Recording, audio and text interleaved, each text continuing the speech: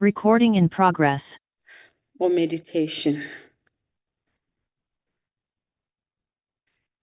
Thank you very much. Be seated.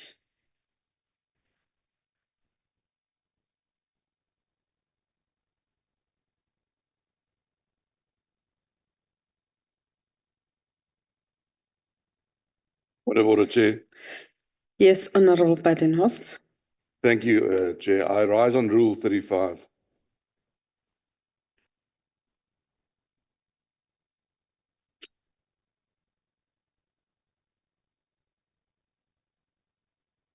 Much appreciated, Chair.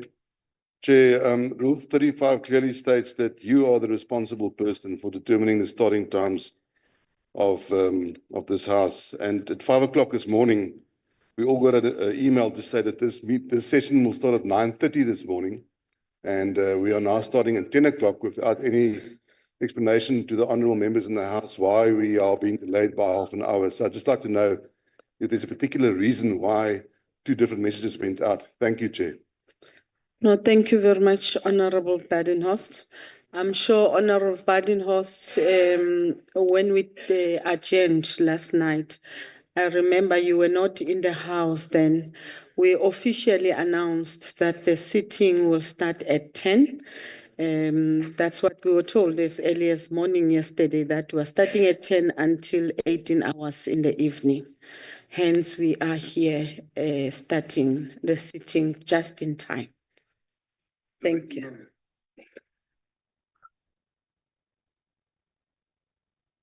What is communicated in the chamber, that's what remains, and hence we are starting. Thank you, Honourable just on Chair. time. Much appreciated. That's why we were all here this morning at 9:30. Thank you.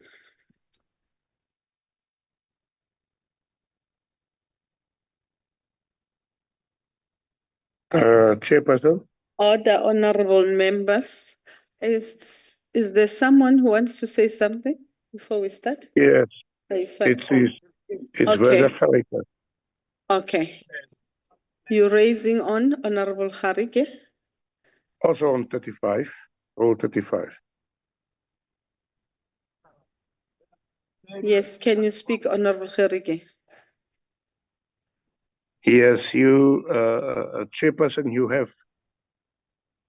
you've made it clear that the Honourable Badenhorst was not in the House last night or yesterday, but he is persisting that we were supposed to start at 9:30.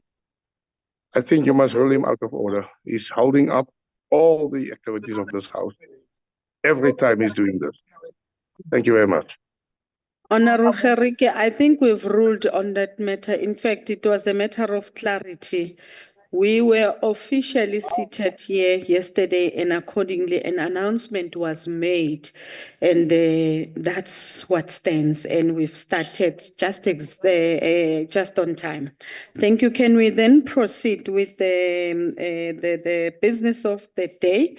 Let me take this opportunity, honourable members, and greet you on this very important day of our sitting, as well as the members that have joined us virtually and our special delegates. Can I request administration to address the issue of members who are on a visual platform?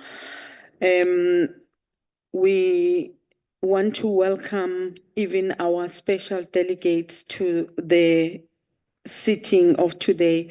This is the last sitting of the year. And colleagues, let's just continue with the business of the House. Let's enjoy ourselves and do just what our people have asked us to come and represent them in the House. Having said that, honourable members, I just want to once again indicate that Rule 103 of our rules shall apply in this sitting. Now, I have been informed that there will be no notices of motions or motions without notice, except for the motion that is on the order paper, a motion that will be delivered by our acting chief whip, who will then read the motion as stated on the order paper.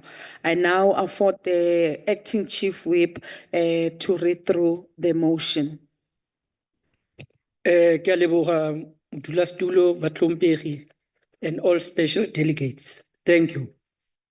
I hereby move that the council resolve that Rule 218.1, which provides inter alia that the consideration of a bill may not commence before at least 3 working days have lapsed since the committee's report was tabled, be suspended for the purposes of considerations of the Adjustment Appropriation Bill B 14204.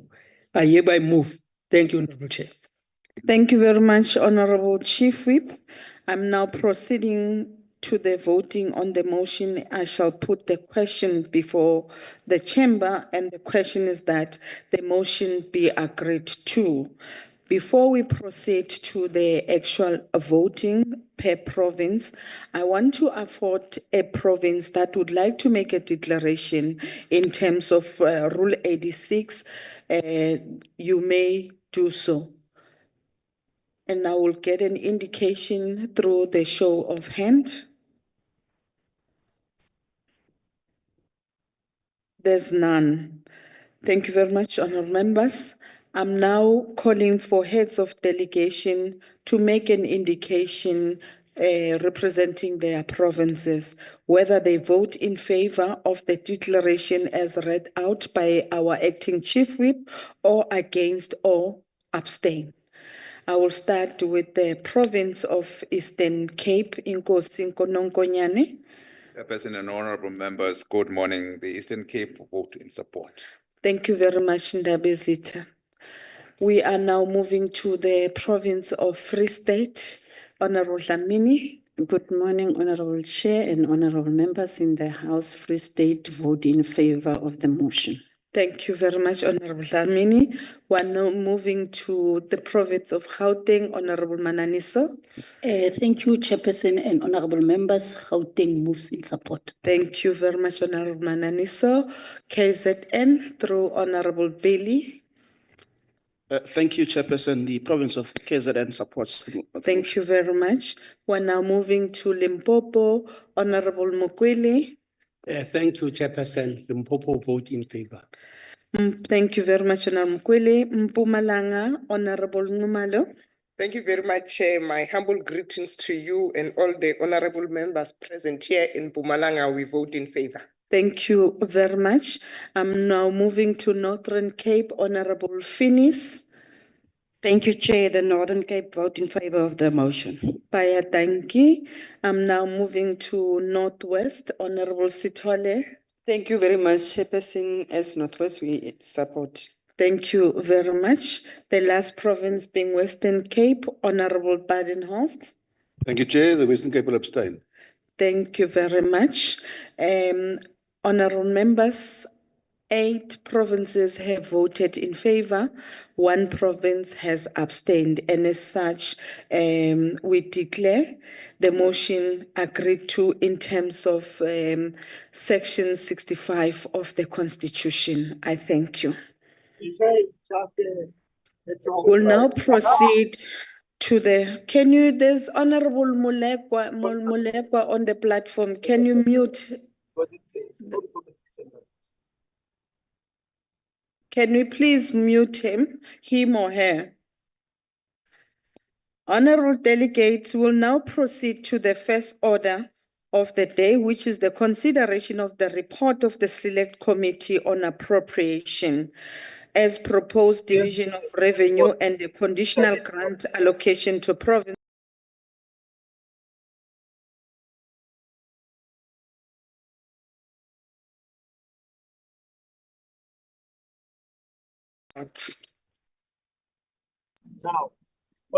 Honorable Chairperson of the NCOP, honorable members, permanent and special delegates present here today, and fellow South Africans.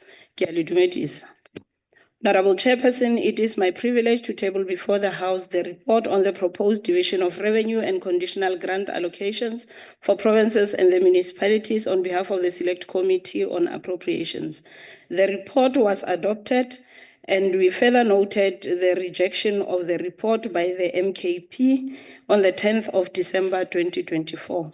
Chairperson, the committee considered proposed division of revenue and conditional grant allocations to provinces and municipalities, and we will conduct further consultation after the tabling of the 2025 division of revenue bill next year. The committee made the following observations and recommendations. The committee recommended that during the 2025 budget announcement, the Minister of Finance should outline clear medium-term spending plans for government that will ensure a stable economic recovery trajectory to address government debt, major spending pressures which are mostly funded through reprioritization or even shifting of funds over the MTEF.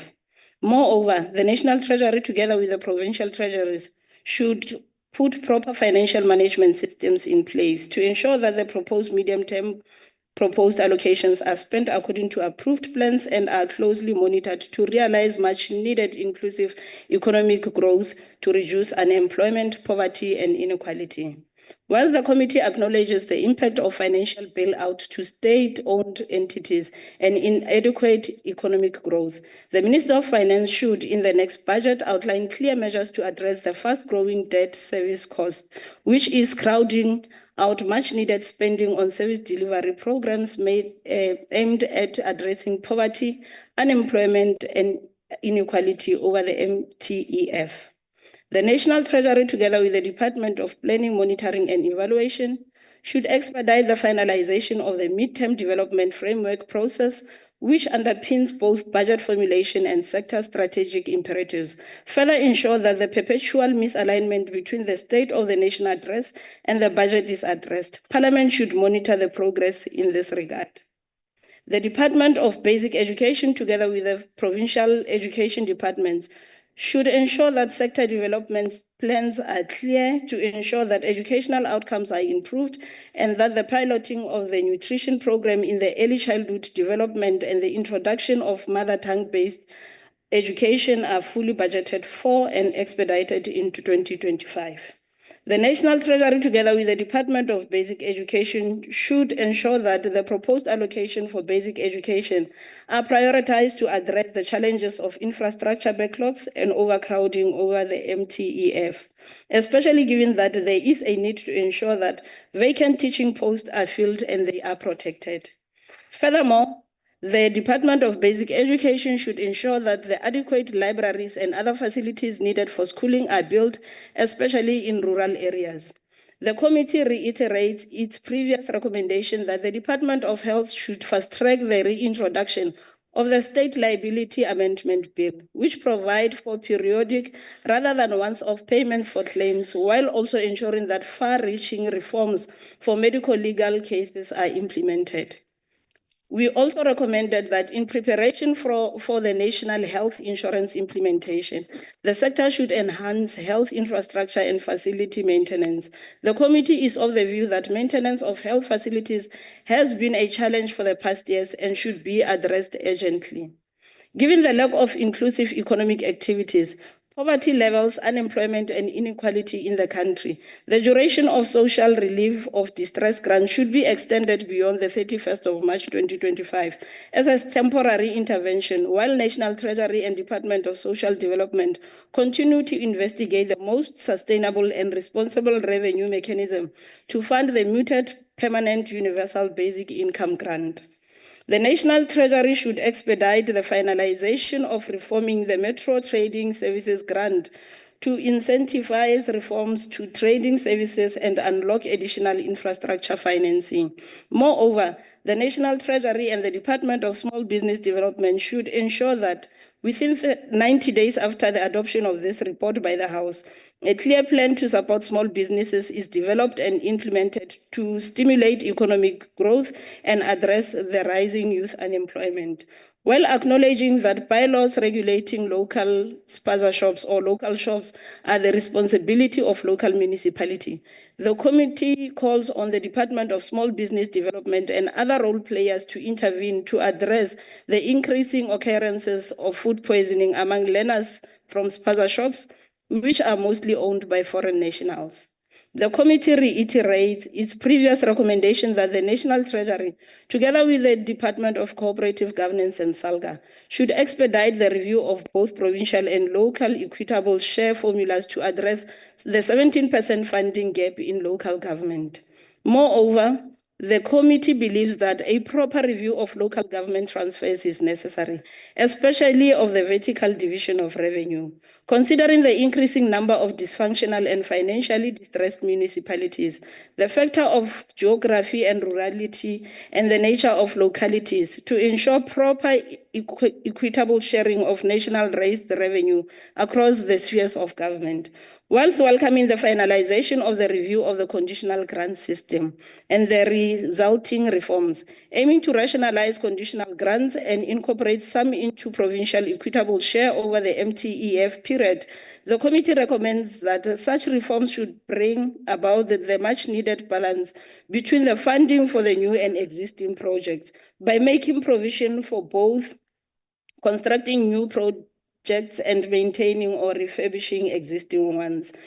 And the committee further welcomes the amendment of the Municipal Structures Act, both at the National Treasury and the Department of Corporate Governance should, over the MTEF, develop clear measures to ensure that implementation of the district development model is properly funded and ensure that all concerns related to the DDM regulations are addressed with all relevant role players in the local government. The Department of Cooperative Governance, together with SALGA, should ensure that local government white paper is reviewed and that rationalization of powers and functions of district and local municipality is implemented to address some of the revenue weaknesses in the district while ensuring smooth relations between local and district municipalities. The committee believes that local government white paper has a crucial role to play in reshaping local government to address issues of unemployment, poverty, and inequality. Regarding gender responsive budgeting, the committee reiterates its previous recommendation that the budget is a critical instrument for government to achieve both transformation and inclusive economic growth. And therefore, the Minister of Finance, together with the Minister in the Presidency for Women, Youth, and People with Disabilities, should ensure adequate resources are allocated for women, youth, and people with disabilities.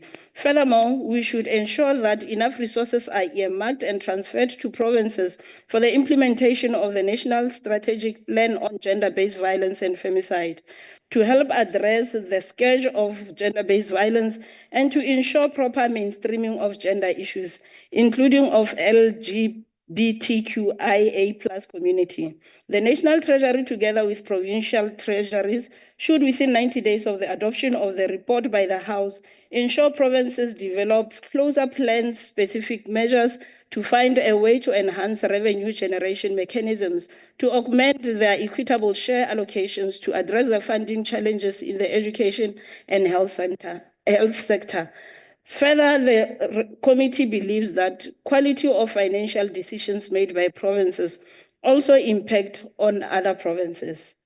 In closing, I wish to thank all members of the committee stakeholders, media, public, as well as the committee staff, and the committee recommends to the House that the bill be adopted without amendments. Thank you, Chair.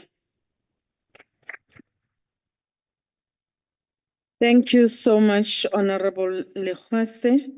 That concludes the debate. I now put the question, and the question is that the report be agreed to. Before we proceed to the voting, I shall allow provinces an opportunity to make their declaration. Is there a province that wishes to make a declaration? None. We shall now proceed to the voting on the question. And accordingly, I would request provincial heads to cast their votes. Those that are voting in favor will indicate, and those that are voting against, they will also indicate, and those that abstains. I will start with the province of Eastern Cape. Honorable Nonkonyan.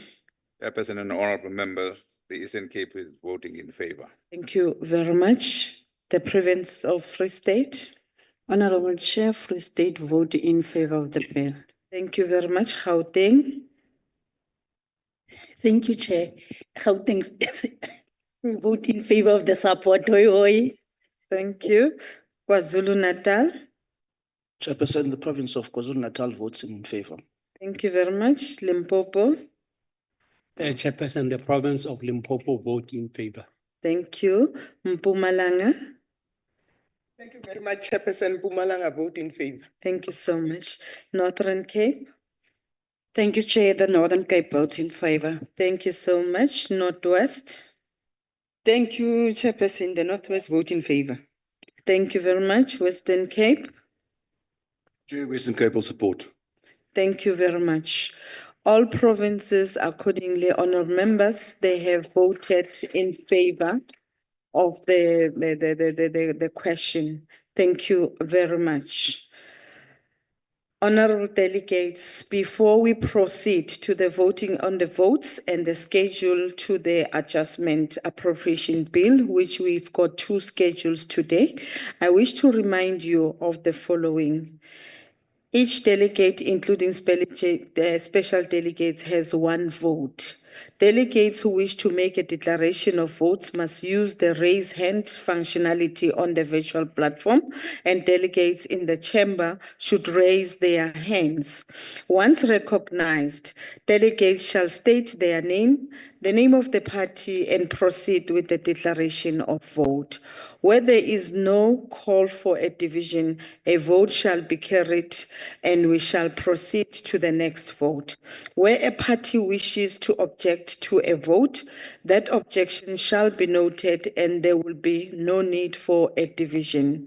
A delegate wishing to call for a division must draw the attention of the chair to that fact. In terms of Rule 80 sub-Rule 3, a call for a division must be supported by at least 4 delegates.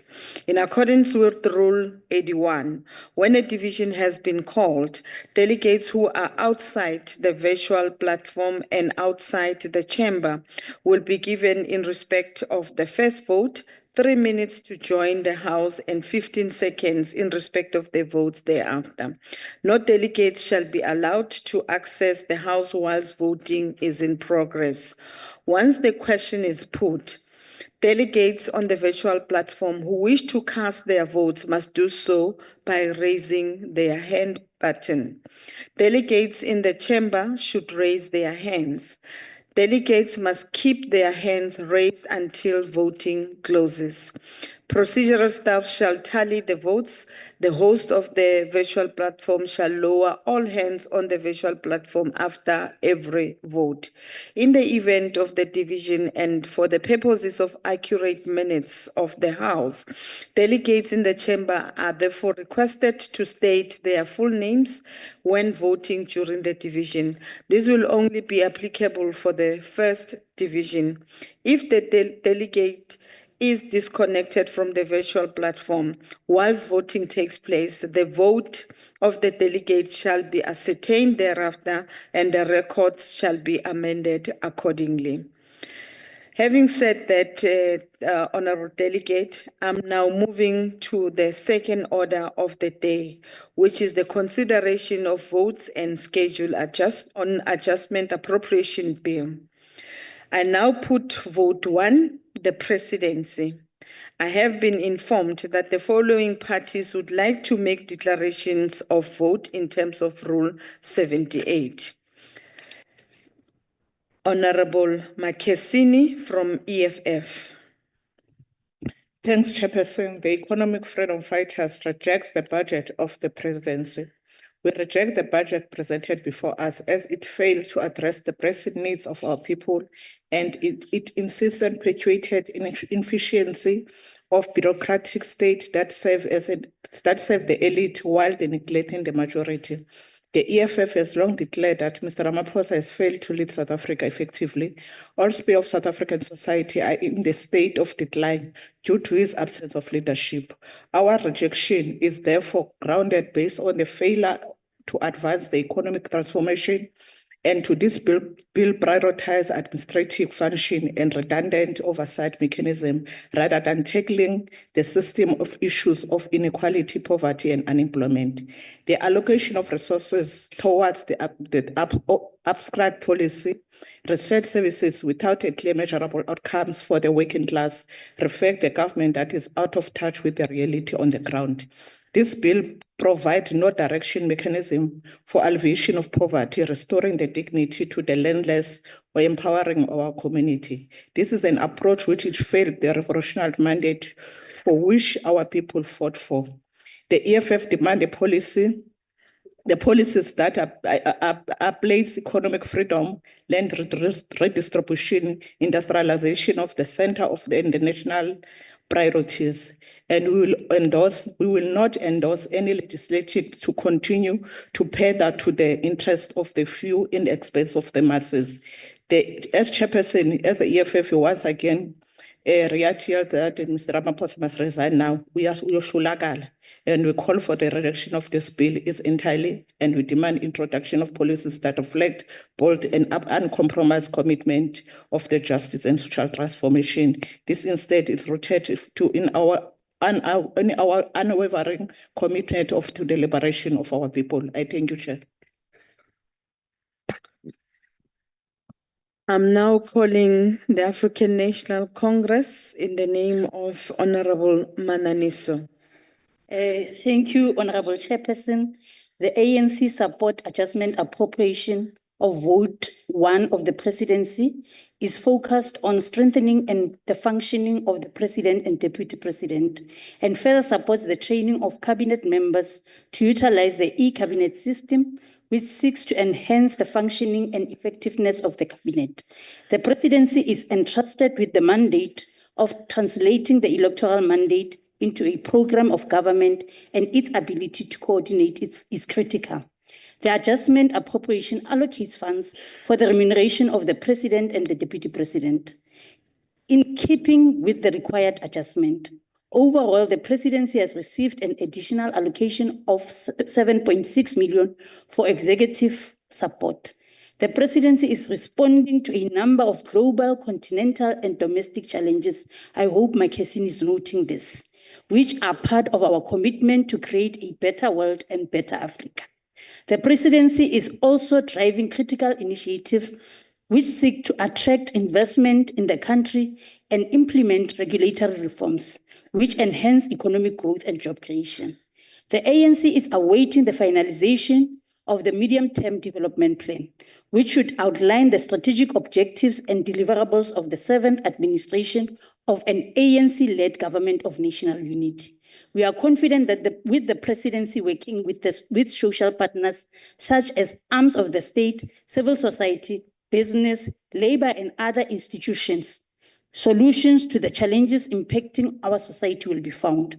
Without harnessing our national resources and capacity to resolve our challenges of poverty and inequality, we will prolong the marginalization of the majority of South Africans. The presidency will also be playing a critical role in 2025 when South Africa hosts the G20 summit Akayindawo and play a presidency leadership role. The G20 is a major global cooperation body which should advance the interest of humanity. South Africa has to advance its interest in the African continent under the theme of solidarity, equality, and sustainability. So as the ANC, we support the appropriation adjustment of vote 1. I thank you. Thank you very much, Honorable Mananiso. Honorable delegates, a division has been called. Is the division supported by 4 delegates? Thank you very much, honorable members. You can lower your hand. It does meet the requirements as provided for in our rules. A division, honorable members, has been called. I now allow 3 minutes, 15-second window to delegates who are outside or outside the virtual platform to join the House.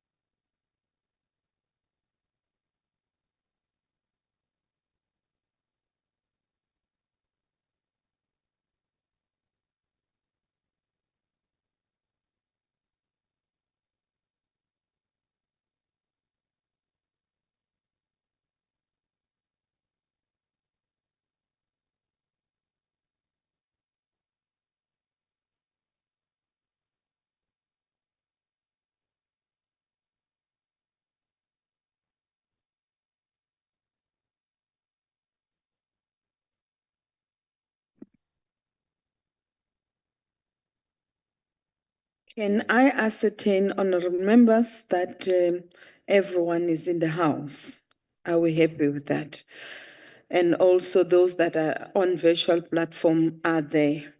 We can now proceed to the voting on the question. And the question is that the schedule be agreed to. Delegates who vote in favor should please raise their hand and please keep your hands raised.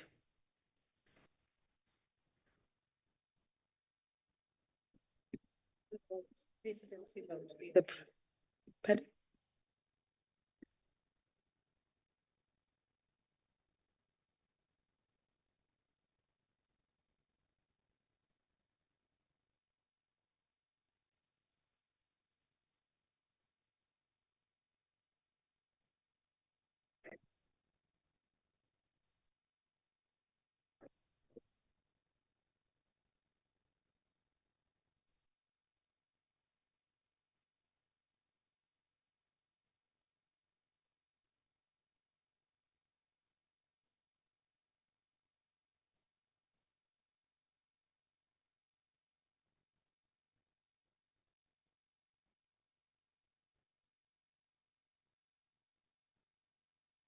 Honorable Chair.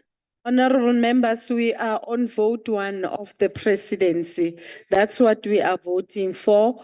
Hold on to your vote at this point in time. There's an order that's been called by Honorable Badenhorst. Honorable Chair. Yes, Honorable Badenhorst. It's Keep your hands held up, honorable members, for vote 1 presidency until the votes they've completed counting. I have not received any indication. Whilst they are still counting, I will allow Honorable Badenhorst. Honorable Chair, you will recall we've done this before. The duty whips, as convention is in the House, normally counts the votes when there's a division. You will recall we've discussed this.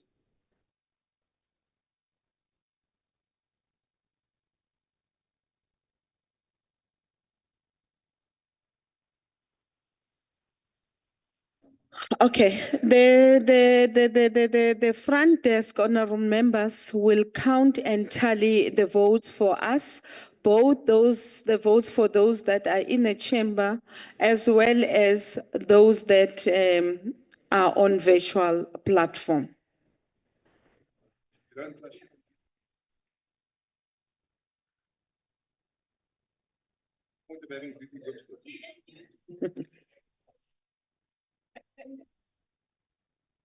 Thank you very much, honourable members. Can I have the hands of those who vote against?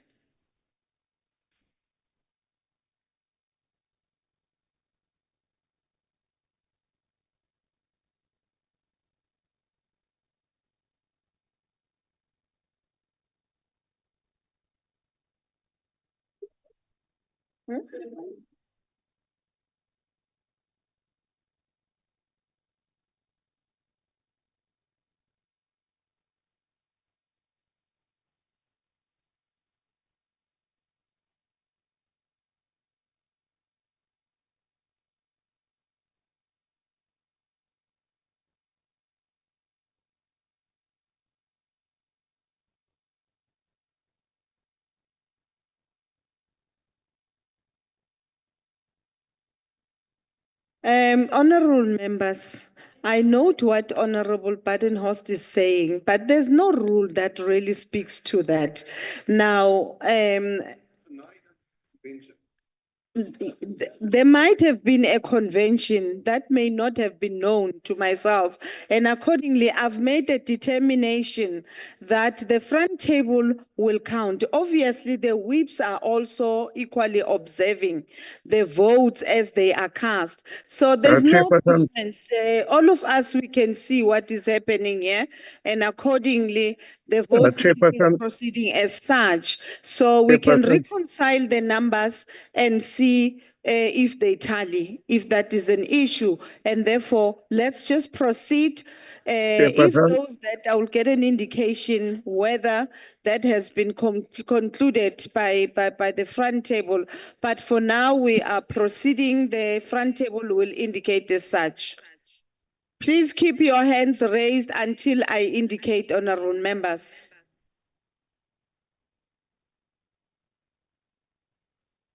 Thank you very much. You can lower your hands. And I hope that those that are not on the visual platform are also observing the voting as it proceeds. We are now moving to the last, those that wishes to abstain.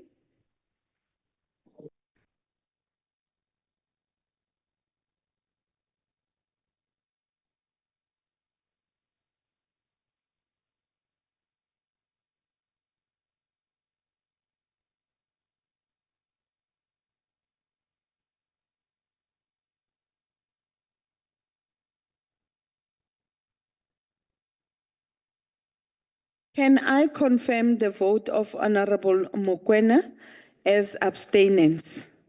Because the indication I'm getting that is she's abstaining from this vote.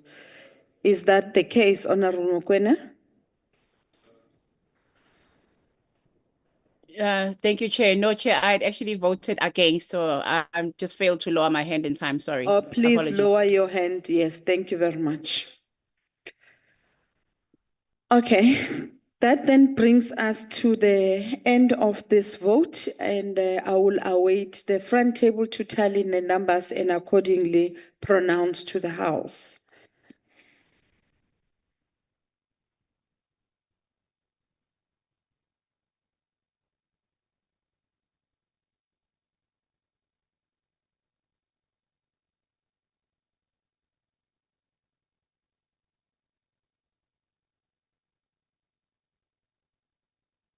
Thank you very much, honorable members. Those that voted in favor, they are 40-0. Those who voted against, they are 13-13. We did not have any abstainers. And accordingly, the vote is been agreed to. However, we note the objection, that of EFF, as well as the objection of the MK party. Thank you very much.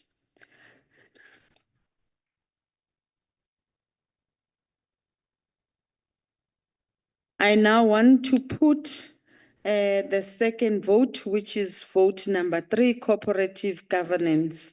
I have been informed that the following parties would like to make a declaration of votes in terms of Rule 78. The first party being EFF through Honorable Teza. Over to you. Thank you very much, Chair. The EFF rejects the budget vote for cooperative governance.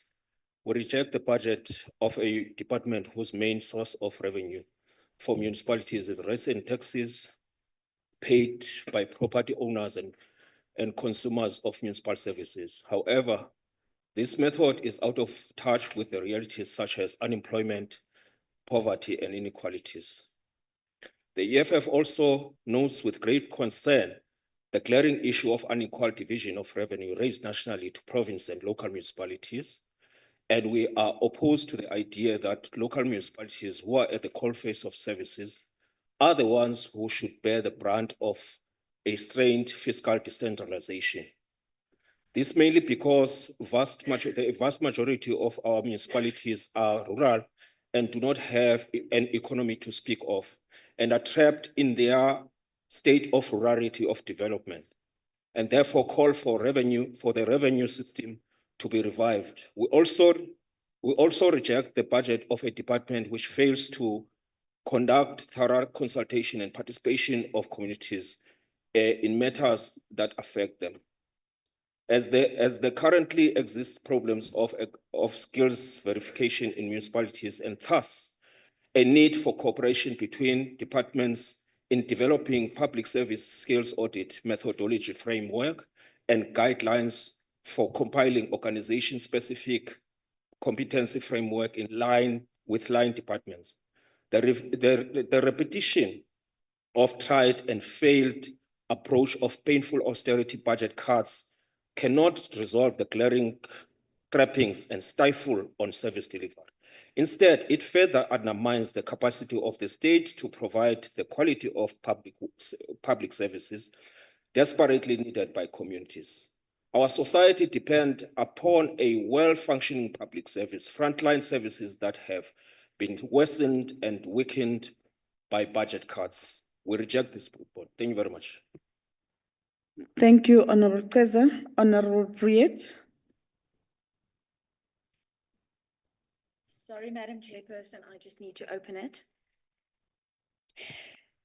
The 683.9 million rand proposed to be released to the Department of COCTA through the National Disaster Management Centre is a much welcomed relief in the wake of the devastation caused to municipal infrastructure by recent floods in various municipalities. In October, several parts of the Eastern Cape were devastated after heavy rains caused severe flooding that destroyed entire neighborhoods, causing the collapse of at least 30 houses, 12 bridges, and the tragic death of at least 10 people, 4 of whom were children.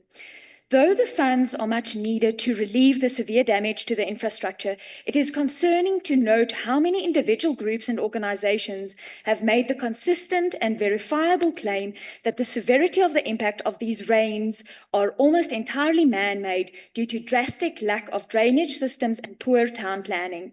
The sentiment is being echoed by community members who, like the residents in Gqeberha, had to unblock the drainage systems themselves. The lack of adequate planning and draining systems have led to severe infrastructure damage in the past. In 2022, severe floods hit KZN, leading to the destruction of 12,000 homes, the displacement of roughly 40,000 people, and the tragic demise of well over 400 residents. PRASA lost an estimated 300 kilometers of its rail infrastructure, with an estimated 2.8 to 3 billion rand for repairs, and an estimated 17 billion rand worth of damage to the province, estimated by the KZN government. In 23, severe floods caused immense damage to infrastructure in Limpopo that was estimated to have been around 340 million rand worth in damage. These floods and the economic as well as structural and psychological damage it leaves in its wake, has shone a glaring spotlight on government's continual failure to adequately plan for flooding and natural disasters, as well as their failure to make viable land available for housing, leading to the speedy growth of informal settlements who are often the most vulnerable to structural damage during storms due to their lack of proper infrastructure and water drainage systems. Without any meaningful commitment or execution of sufficient town planning and water drainage systems, the continual release of funds to address the devastation of these natural disasters will only serve as a temporary band-aid to relieve short-term suffering while doing nothing to prevent future disasters, leading to an even greater strain on an already struggling economy that is stretching its resources dangerously thin. I thank you. Thank you, Honorable Priet. Honorable Kaunda from ANC. Thank you, Honorable Chair. Firstly, let me commend you for steering this ship of this council to the right direction since you arrived here. And we commend you for the leadership you are providing. Honorable Chair, the local government is at a cold phase of service delivery. Hence, it calls upon all spheres of local government to give necessary support to local government from national and provincial sphere so that we can address the challenges that are confronting this sphere of government, which is the closest to the people. The effective and functionality of our municipalities should be at the center of all our programs to ascertain that local government does respond to the plights and aspirations of people in their localities. Honorable Chairperson, district development model is one of the service delivery models that needs to be enhanced so that we are able to provide the leadership and the support that local government requires from all spheres of government, especially to pay more attention on how do we capacitate local government so that it performs to the levels that are being envisaged. The review of funding model should also be accelerated in order to resolve the challenges of finances that municipalities are faced with, especially in maintaining infrastructure, which has been giving a lot of municipalities challenges in executing their responsibilities.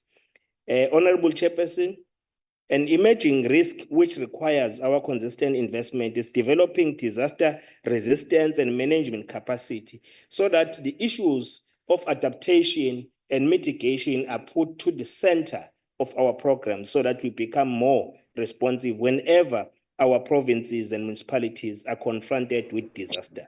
An appropriation adjustment for the cooperative governance vote significant focuses on responding to the devastating floods by allocating an additional 683 million, not billion, allocated for the municipal disaster recovery grant through the National Disaster Management Center to construct and rehabilitate municipal infrastructure damages, particularly in the Eastern Cape, KwaZulu-Natal, Limpopo, Mpumalanga, and Free State, which were severely affected, and the Western Cape.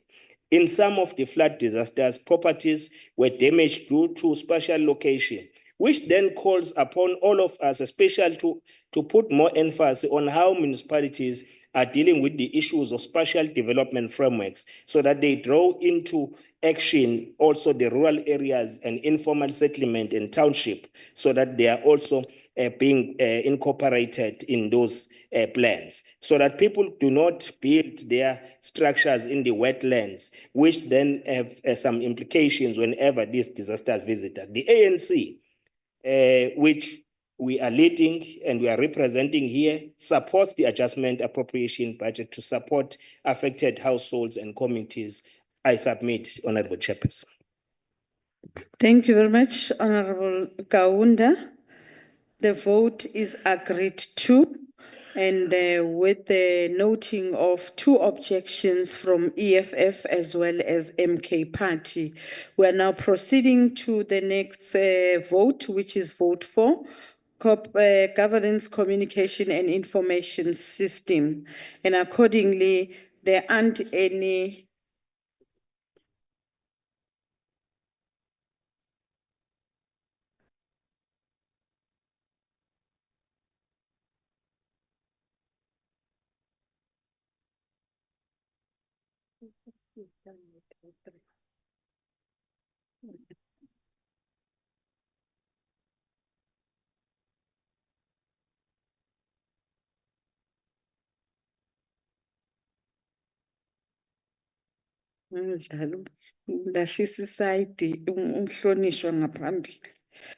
Okay, fine.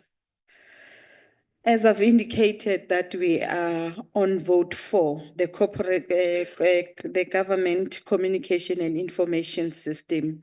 And I'm being told that the vote is being agreed to with an exception of 2 objections, which we have noted from EFF as well as the MK Party. We are now proceeding with vote 5, Home Affairs. I have equally been told that there aren't any declarations that are going to be made. The DA as well as the African National Congress have since withdrawn their declarations, and accordingly the vote has been agreed to. However, we've noted 2 objections that were made by EFF as well as MK Party. I'm now proceeding to vote 6, which is International Relations and Cooperation. There are 2 declarations that are being requested by EFF as well as the ANC. I'll start off by EFF, which will be delivered by Honorable Siwisa. Thank you, Chairperson. Let me first begin by stating that the Economic Freedom Fighters reaffirms its commitment to the commitment and solidarity with Palestinian people who have been living under occupation for decades by the apartheid Israel regime. The recent landmark determination by the International Criminal Court to issue arrest warrants against Benjamin Netanyahu and his subordinate Yoav Gallant highlights the gravity of Palestinian struggle.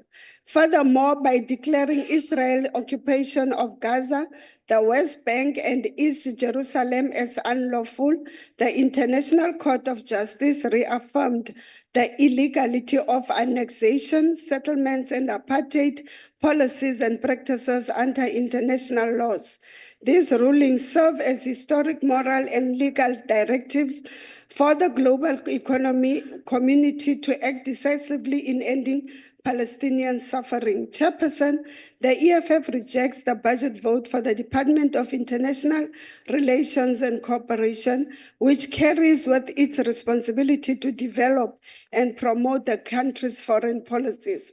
We also reject the budget of a department which has ignored its historical responsibility towards the inauguration and development of the continent and does not address the many insurgencies faced by countries on this continent.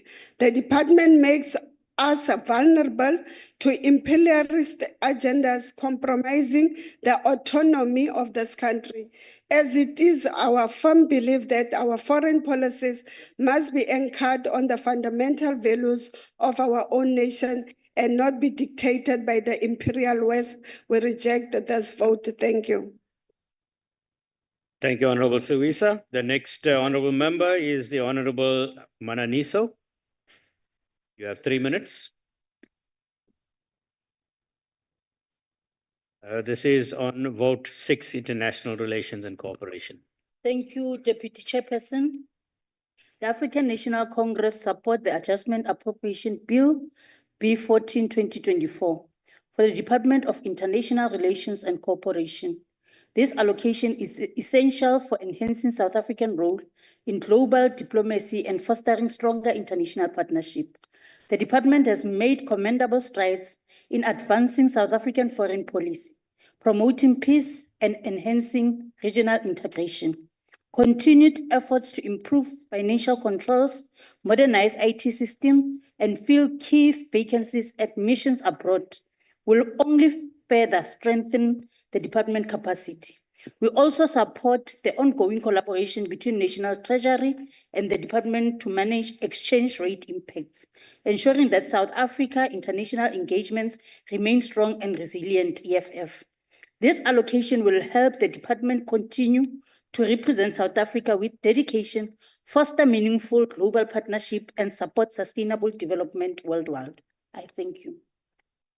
Thank you very much, Honorable Mananiso. Now the vote is agreed to with the objections noted from the EFF and the MK party. Honorable delegates, we now move on to vote number 8, and that is National Treasury. I've been informed that the following parties would like to make declarations of the votes in terms of Rule 78. So I'll call upon the MK party represented by the Honorable Majola to make the declaration for 3 minutes. Thank you, Chairperson. Chairperson, the MK party reject this vote. Chairperson, let me start by saying a National Treasury vote is the engine of any institution because of its role, which is to manage the revenue, the expenditure, the assets and the liability of the department, including the entities. It further manages the cash flow forecasting and mitigate the financial risk. Referring to the financial risk, Honorable Chair, we are referring amongst others the challenges like the debt servicing cost in this vote, which has increased by 6.7 billion, which is forecast to reach 338 billion at the end of the financial year. Honorable Chair, the servicing of the debts in this vote, it's the second largest expenditure above the essential services like police, like health, like education.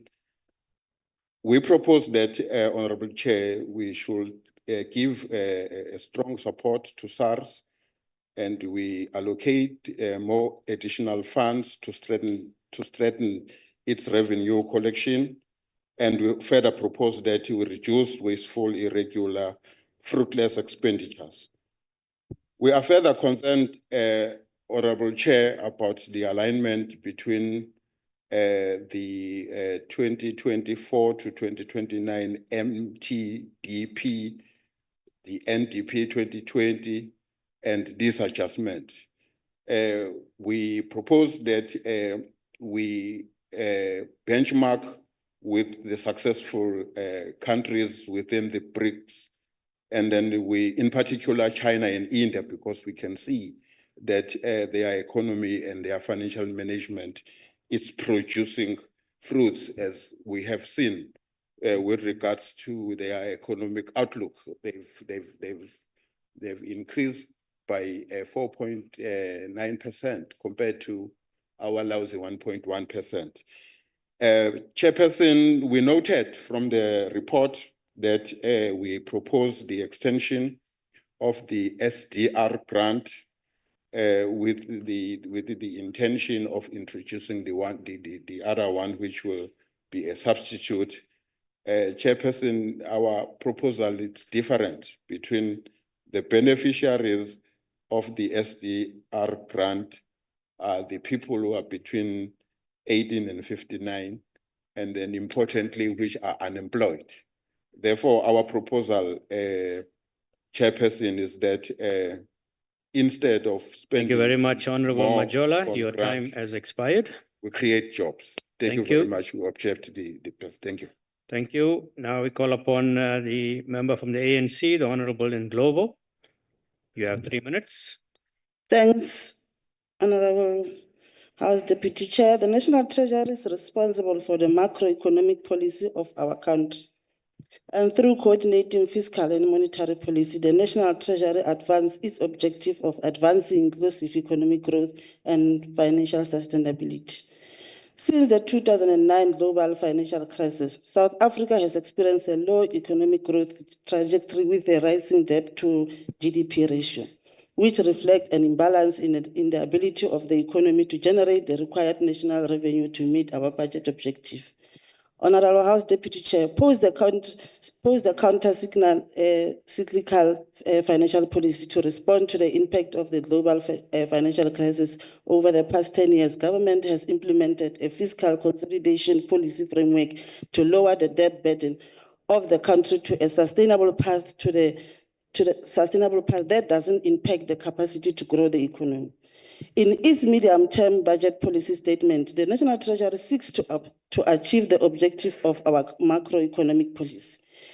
A major area in which the adjustment appropriation seeks to respond to the compensation expenses of the department, such as leave, gratuity, post-retirement medical schemes, and allocation to support vacant positions.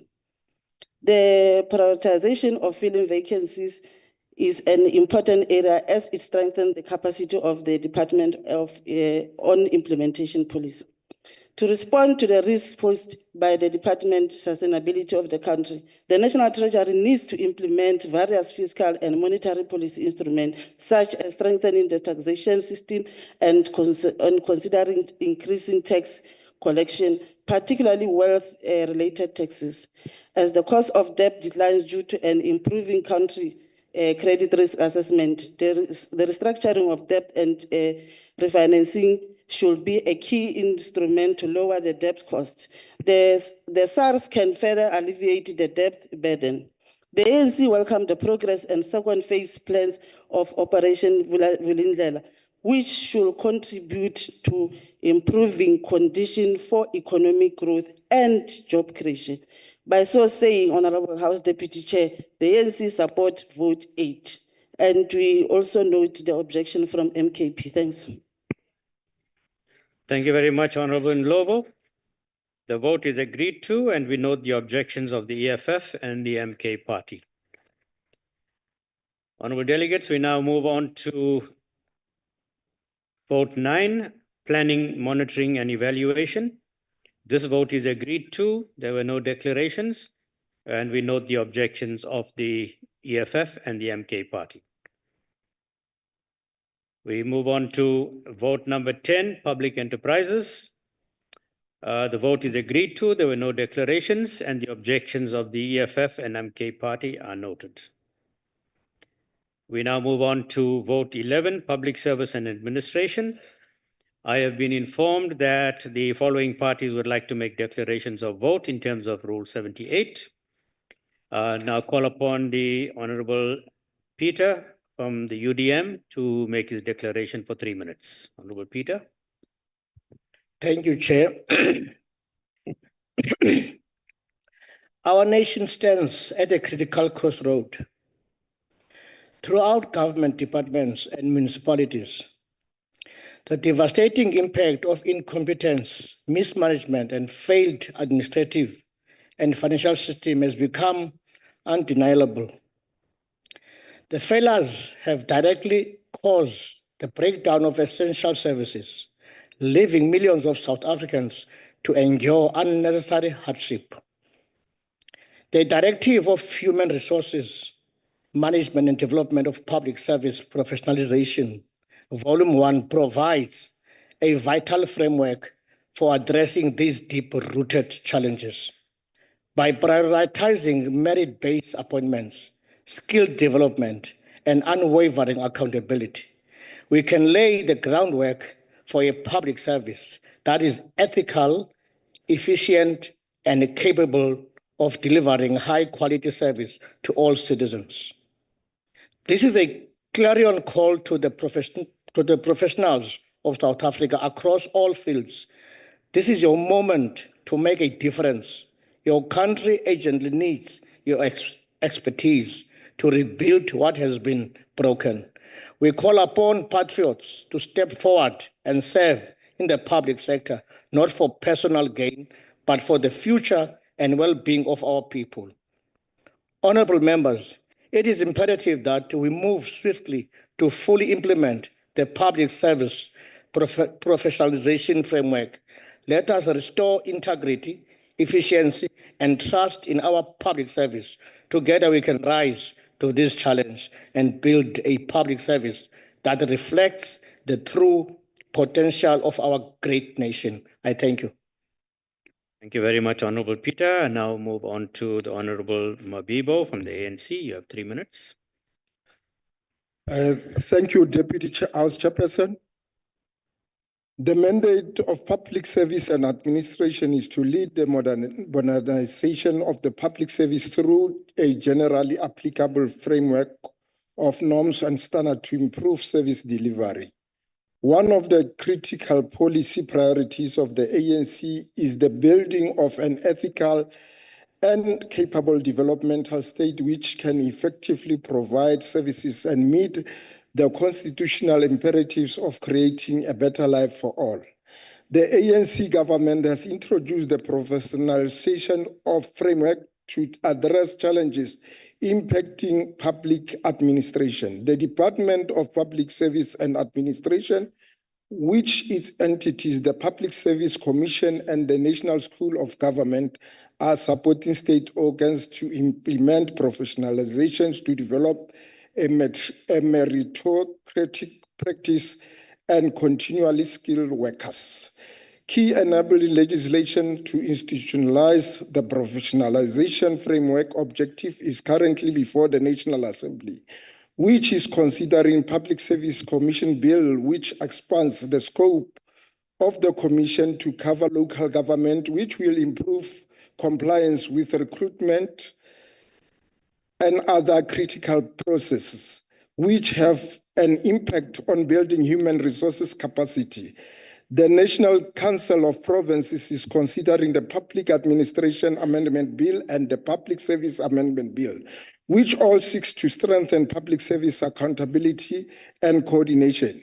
As the world develops various technological innovation, the provision of government service through e-government services is an opportunity to improve the quality, effectiveness, and transparency of public service, enhancing accountability and service provision.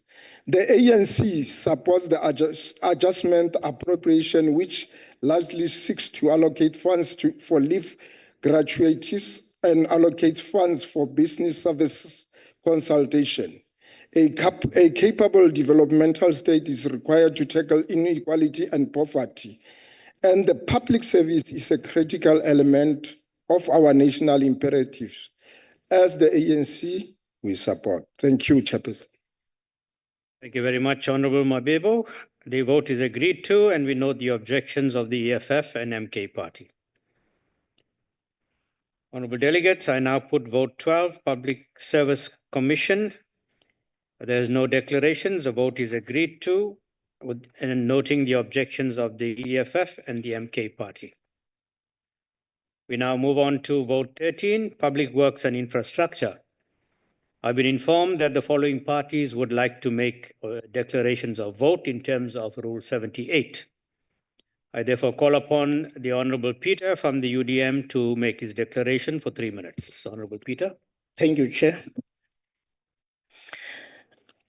This department has been faced with many challenges, but in the recent years, the incapacity and lack of financial management issues have been affecting the department's budget and its capability to achieve its annual targets.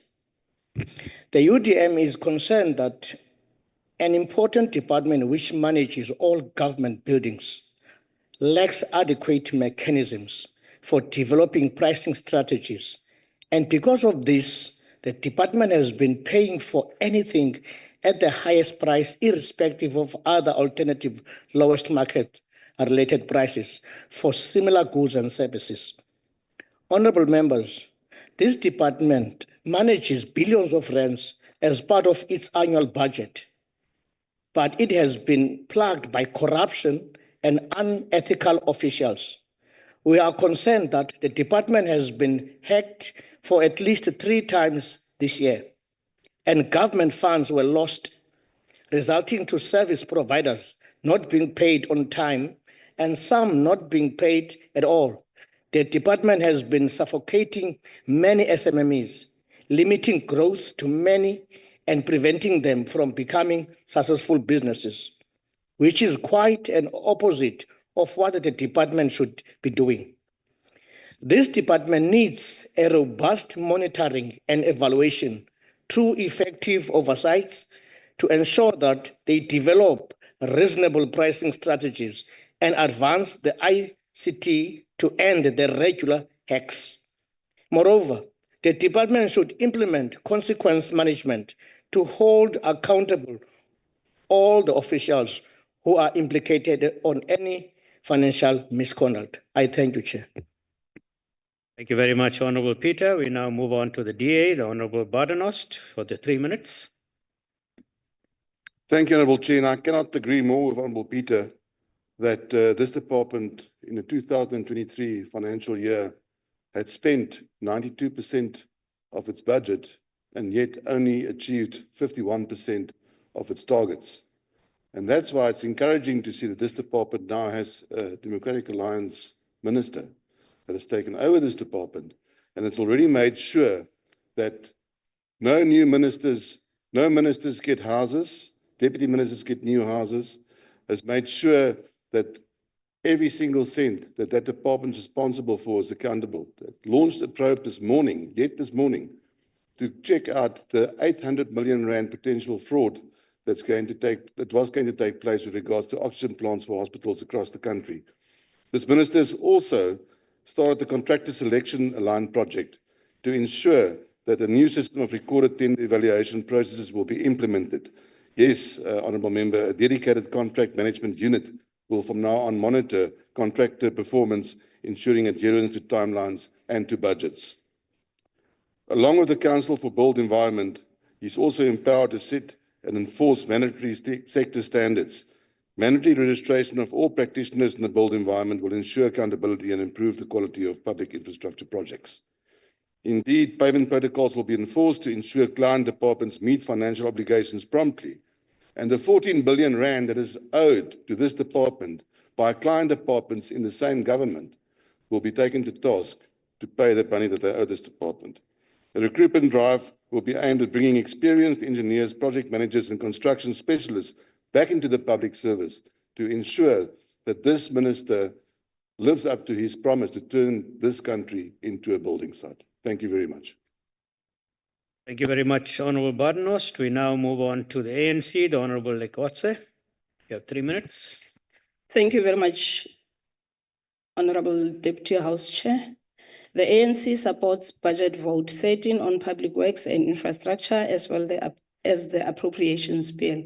We are doing so understanding very well that we are elected to come here and represent the people of South Africa, not ourselves, not the deputy ministers, and not the ministers. We are here to represent those that elected us to be here today, and that's what matters the most. The department plays a critical role in building environment space and in infrastructure development. It is the custodian of the portfolio of government's immovable assets and has to enhance the value of the assets. The department entities such as PMTE and IDT engage in development projects that enhance the better life for all. The Department of National Treasury must find a manner to assist PMTE to ensure that departments and entities pay PMTE rentals that are due. Moreover, this has to be market related. PMTE is unable to deal with a shortfall resulting in a large overdraft, which is liability to the state. This must be dealt with as a matter of agency.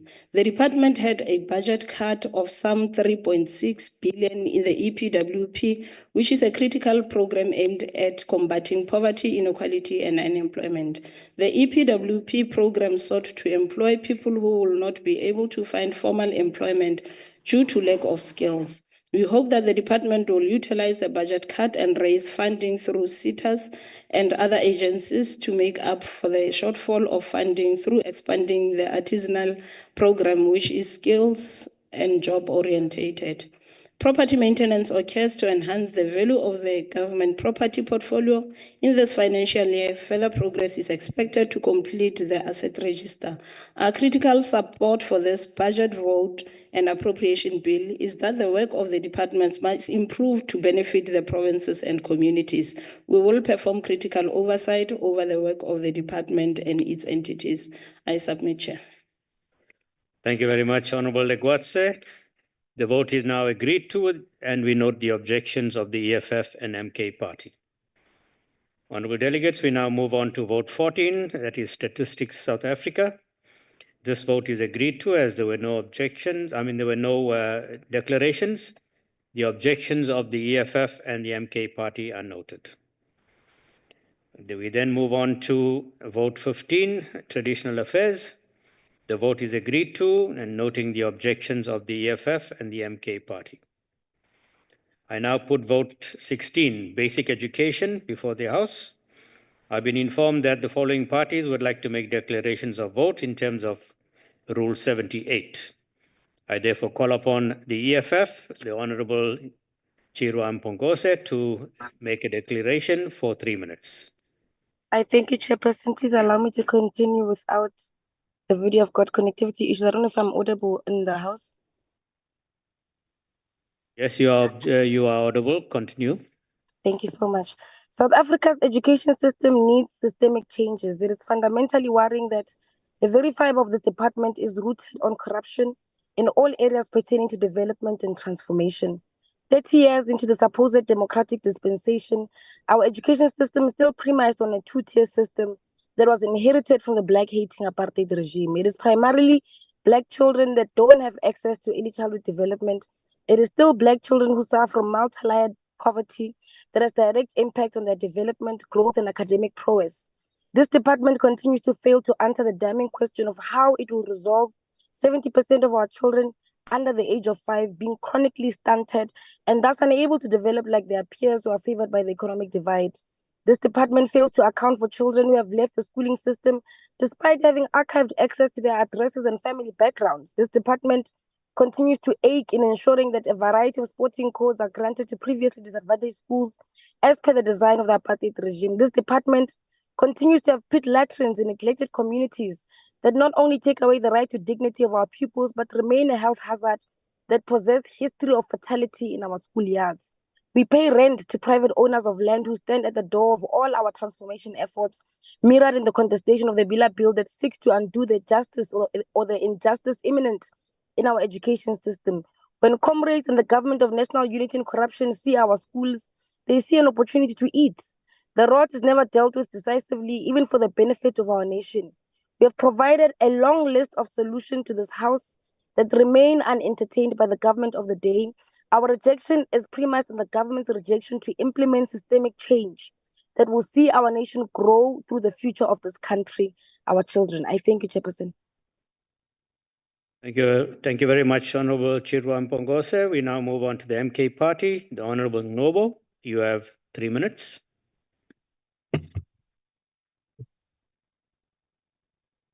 Thank you, Chair. We, as members of the opposition party and NCOP, express our commitment to ensuring quality basic education for all South Africans. The recent signing of the Bill into law marks a significant milestone in our efforts to reform and improve our education system. Regarding key concerns and recommendations, while acknowledging the bill's potential to modernize education law, we raise concerns about over-regulation. The excessive government control may stifle innovation and autonomy in schools. In homeschooling regulations, the mandatory registration and potential for pre-registration meetings may infringe upon parental rights. In language policies, provincial education departments' increased control may limit school governing bodies' autonomy. We recommend strengthening school governing bodies to empower schools to make decisions on teacher appointments and governance. About flexibility in homeschooling, the balance regulation with potential freedom to choose education path and inclusive language policies promotes multilingualism while respecting school autonomy. Call to action, we urge the Department of Basic Education to monitor implementation, ensure the Bill's provisions are implemented effectively and efficiently, to engage stakeholders, foster open dialogue with parents, educators, and communities to address concerns, review and refine, regularly assess the bill's impacts and make necessary adjustments. By working together, we can create an education system that truly serves the needs of all South Africans. The MK Party rejects this vote. Thank you. Thank you very much, Honorable Noble. We now move on to the DA, the Honorable Adriansa. You have 3 minutes.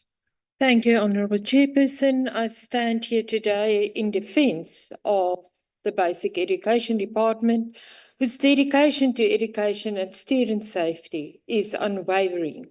While critics like the MK and the EFF forget the history of the previous minister, who lowered pass rates, showing no respect at all for education, attempt to undermine Minister Gwarube's efforts by focusing on a singular narrative, I wish to set the record straight. Minister Gwarube has taken bold, innovative steps to enhance the educational landscape through the launch of Safer Schools app and the Pit Latrines reporting app to eradicate pit latrines, which has become a danger to all the schools' kids. Also the kids in schools. These initiatives are not just programs, they are essential tools that empower students, parents, and educators to actively engage in ensuring safety within our schools. The Safer Schools app fosters a culture of accountability, allowing real-time reporting of safety concerns and transforming our schools into secure environments where learning can thrive. Equally important is the Pit Latrines reporting app, which addresses critical sanitation issues that affect student health and hygiene. By enabling communities to promptly report sanitation problems, this initiative plays a vital role in promoting a healthier education environment and improving overall education outcomes. Together, these initiatives reflect a strong commitment to leveraging technology for the betterment of our educational system. Minister Gwarube's forward-thinking approach is a testament to a dedication to our children's well-being and future. Let us commend her efforts and that of the Basic Education Department and support her vision, especially in these challenging times. Well done, Mr. Gwarube. Your leadership is making a difference. Thank you. Thank you, Honorable Adriansa. We now move on to the ANC. The Honorable Feni, you have 3 minutes. Thank you, Honorable Chairperson. Our basic education sector is in an advanced stage of closing the inequality gap between schools in rural areas and urban areas, which we inherited from the male-dominated white minority apartheid regime. As a result, through the increase of infrastructure development, and several schools have state-of-the-art infrastructure due to government efforts, we are currently facing challenges of the state-of-art school infrastructure in rural schools not being utilized optimally due to migration patterns. As a result of that, apartheid spatial planning, to effectively address these emerging challenges, infrastructure development planning should be prioritized using models that project economic growth and population growth in areas, as these are key variables of migration pattern in population declines areas. The recent climate change flood disasters have not spared our schools, but the infrastructure gap requires the government to increase funding. We welcome the allocation of the adjustment appropriation of 350 million for the education infrastructure grant, which will support the various provinces. We welcome the National Treasury's additional allocation of 251 million for the education infrastructure grant, Western Cape Rapid Schools Build Program through a budget facility for infrastructure, and urge the department to support other provinces to prepare for feasibility studies, proposal, and leverage alternative sources of finance and funding, including concessional finance, to take advantage of the next call for proposal by National Treasury to ensure equity. Through leveraging different financing models, we increase our capacity to rapidly close infrastructure gap in schools, which enables learners from mainly quintable schools to have laboratories, eradicating pit literacies, ensuring access to water, libraries, and schools, which are critical to improving teaching and learning. When we build more classes and allocate sufficient teachers in school, we improve the learner-teacher ratio to be at an acceptable level for the provision of quality teaching and learning. As Parliament, we will closely scrutinize the spending of the grant and quality of infrastructure development. The department must ensure all implementing agents meet the required infrastructure quality standards and ensure consequence management where implementing agents fail to meet service level agreement. ANC supports the vote to ensure all schools Thank you very much, Honorable adequate Feni. infrastructure. Your Thank you. time has expired. Thank you. The vote is therefore agreed to with the objections noted from the EFF and the MK party. Honorable colleagues, we now move on to vote 17, higher education and training. There were no declarations on this vote, but we note the objections of the EFF and the MK party. And we then move on to vote 18, that is the Department of Health. I've been informed that the following parties would like to make declarations of votes in terms of Rule 78. And therefore, I call upon the EFF, the Honorable Eris, to make the declaration for 3 minutes. Reese. Yes, thank you very much, Deputy Chairperson. Chairperson, the economic freedom fighters reject the budget for health. We reject the budget of a department that is known only for its widespread inefficiency, staff shortages, difference in skill sets between rural and urban areas, and poor patient management. Health services are overcrowded with too many patients and not enough facilities. As this department stands in the heart of corrupt darkness, and although capital is been injected into the healthcare system, it has been lost by wasteful and fruitless expenditures.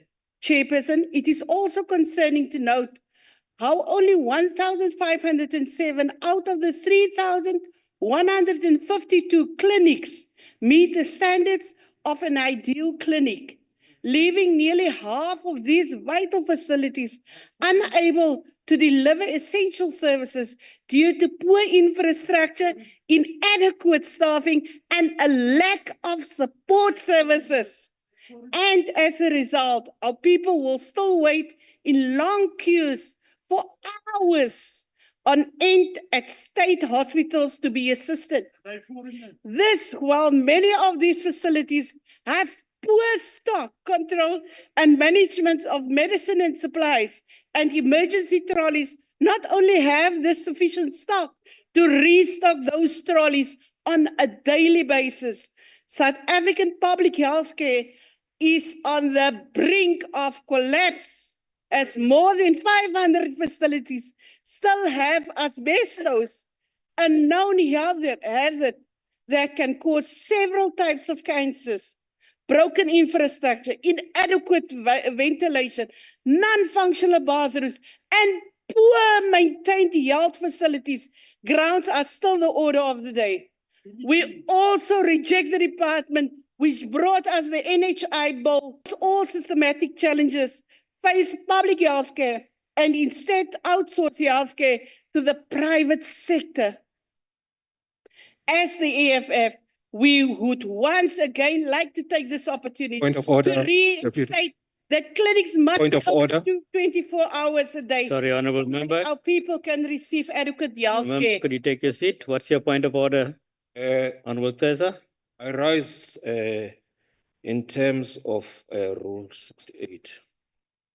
No delegate, sub-rule 1, no delegate may interrupt another delegate while speaking. Thank you.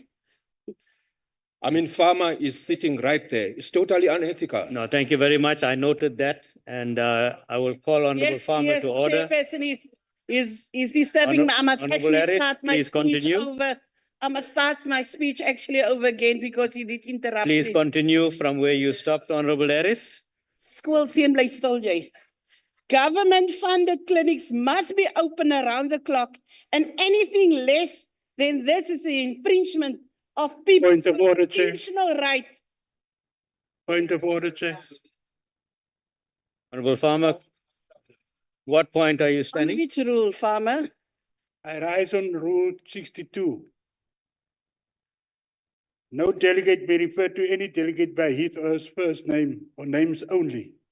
I'm not Farmer, I'm the Honorable Farmer. Without land. I noted, Honorable Farmer. Farmer without. But in the same vein, Honorable Farmer, you should behave in an honorable manner and not disrupt a delegate. Thank you very much, Honorable. Yes. Harris, please continue and conclude. You have 16 seconds. Thank you. Thank you, Deputy Chairperson. It's fine, a farmer without land. Government-funded clinics must be open around the clock, and anything less than this is an infringement on people's constitutional right to dignity and access to health care. The EFF rejects this appropriate bill. Thank you, Chairperson. Thank you very much, Honorable Harris. We now move on to the MK party. And I call upon Honorable Harris, please take your seat. I call upon the MK party, the Honorable Ngobo. You have 3 minutes to make your declaration. Thank you, Honorable Chair. We, the Umkhonto weSizwe Party, rise today to express our strong objections to the Department of Health's adjusted budgets, recently tabled by the Minister of Finance. While we acknowledge the department's effort to improve healthcare services, We believe that the budget falls short in addressing the pressing issues faced by our healthcare system. Our key concerns include inadequate funding for healthcare infrastructure. The budget does not provide sufficient funding to address the pressing needs of our healthcare facilities, particularly in rural areas. Includes a shortage of healthcare professionals. The budget does not allocate enough resources to address the scarcity of skilled healthcare workers, compromising the quality of care, include inequitable distribution of resources.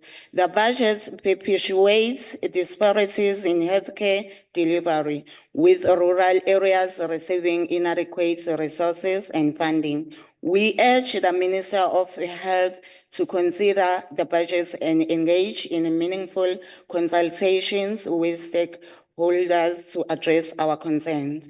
We propose that the Minister increase funding for healthcare infrastructure to allocate sufficient resources to address the pressing needs of our healthcare facilities.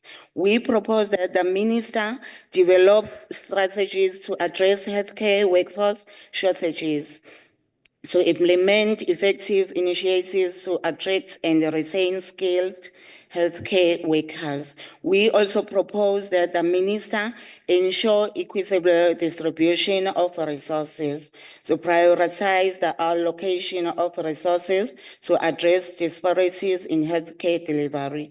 By working together, we can create a healthcare system that truly serves all South Africans. We object, Honorable Chair. Thank you very much, Honorable Ngobo. We now move on to the ANC. The Honorable Sibande, you have 3 minutes. Thank you, Chairperson. The African National Congress supported the Adjustment Appropriation Bill as a commitment to realizing universal health coverage, centering accessible and quality care for all. We are determined to build a unified health system that leaves no one behind and reflects the principle enshrined in our Constitution of equity, respect, and social justice. Thus, President Cyril Ramaphosa signing the National Health Insurance Bill into law on 15 May 2024 marked the fundamental shift in the country's health trajectory. To this end, we are in anticipation of the successfully phased implementation of the NHI, which is intended to gradually implement the provision in the Act through the structured and consultative processes with the public and key stakeholders at the forefront. Through the allocation, we are envisaging that the health sector will continue to strive to the end of communicable diseases such as HIV and strengthen preventative measures for the rising number of non-communicable diseases. Addressing this health crisis is not only necessitated by the financial and infrastructure strain imposed on the healthcare system, but also detrimental health and social implication on patients and their loved ones. The ANC supports the allocation in the interest of justice, recognizing healthy and fundamental human rights and cornerstone of development. This appropriation will also empower government to improve health infrastructure and addresses gaps in the system to ensure that all healthy facilities are well capacitated with essential personnel, as well as have the necessary medical suppliers to respond to the healthy needs of the public. The ANC supports the expansion of hospital system, which will make our healthy care agile and patient-orientated to improve healthy outcomes and patient experience. In this regard, the ANC is committed to ensuring that every rand is accounted for, strategically utilized to build a robust and responsive healthcare system that can drive meaningful impact in the lives of South Africans. I thank you. Thank you very much, Honorable Sibande. This vote is therefore agreed to with the objections of the EFF and the MK party noted. We now move on to social development, vote 19. This vote is agreed to as there were no declarations and the objections of the MK party and EFF are noted. We therefore move on to vote 20, that is women, youth and persons with disability. This vote is also agreed to. There were no declarations. The objections of the EFF and the MK party are noted. We move on to vote 21, civilian secretariat for the police service. This vote is also agreed to. The objections of the EFF and MK party are noted. Honorable delegates, we then move on to vote 22, correctional services. This vote is agreed to, and we note the objections of the EFF and the MK party. We move on to vote 23, defense. This vote is also agreed to, and the objections of the EFF and the MK party are noted.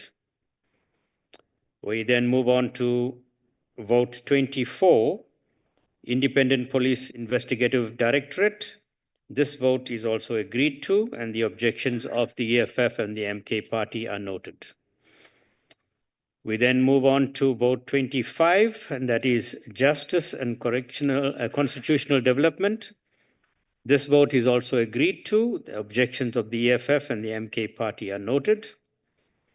Honorable delegates, we then move on to vote 26, military veterans. This vote is agreed to, and the objections of the EFF and the MK party are noted. We then move on to vote 44. That is, vote 27, the office of the Chief Justice. The vote is agreed to, and the objections of the EFF and MK party are noted. We then move on to vote 28, that is police. I've been informed that the following parties would like to make declarations in terms of Rule 78, and I therefore call upon the EFF, the Honorable Gericke, to make a declaration for 3 minutes. Honorable Gericke. Thank you, Chairperson. Good afternoon, and good afternoon, colleagues. The EFF rejects the budget vote for police. The police suffer immense capacity and financial assistance to deal with fighting crime.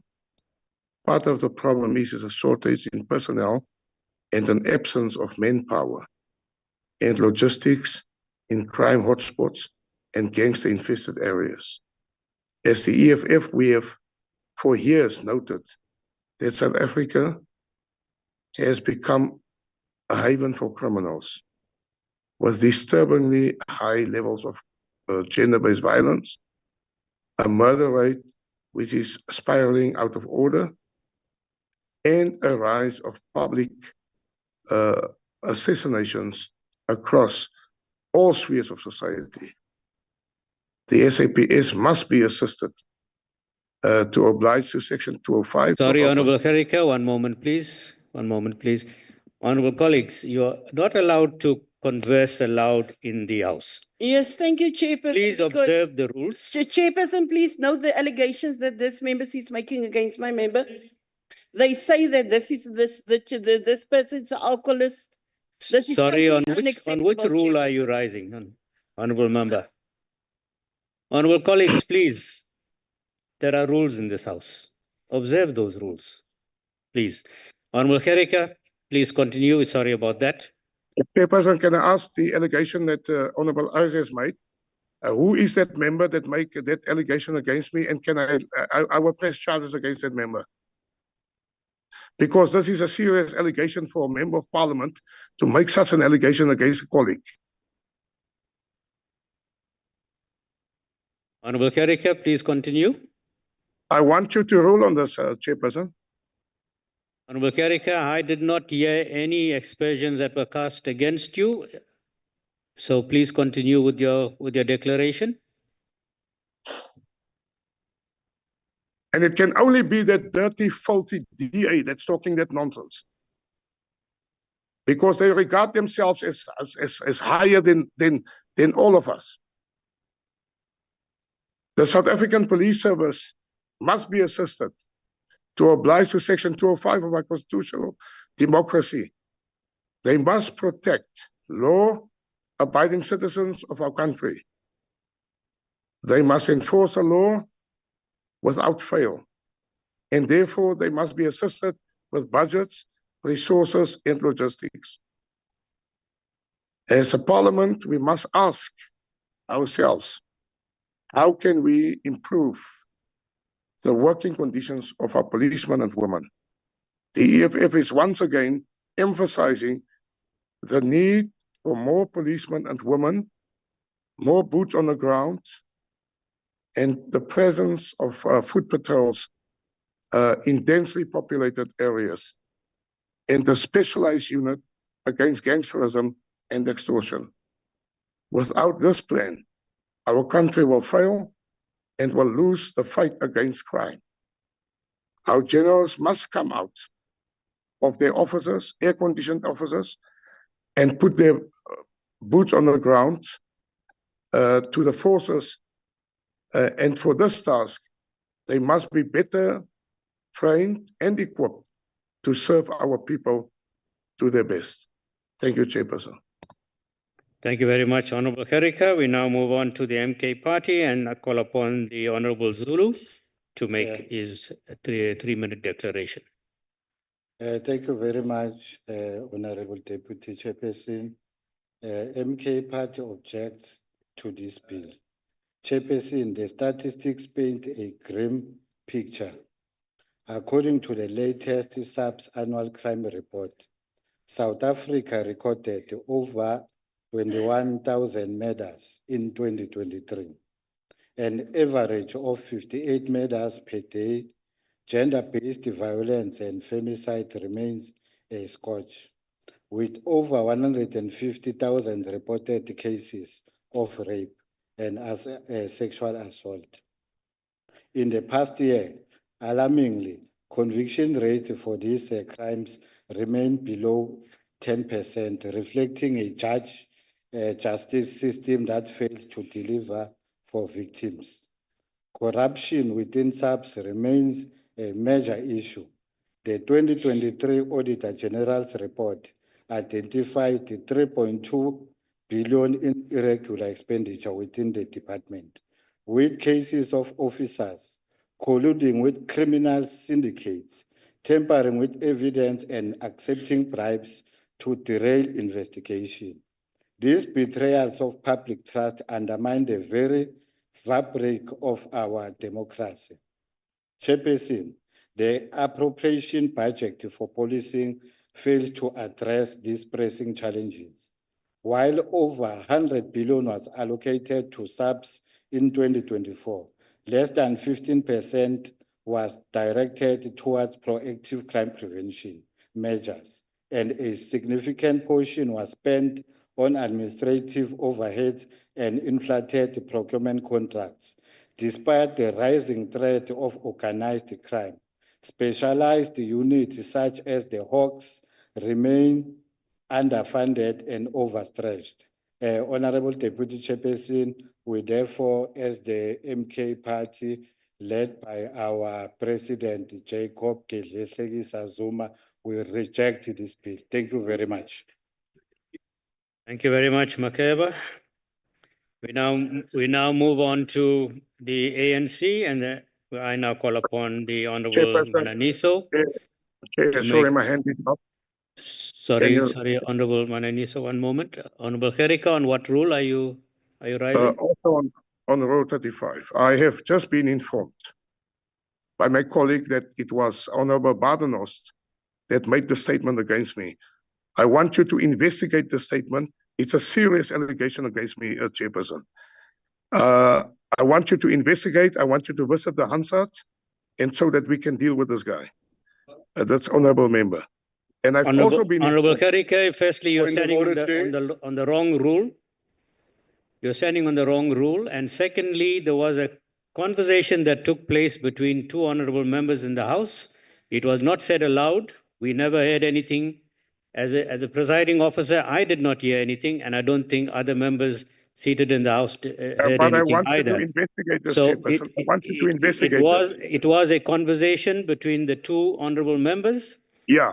And I would call upon the Honorable Harris to write to this to the chairperson and record objections to what was said. Okay. And then all right. and then we will investigate it. Thank you, Deputy fine. Chair. I will do that. Thank you very much. And Thank I've you. also been informed that the other colored stooge at the back of No, you. no, Honorable Gericke, we're not Yes. going to entertain that. Yes. We are not going to entertain that, Honorable Gericke. I have ruled as to how we will proceed on this matter. Honorable Barnos, on what rule are you standing? Honorable Chair, I stand on Rule 61B.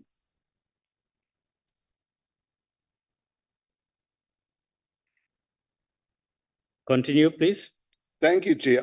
Unlike aspersions being cast on my personality, this honourable member is on record of just saying that my political party, he cast aspersions on my political party and on my person. So I'd like that Hansard to reflect that he actually said he cast aspersions on the Democratic Alliance, and it's on record, and he need to take that back because Rule 61B says no delegate may deliberately make a statement which the delegate knows to be false. So if he's got proof of what he said against the Democratic Alliance, Honorable welcome to Barnos, bring it.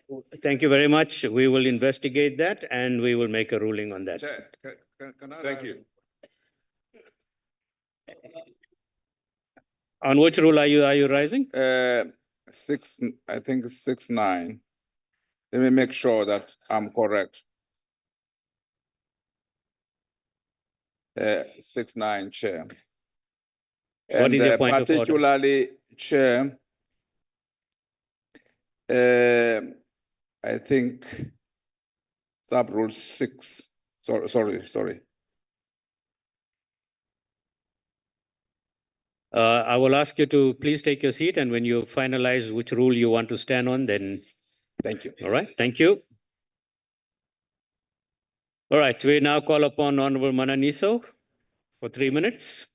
Thank you, Deputy Chair. The ANC supports this budget because we want to agree with the EFF that we need more boots on the ground. So that is why we are actually supporting this budget. And as well, we want to respond to the concerns raised by MKP of fighting corruption.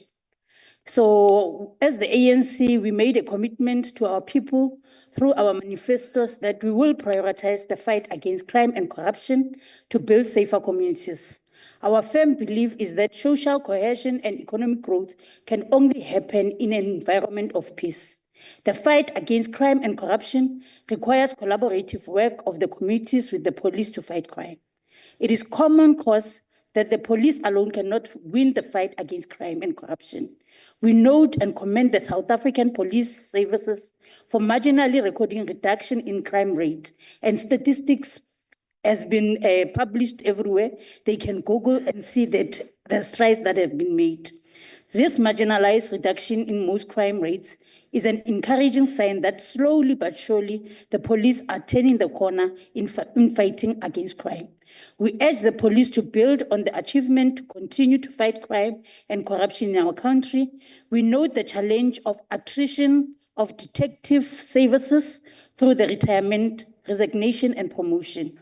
This necessitates the need for the SAPs to focus on the capacitation of the detective services in the fight against crime. We believe that the budget vote will further enable the police to strengthen their fight against crime and thus contribute strongly to building of safer communities. The ANC support budget vote 28 of the Department of Police.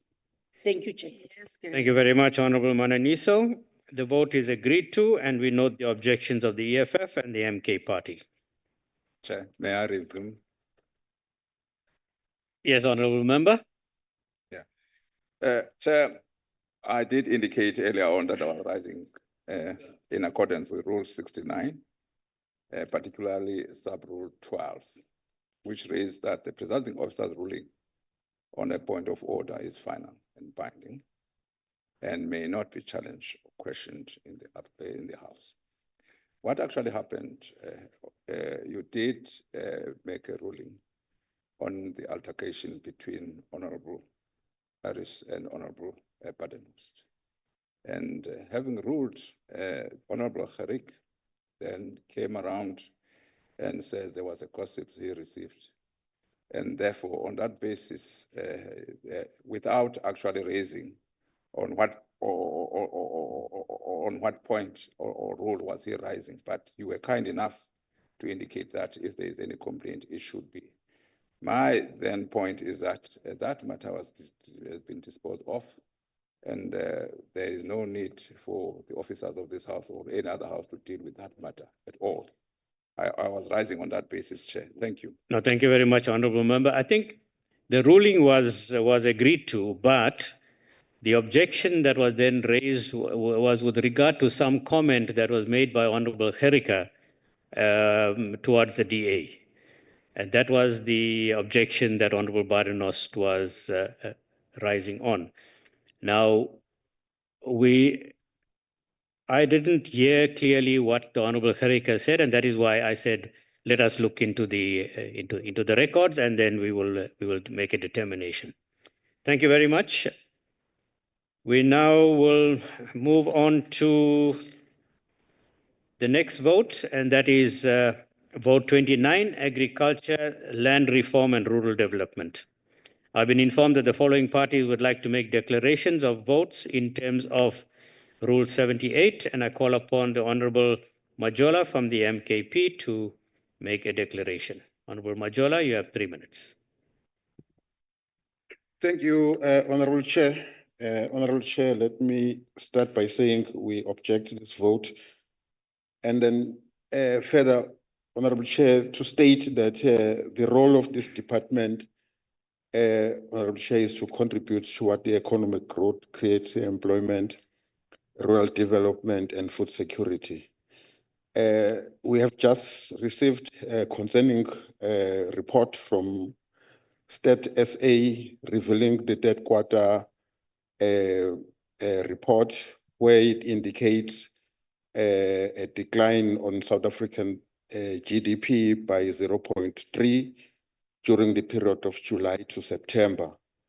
It further stated that the contributing factor to this decline, it's mainly due to a negative growth that is recorded 28.8% decline on agriculture, and amongst other departments like transport, the negative 1.6, trade negative 0.4. And then the report further revealed that there was a slightly increase of 1.2 on the mining and quarrying and 0.5% on manufacturing.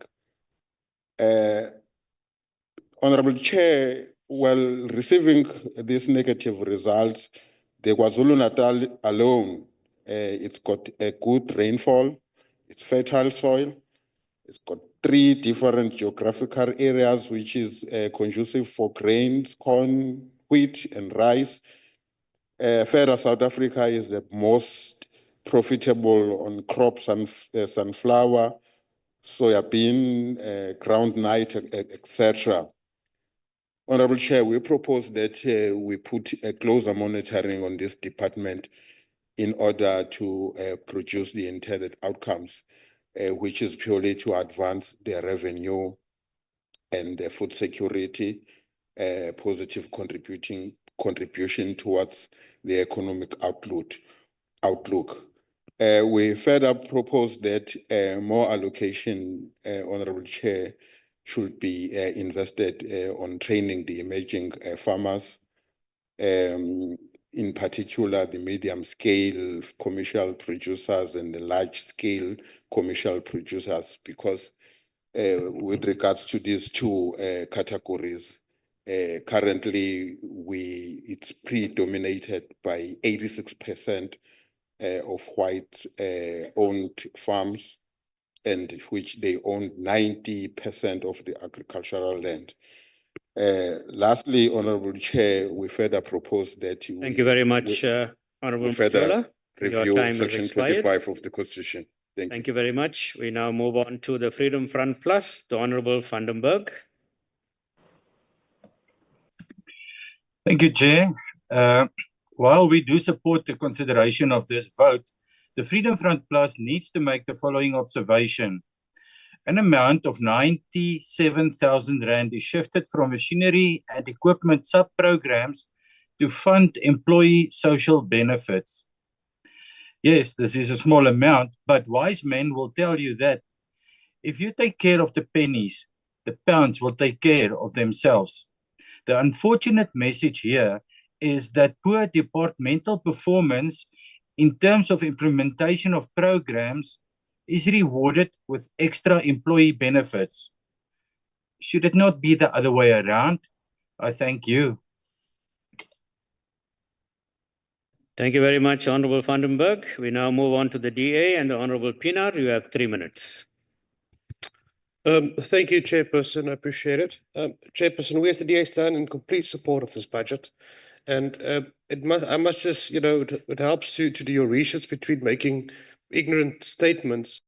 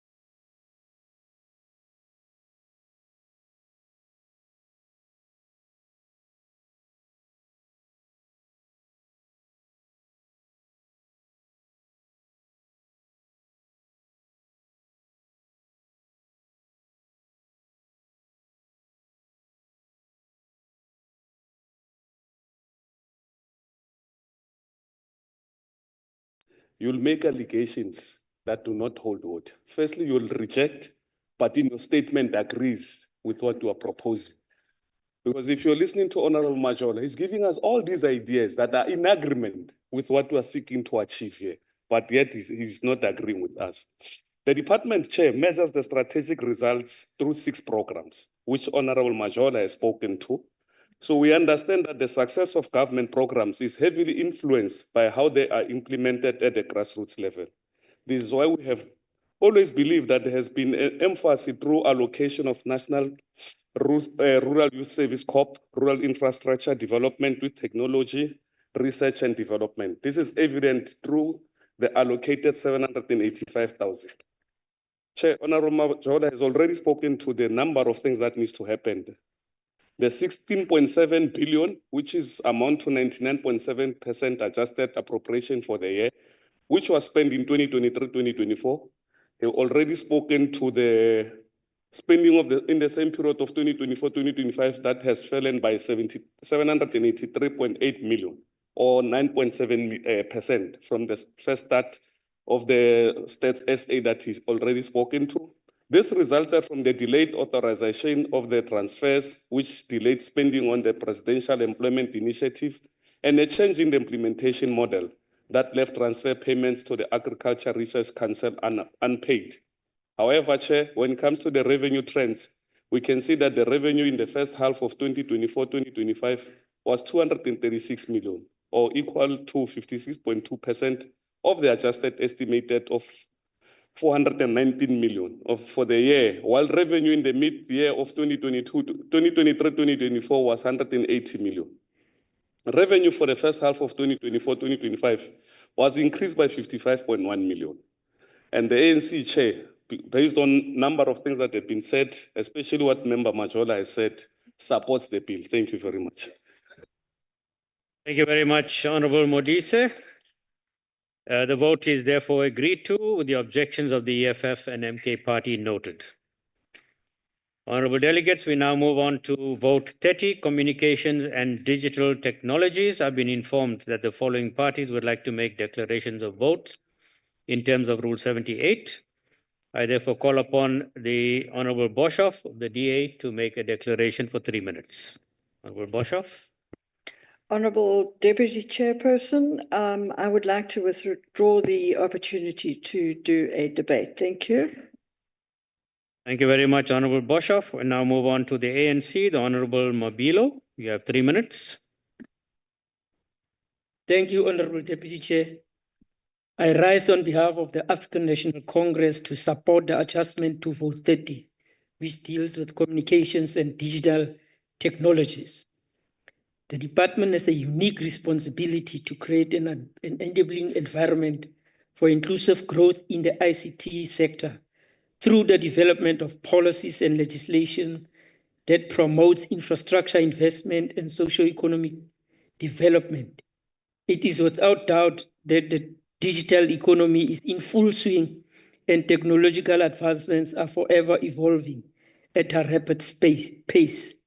This gives impetus to the work done through the SA Connect project and the need to fast-track the implementation of ICT and digital skills master plan, coupled with the resolution set out in the Presidential Commission on 4IR. Recently, the Department of Communications and Digital Technologies, working with NEMISA, STEM Power, DHL, and numerous key stakeholders, launched a state-of-the-art science technology, engineering and mathematics STEM laboratory in the University of Limpopo. Not only does this respond to a recommendation made by the 4IR Commission, but it is a necessary intervention to boost the economy and catapult innovation and entrepreneurship in the ICT space, particularly for the youth. Honorable Deputy Chair, the ANC welcomes that compared to the first half of the year 2023-2024, revenue over the same period in 2024-2025 increased by 796,000, which constitute 88.6%. This was mainly due to the receipt of accrued internal interest from the South African Broadcasting Corporation. The SABC has been making great strides towards turning around its corner, while its annual report showed a loss before interest and tax of a total amount of 192 million. This is actually 77% decrease from the previous year. Additionally, the SABC has received an unqualified audit opinion for the first time in 14 years. And this is a sign of improvement in internal control, compliance, expenditure management, governance, and oversight. Honorable Deputy Chair, we implore our Minister to help us to help the SABC by retabling the SABC bill in order to address the corporation's drop in revenue, increased TV license evasion, and the unfunded cost of its public service. The ANC support the adjustment bill. Thank you, Honorable Deputy Chair. Thank you very much, Honorable Mabilo. The vote is therefore agreed to with the objections of the EFF and MK party noted. We now move on to vote 31, that is employment and labor. This vote is agreed to. The objections of the EFF and MK party are noted. We move on to then the vote 32, that is environment, forestry and fisheries. Point of order, Chair. What rule are you standing, Honorable Farmer?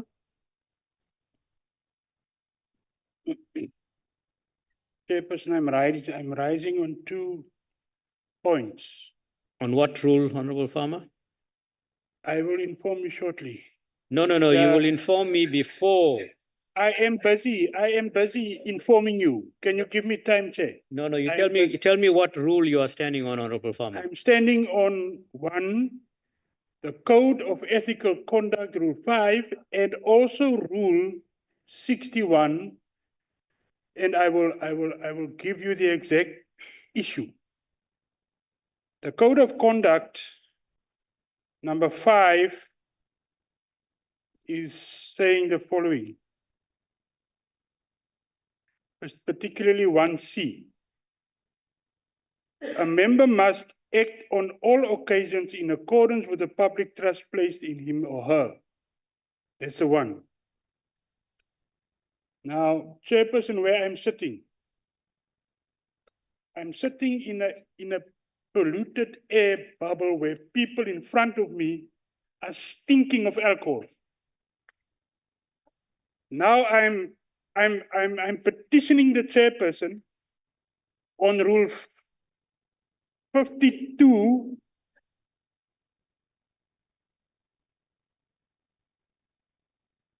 C, 52(1)C, the delegate's conduct is grossly disorderly. These two individuals are making the area where we sit uncomfortable because of the smell of alcohol in this place. All right, thank you very much, Honorable Farmer. That will be investigated. Thank you very much. Chair. Honorable Bardanos, on which rule are you standing? Chair, I raise on Rule 35(15). On Rule 35. Yeah, it's right at the back, page 300. You're talking about the conduct, yes? Code of Conduct, 35(15). Continue. The following is unparliamentary expressions, and I'll quote, the statements such as there's a smell of alcohol in the house, which clearly suggests that the member are not, or members are not sober. So I would like that member to withdraw that statement, please, Chair. Thank you. Thank you very much, Honorable Bardanos. Honorable Farmer, could you please withdraw that statement?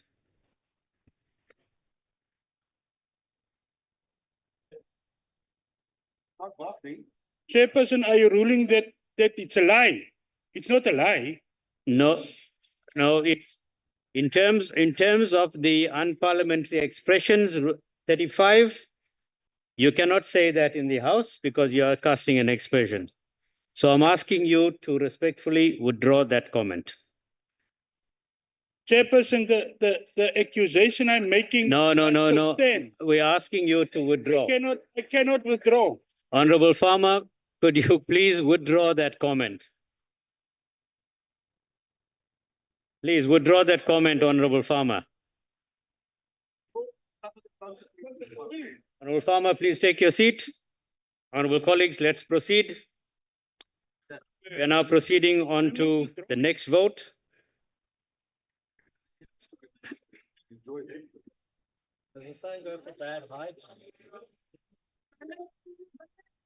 I wish to volunteer for the breathalyzer to be utilized inside.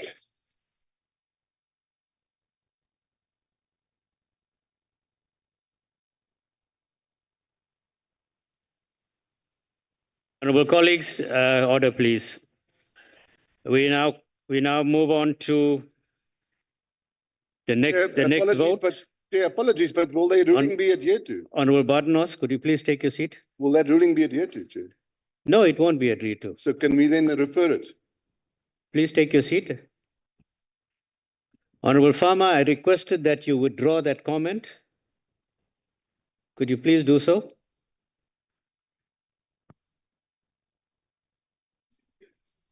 Chairperson, on your request, I will withdraw.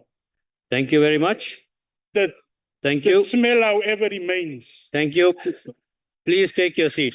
Thank you. Point of order, Chair. Honorable Bardanos, let us not continue with this thing, please. Chair, I'm going to have to insist because he didn't withdraw. He just said the same thing over again. Why are you insinuating that the smell is coming from you? I mean, if you're gonna pursue this thing, that is what you are saying. Chair, so let's not pursue it, please. Chair, with respect, we are losing the quorum in this House through statements like this. But And I take offense to that, Chair. But he has withdrawn. And I'm happy to refer that to the Privileges and Ethics Committee. Both your statement you've just made and the statement this honourable The member Honourable made. Farmer has withdrawn. He hasn't withdrawn. He said the smell is in the air. He hasn't withdrawn anything. Well, if he's saying the smell is in the air, he's not casting aspersions on anybody. Honourable Chair. Could you take your I seat, reserve please? the right to refer this honourable member to the Ethics Committee for the statement he made in this House. You may do that. Yeah. Thank you. Take your seat.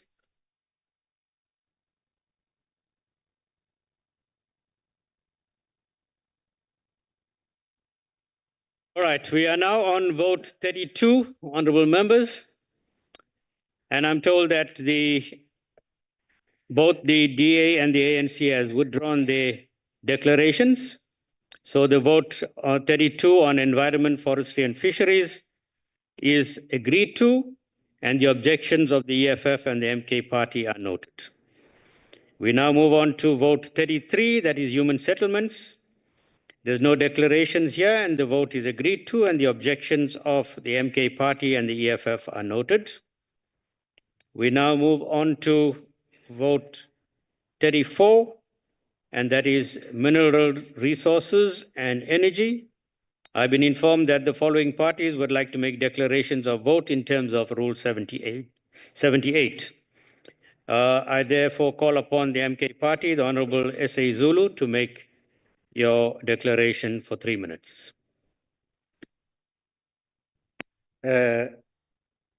Deputy Chair, I would like to withdraw. Yes, thank you. Thank you very much, Honorable Zulu. We now move on to the ANC, the Honorable Mabilo. You have 3 minutes. Thank you, Honorable Deputy Chair. There are reasons to believe that the adjustment budget for vote 34, mineral resources and energy, is a step in the right direction towards guaranteeing the supply and security of energy in South Africa. Judging by the increase of 30,762 million allocated to the budget vote for funding the new Ministry and Deputy Ministry of Electricity and Energy, the adjusted budget appears to have taken into account public concerns at both the macro and micro levels that the government must prioritize the principal objective of increasing energy generation capacity to match the increasing demand for electricity in the country. Inadequate generation capacity has been associated with timid growth. Employment creation appears to have also shown a slow trend. In other words, changes in economic growth and employment creation patterns are significantly and partially attributable to high levels of energy insecurity in the country. Be that as it may, this adjusted budget improves the administration capacity of the Department of Electricity and Energy so that it can fully commit to the 2,500 megawatts nuclear build program, driven by the rationale that nuclear energy is suitable for ensuring the stability of Eskom's power grid and for sustaining a long-term commitment to the primacy of energy security in the country. It is through this nuclear build program that South Africa's comparative advantage in nuclear energy could enable the country to catch up expeditiously with the developed and industrialized countries for several important reasons. One important reason that stands out is that South Africa, as the only country on the African continent with an operating nuclear plant, would find more and more profitable opportunities along the nuclear technological trajectory. Added to the above, the adjusted budget intrinsically enables the Department of Energy and Electricity to fast-track the implementation of the Integrated Resource Plan and the Integrated Energy Plan, which are the country's medium to long-run energy infrastructure programs aimed at guaranteeing the supply and security of energy in our country. Honorable Deputy Chair, overall, this adjustment budget has what it takes to change the broader character and performance of the energy sector in general and the electricity industry in particular. The ANC supports the bill. Thank you, Honorable Chair. Thank you very much, Honorable Acting Chief Whip Mabilo. The vote is therefore agreed to, and the objections of the EFF and MK Party are noted. We now move on to vote 35, that is Science and Innovation. I've been informed that the following parties would like to make declarations of votes in terms of Rule 78. I therefore call upon the Honorable Kennedy of the EFF to make a declaration of vote. Chairperson. Sorry, Yes, Chair. Honorable Member. The declaration has been withdrawn on behalf of the EFF. Thank you, Chair. Thank you very much. We then move on to the Freedom Front Plus. The Honorable Briet, you have 3 minutes. Thank you, Deputy Chair. The shifting of funds from several critical programs with the department is not only highly questionable in some cases, but downright alarming. Far more needs to be done to increase funding and efforts on research and development programs. In March of this year, the department proudly reported that South Africa's gross domestic expenditure on research and development has increased for the first time in 3 years. Whilst this sounds hopeful and exciting, one cannot help but feel a wave of concern when viewing the department's latest shift in funding from crucial programs to at times vague and ambiguous services. Funds allocated towards the International Cooperation and Resources Programme allows for the resources necessary for South Africa to partake in international scientific collaboration and is crucial for South Africa's ability to contribute to scientific initiatives. According to the department, 2.9 million rand will be shifted from this programme, of which non-profit institutions that foster scientific growth and international involvement greatly rely on. Science-based NGOs will be deprived of 2.9 million rand for computer services. Despite the department's budget being cut by nearly 3 billion rand and the Minister of Finance urging the department to reprioritize their existing funds, we still see appalling prioritization of resources as clearly shown when the department saw it fit to shift 105,000 rand once again from the Research and Development Support Program to households for gifts and donations. This kind of arbitrary shifting of funds makes no sense and stands directly opposed to any meaningful long-term gain for South Africa's science and technological advancements. Perhaps one of the most alarming and vague shifts of funding that has been agreed upon by the department is the monumental shift of 300 million rand from this department to DIRCO to cover foreign exchange losses. The shift is concerning when looking at DIRCO's audit outcomes. In 2022, the audit revealed that irregular expenditure increased from 187 million in 2021 to 311 million in 22, and continued use of previously declared irregular contracts led to 202 million rand in irregular expenditure. DIRCO's approach to budget management raises concerns about its ability to prioritize funding effectively, diverting critical resources away from South Africa's science and technology sectors, undermines opportunities for young innovators to excel on the global stage. I thank you. Thank you, Honorable Briet. We now move on to the Honorable Feni from the ANC. You have 3 minutes. Thank you, Honorable Chairperson.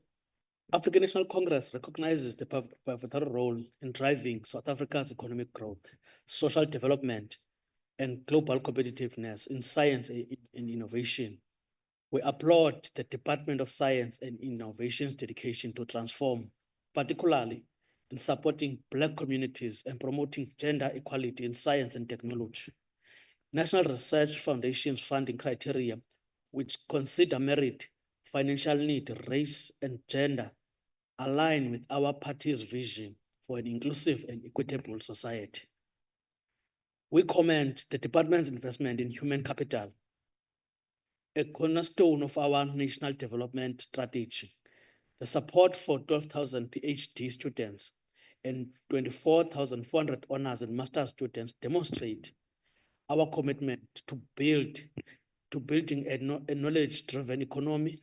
We are particularly encouraged by initiatives like African Girls Can Code program, which empowers young women to pursue careers in technology. We strongly support the department's focus on innovation as a driver of economic growth. The Innovation Fund, with over 917.2 million committed to catalyzing venture capital flow, showcases our dedication to fostering a driving tech start up economic system for. Additionally, the R&D tax incentive, which has processed applications worth an estimated 46 billion, further stimulate private sector innovation. African National Congress recognizing the department's effort in tackling critical societal issues through science and technology. We support the establishment of National Research Institute to address challenges such as poverty, unemployment, and inequality. The department focus on climate change and environmental sustainability aligns with our commitment to responsible governance and sustainable development. We endorse the department engagement in international scientific collaborations, particularly with BRICS, which positions South Africa as a key player in global scientific advancement. We believe that by investing in science, technology, and innovation, we are investing in the future of our nation. This special appropriation vote represents a crucial step forward towards realizing our vision of a prosperous, knowledge-based economy that benefits all South Africans. The ANC supports the vote. Thank you. Thank you very much, Honorable Feni. This vote is therefore agreed to with the objections of the EFF and the MK party noted. We then move on to vote 36, that is small business development. I've been informed that the following parties would like to make declarations of vote in terms of Rule 78. I therefore call upon the Honorable Kennedy of the EFF. You have 3 minutes. Thank you, Honorable Chair. The economic freedom fighters reject the budget vote for small business development. The small business are plagued by lack of funding, and nothing can make any business to survive without fund. They struggle with lack of capital or funding, inadequate management team. They struggle with faulty infrastructure or business model and unsuccessful marketing initiatives.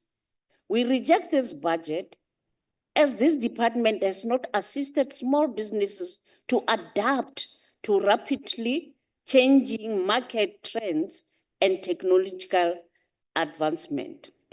Small business leaders still struggle with lack of skills in budgeting, and SMEs consistently suffer from relatively high levels of failures and lower income progress. And according to Small Enterprise Development Agency, SEDA, only 12% of small business in South Africa have access to funding channels.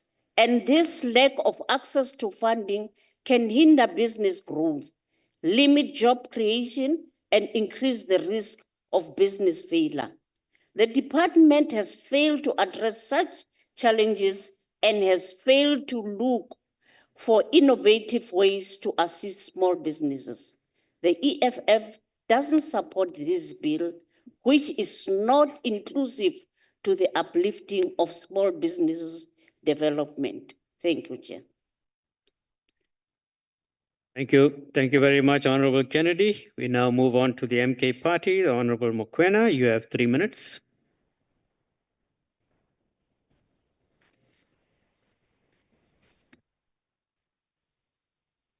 Honorable Mokoena, are you on the virtual platform? You have 3 minutes. Yes, I am, but I seem to be I don't know.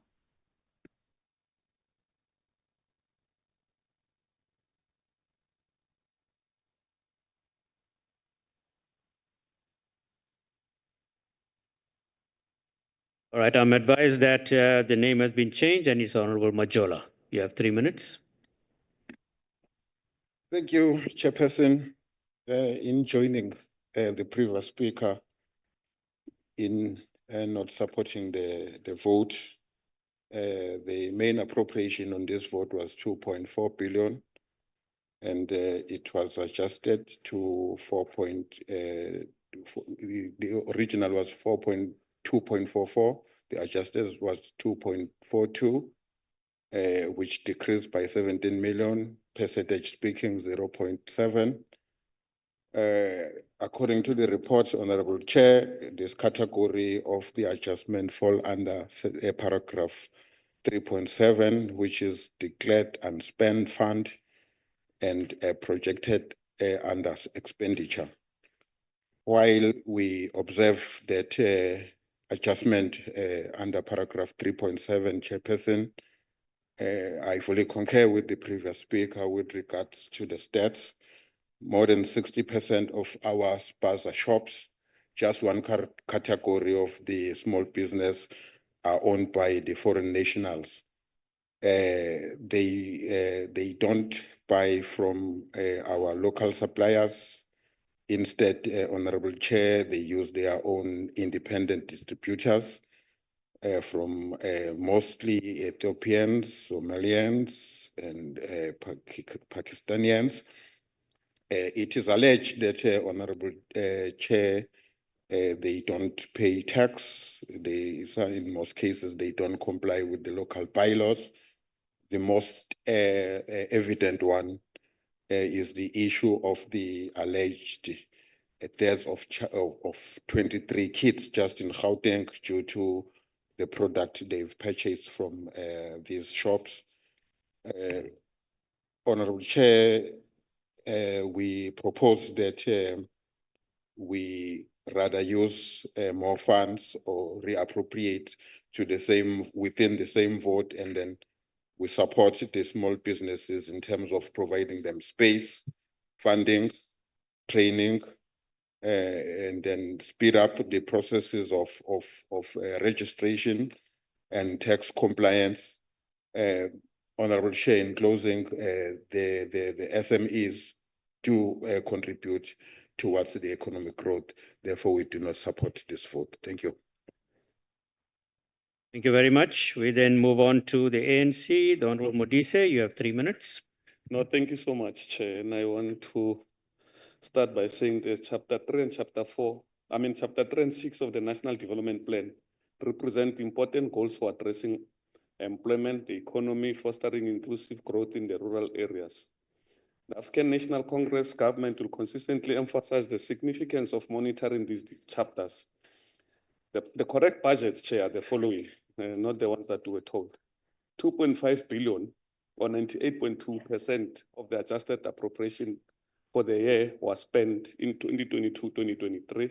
2023-2024 financial year, while spending in the first half of 2024-2025 was 1.6 billion or 67.2% of the adjusted appropriation of 2.4 billion, Chair. Mid-year spending of the 2023-2024 was 1.5 billion or 57.4% of adjusted appropriation. Spending during this same period in 2024-2025 increased by 1.74 million or 10.8% in comparison to the first year of 2023-2024. The primary cause of this was the early payment made to the organization to guarantee the department initiatives were carried out correctly in order to meet the yearly goals. Revenue for the first half of 2024-2025 was 295,000 or 89.6% of the adjusted estimated of 330,000, while revenue for the mid-year 2023-2024 was 74,000 or 63.8% of adjusted estimate. Revenue for the same period in 2024-2025 increased by 221,000. It is for the above analysis on the expenditure and revenues that the African National Congress fully supports the adjustment appropriation bill on the small business development. We believe that during this term of the 7th administration and with this adjustment appropriation bill, we'll be able to overcome challenges we faced in the past with spending on our programs such as administration, sector policy and research, integrated cooperatives, and micro enterprise development. I thank you. Thank you very much, Honorable Modise. The vote is therefore agreed to with the objections of the EFF and MK party noted. Honorable delegates, we then move on to vote 37, that is Sports, Arts and Culture. There are no declarations and the vote is agreed to with the objections of the EFF and MK party noted. We move on to vote 39, that is Trade, Industry and Competition. I've been informed that the following parties would like to make declarations of vote in terms of Rule 78. I therefore call upon the Honorable Vandenberg from the EFF. You have 3 minutes. Thank you, Chair. Not the EFF, the Freedom Front Plus, though. My apologies. Is Freedom Front Plus? In this vote, 26 million is shifted from the Investment and Spatial Industrial Development Program to the Incentive Program. 100 million is shifted from the Sectors Program to the Incentive Program. Chairperson, ISIDP and Sector Program is aimed at promoting industrialization and economic development in specific geographical areas. A program is part of broader efforts to stimulate investment, enhance local production, create jobs, and reduce inequalities across different regions of South Africa. But an incentive program is a plan that uses rewards to encourage specific behaviors or actions from a group of people. Some examples of incentive programs include profit sharing, bonuses, recognition programs, development program, and gifts. For the Department of Trade and Industry, an incentive is grants and subsidies for qualifying businesses, often tied to specific projects or initiatives that align with government loosely defined objectives.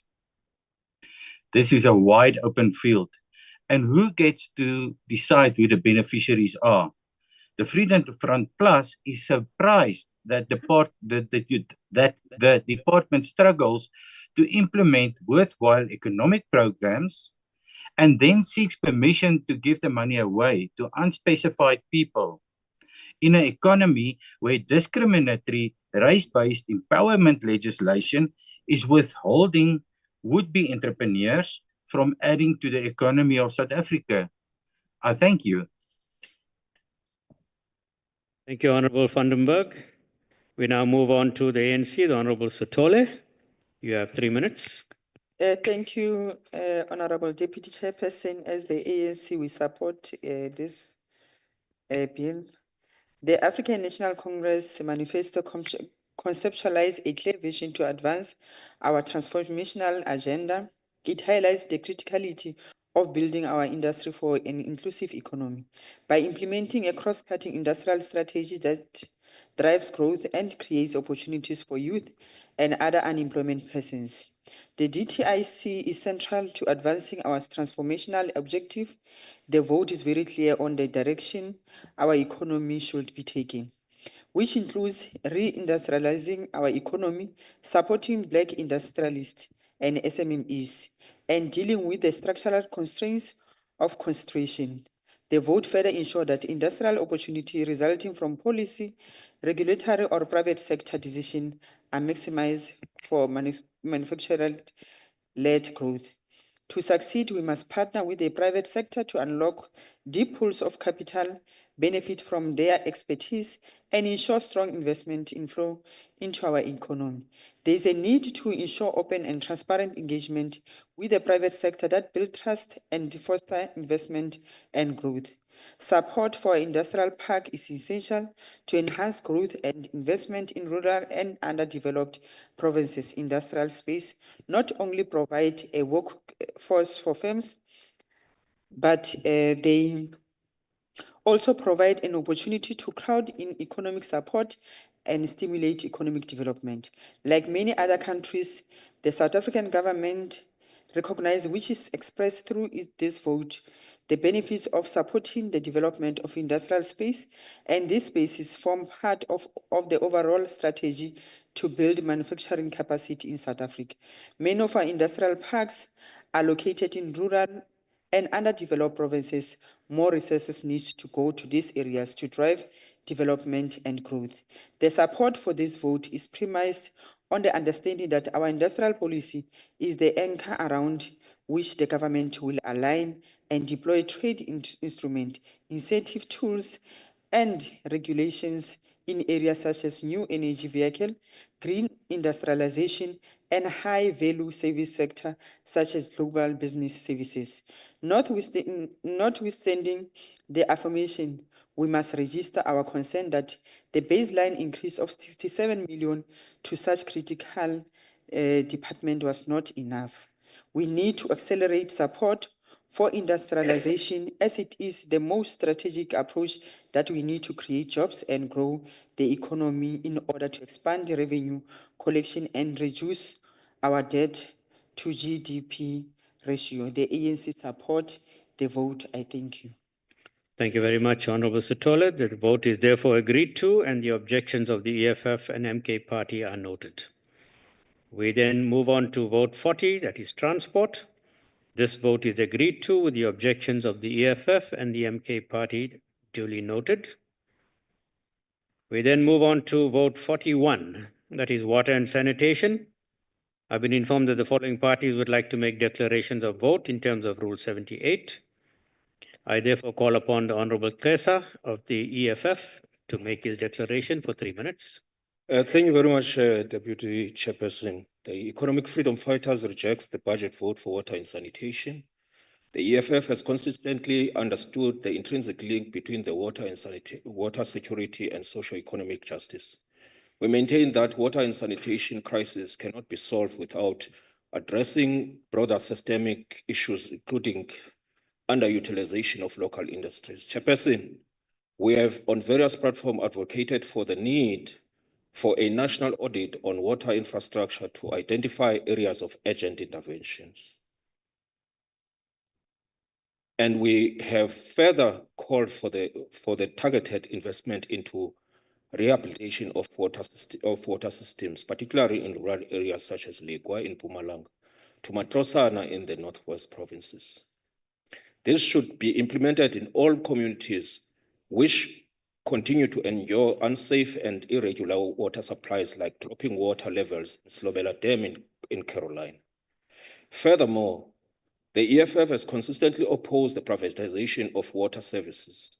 We argue that it commodifies what should remain a fundamental human right as embedded in Section 27 of the Constitution, which guarantees everyone's right to access to sufficient water. Therefore, a state-managed water system with strict oversight to ensure that clean potable water is equitably distributed and free from profiteering.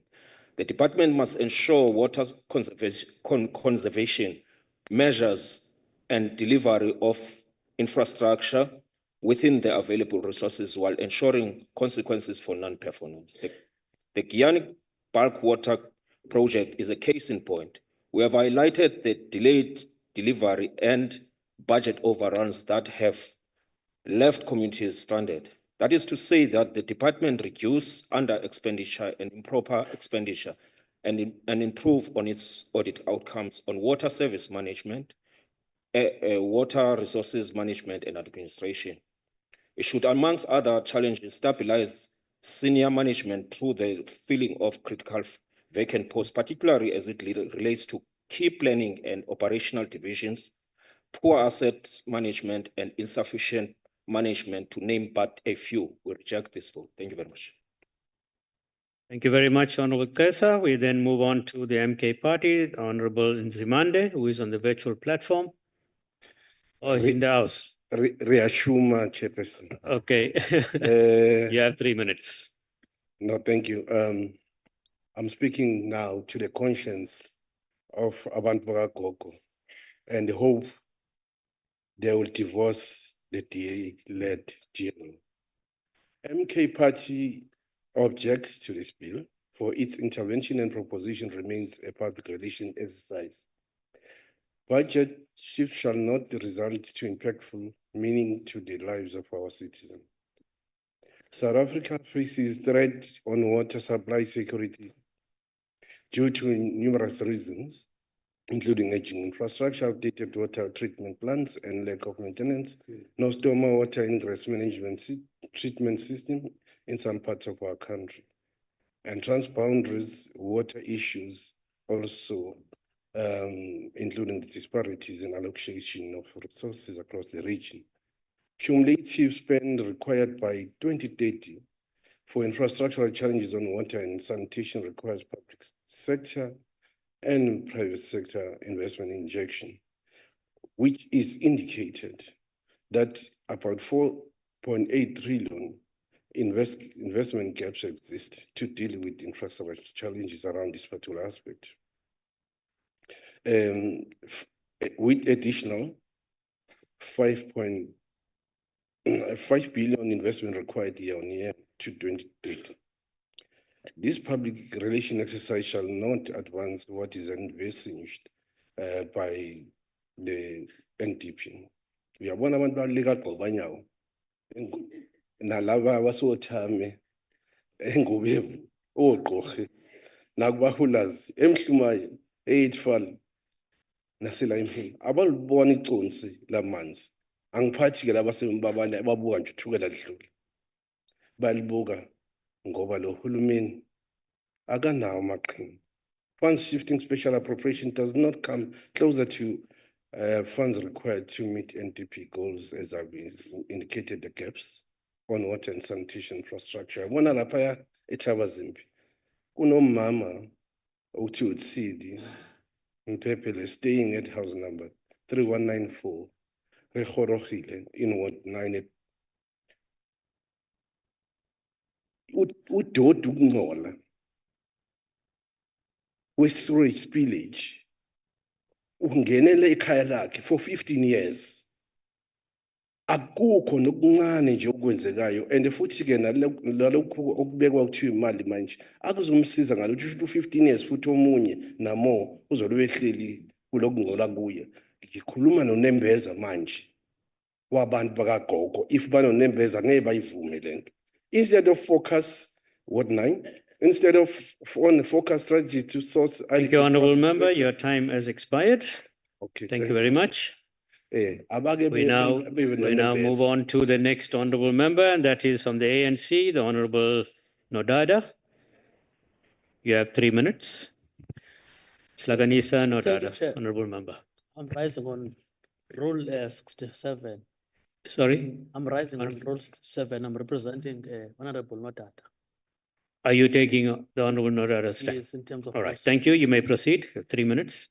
Thank you, Honourable Chairperson.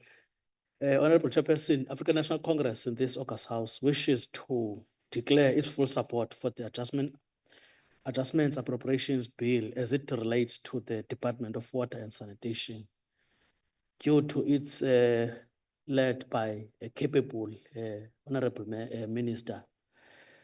We support the adjusted appropriation bill, mindful of the fiscal challenges that resulted in the department receiving less budget allocation, but we are confident that the department will continue with its effort to progressive realization of South Africans' constitutional right to access safe, clean drinking water.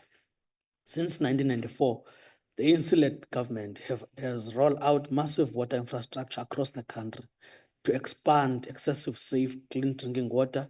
However, many of country's water service authorities have not maintained this important infrastructure, resulting in more than 40% of clean water being lost through leaks. We are also calling even those who are privatizing water, monopolizing and privatizing water due to their privilege, Chair, to come on board. The ANC fully supports the 4-step plan to guarantee a constant water supply to communities as tabled by Minister Matodina, Honourable Minister Matodina. Firstly, we urgently need to fix water leaks, which result not only in more than 40% of clean water being lost, but also in the loss of millions of rands in water revenue.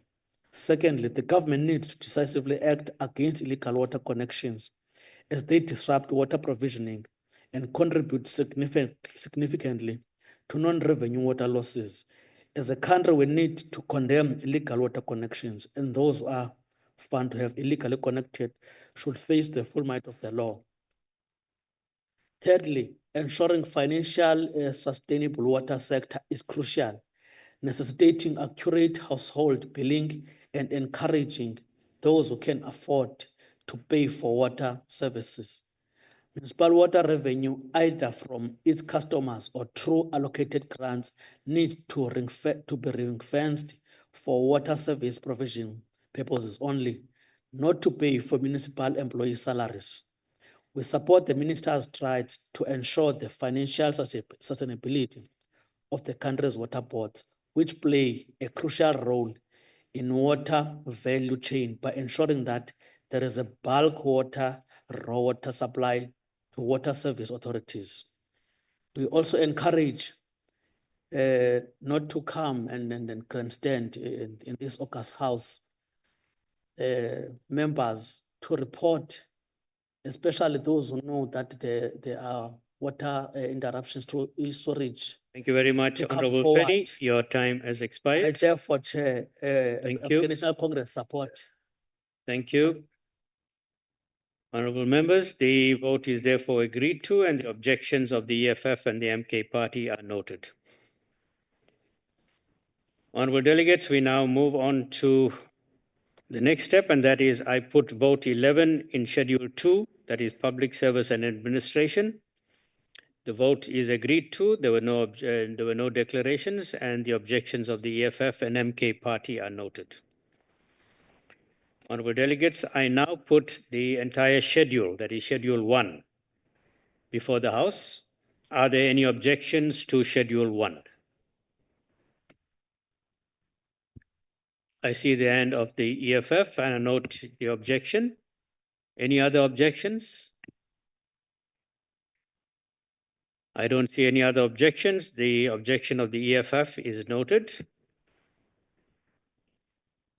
The schedule is agreed to. Honorable delegates, I now then put Schedule 2 before the House. Are there any objections to Schedule 2? I don't see any hands, so the Schedule 2 is therefore agreed to. Honorable delegates, we now proceed to the third order, that is a consideration of the Adjustments Appropriation Bill and the report of the Select Committee on Appropriations thereon. Honorable delegates, I therefore call upon the Honorable Lekhwase, the Chairperson of the Select Committee on Appropriations, to present the committee report for 10 minutes. Thank you very much, Honorable Deputy Chairperson. I rise again before this August House to table on behalf of the Select Committee on Appropriations the report on the Adjustment Appropriations Bill that was adopted on the 10th of December, and we also noted the rejection by the NCOP. Honorable Deputy Chairperson, the bill was tabled in terms of Section 12, subsection 1 and 2 of the Money Bills Act of 2009 as amended. The bill was referred to the National Council of Provinces after the National Assembly had passed it. Honorable Chairperson, in accordance with Section 72 of the Constitution of the Republic of South Africa, an advertisement was published in national and community newspapers in all 11 official languages, inviting the public and all interested stakeholders to make written submissions and comments to the bill. After receiving a briefing from the National Treasury on the comments of the bill and consulting with FFC and PBO, the committee received written submissions from Youth Capital, Families for Children, Breadline Africa, ODA, and COSATU. Breadline Africa, Youth for Capital, and COSATU also made oral submissions during the virtual public hearing held on the 6th of December 2024. The committee further observed and made the following recommendations. The National Treasury and the Department of Corporate Governance should develop clear and proper financial management systems and the necessary support to ensure that additional allocations earmarked for rebuilding and rehabilitation of infrastructure damaged by floods across multiple provinces and municipalities are spent according to the approved plans and for the intended purpose before the end of the current financial year without incurring wasteful and fruitless expenditure. The National Treasury and the Department of Transport and Human Settlement should develop clear plans to ensure that the adjusted allocations for the emergency housing grant and the provincial road maintenance grant are effectively and efficiently utilized in compliance with the conditional grant framework to achieve value for money and the necessary impact on the ground. The National Treasury should also ensure that government departments implement their clear measures to improve self-financing mechanisms as part of addressing the continuous revenue shortfall in the budget. And these funds should be used responsibly and effectively to address the impact on service delivery programs of the rising debt service cost and other spending pressures. The committee is of the view that while National Treasury together with the Department of Social Development are still investigating the most responsible and sustainable method of financing the mooted Universal Basic Income Grant, the current Social Relief of Stress Grant should be extended beyond March 2025 as a temporary measure to cushion grant beneficiaries in the absence of jobs. During the 2025 budget, the Minister of Finance should outline the clear measures and efforts which will be considered to ensure that necessary consequence management is implemented against the departments which have continuously declared underexpenditure without meeting service delivery targets.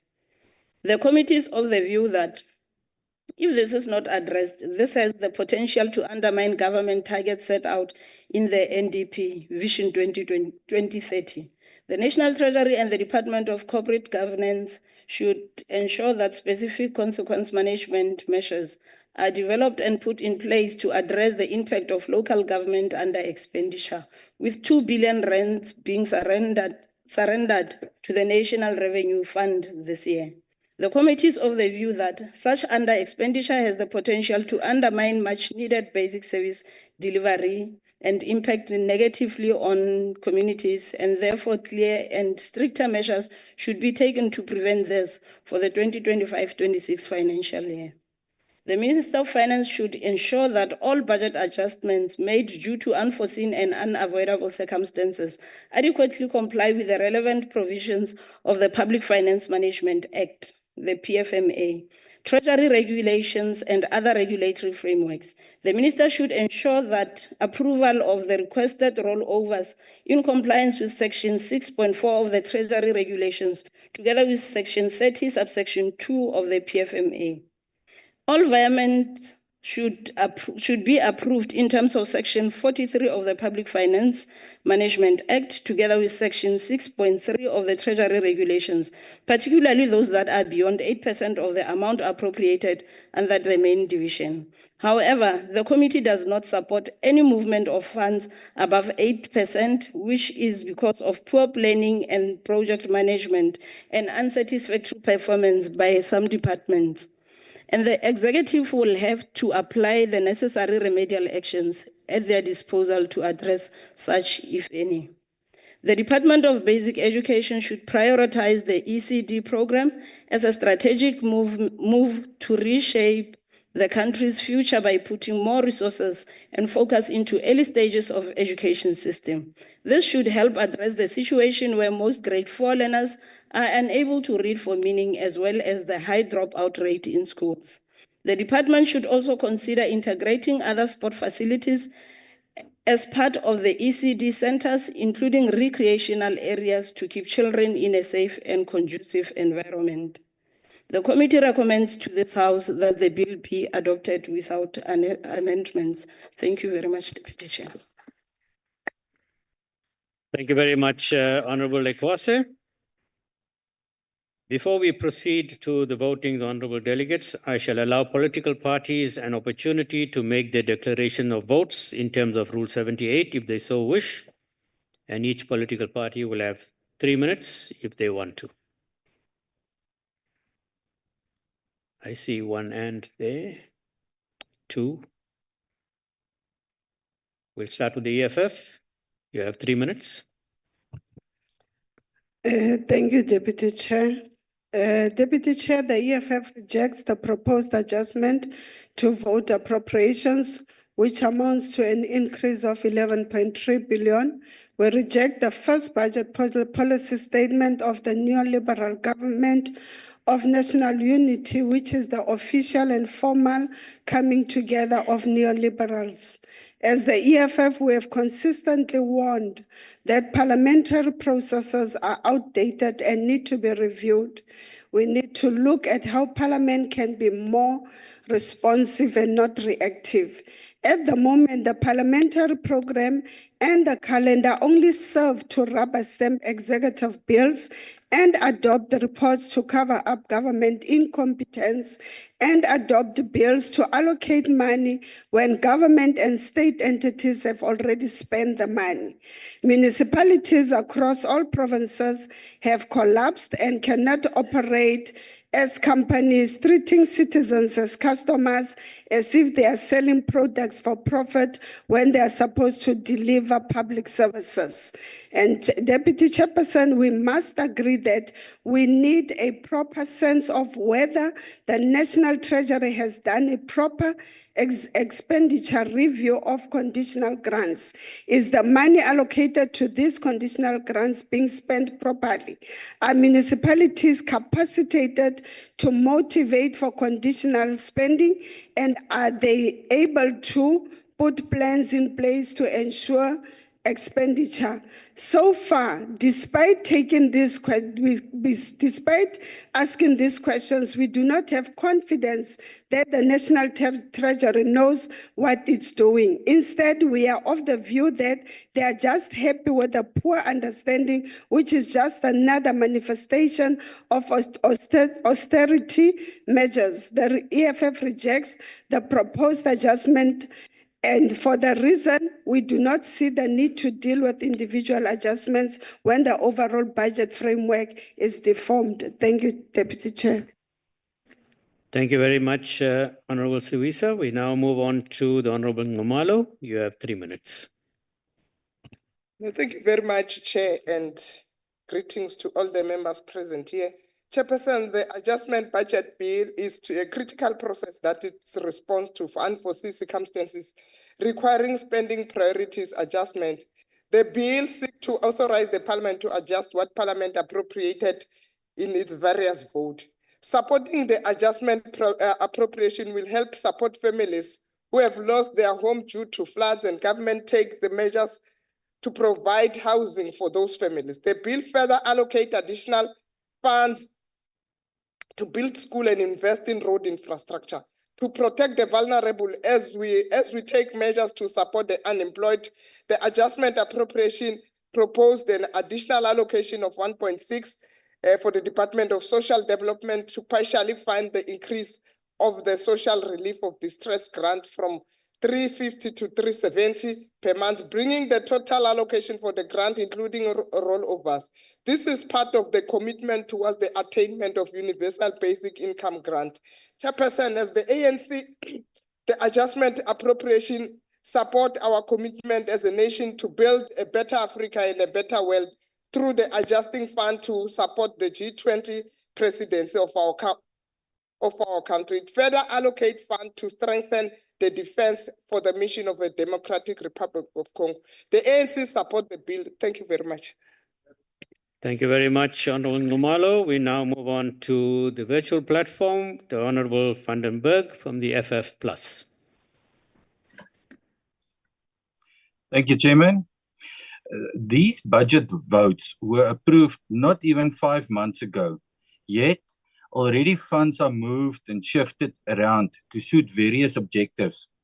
We can see a clear tendency where ambitious action plans are presented to this House in the budget season, followed by cheerful approvals, but ends up in uncompleted projects and or poor results. Reasons for underperformance are easily accepted with little or no consequence, followed by excess funds being moved to administrative and employee-related programs. Chair, what are we doing? How long will we allow this reciprocating surge to continue? The Freedom Front Plus again makes a call to this House to, in the following year, place even more focus on oversight and to debate and define not only consequence management, but also consequence enforcement for poor performance. I thank you. Thank you very much, Honorable van den Berg. Honorable delegates, before we proceed to voting, we will allow 15 seconds for delegates who are outside the chamber and the virtual platform to join the House.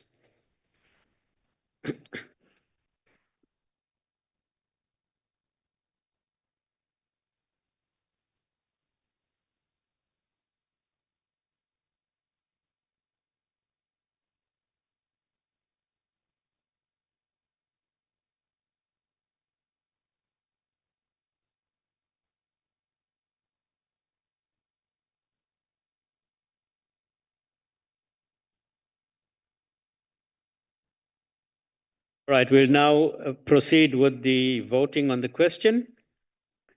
The question is that the bill be agreed to. Delegates who vote in favor should please raise their hands, keep their hands raised until the voting is concluded. The count is concluded.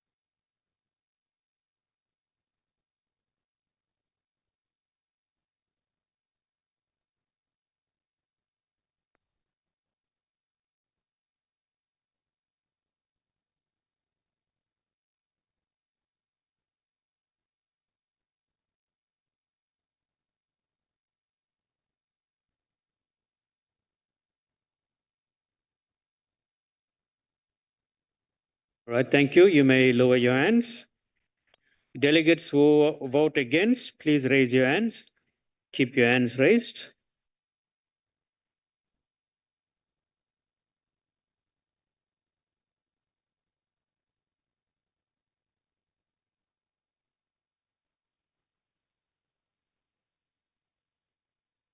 Thank you very much. And those who wish to abstain, could you please raise your hands?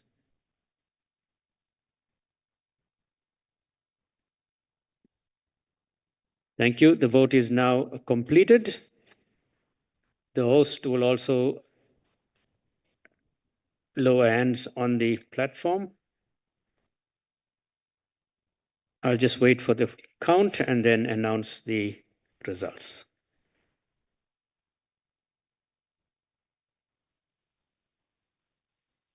Honorable delegates, while the count is being verified, I just want to announce that the chairperson of the NCOP has very kindly invited all of us for lunch when we break in a few minutes. And the lunch will take place in the old assembly dining room, and it will be for 30 minutes.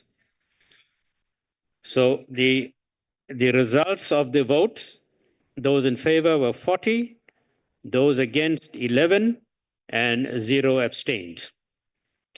The bill is agreed to in terms of Section 75 of the Constitution.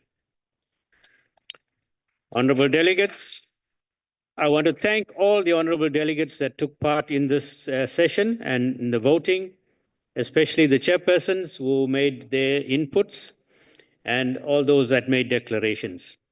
And as I mentioned, that the chairperson has invited us all to lunch in the old assembly chamber dining hall. The staff will advise you as to where that is.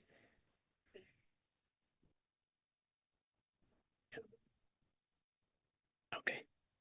And we now suspend the House and we will resume in 30 minutes. So you will be back at about 20 to 2.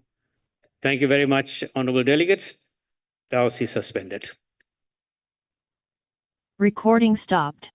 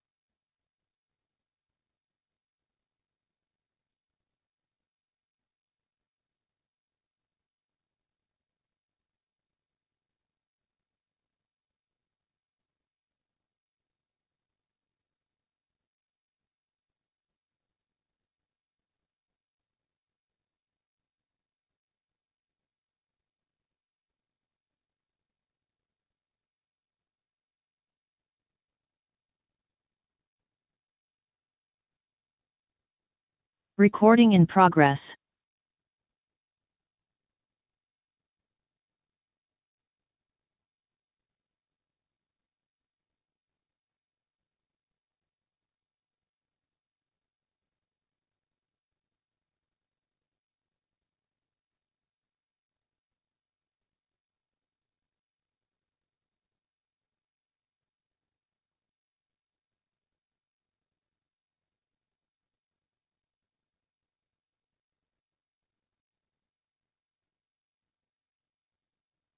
Honorable delegates, we have arrived at the end of the year, which was very hectic because of the election campaign and because of the establishment of parliament. But it's unbelievable that now we're going to do the last order of the NCOP of the year. So really, I think that it's high time that we bid each other farewell, and then we do these things in an honorable way. The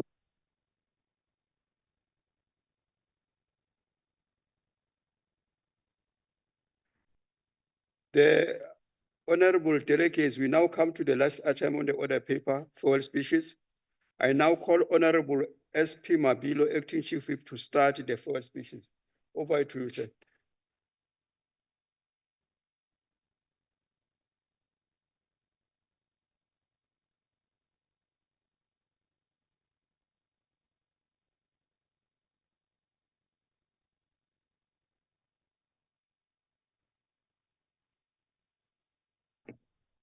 Modila stulo ke a dumedisa ke tlisa tlhompo go baemedi ba palamente botlhe mona ke dumedise Deputy Chair, House Chair, Honorable Khadebe, Honorable Ryder, Honorable members, distinguished special delegates, ladies and gentlemen.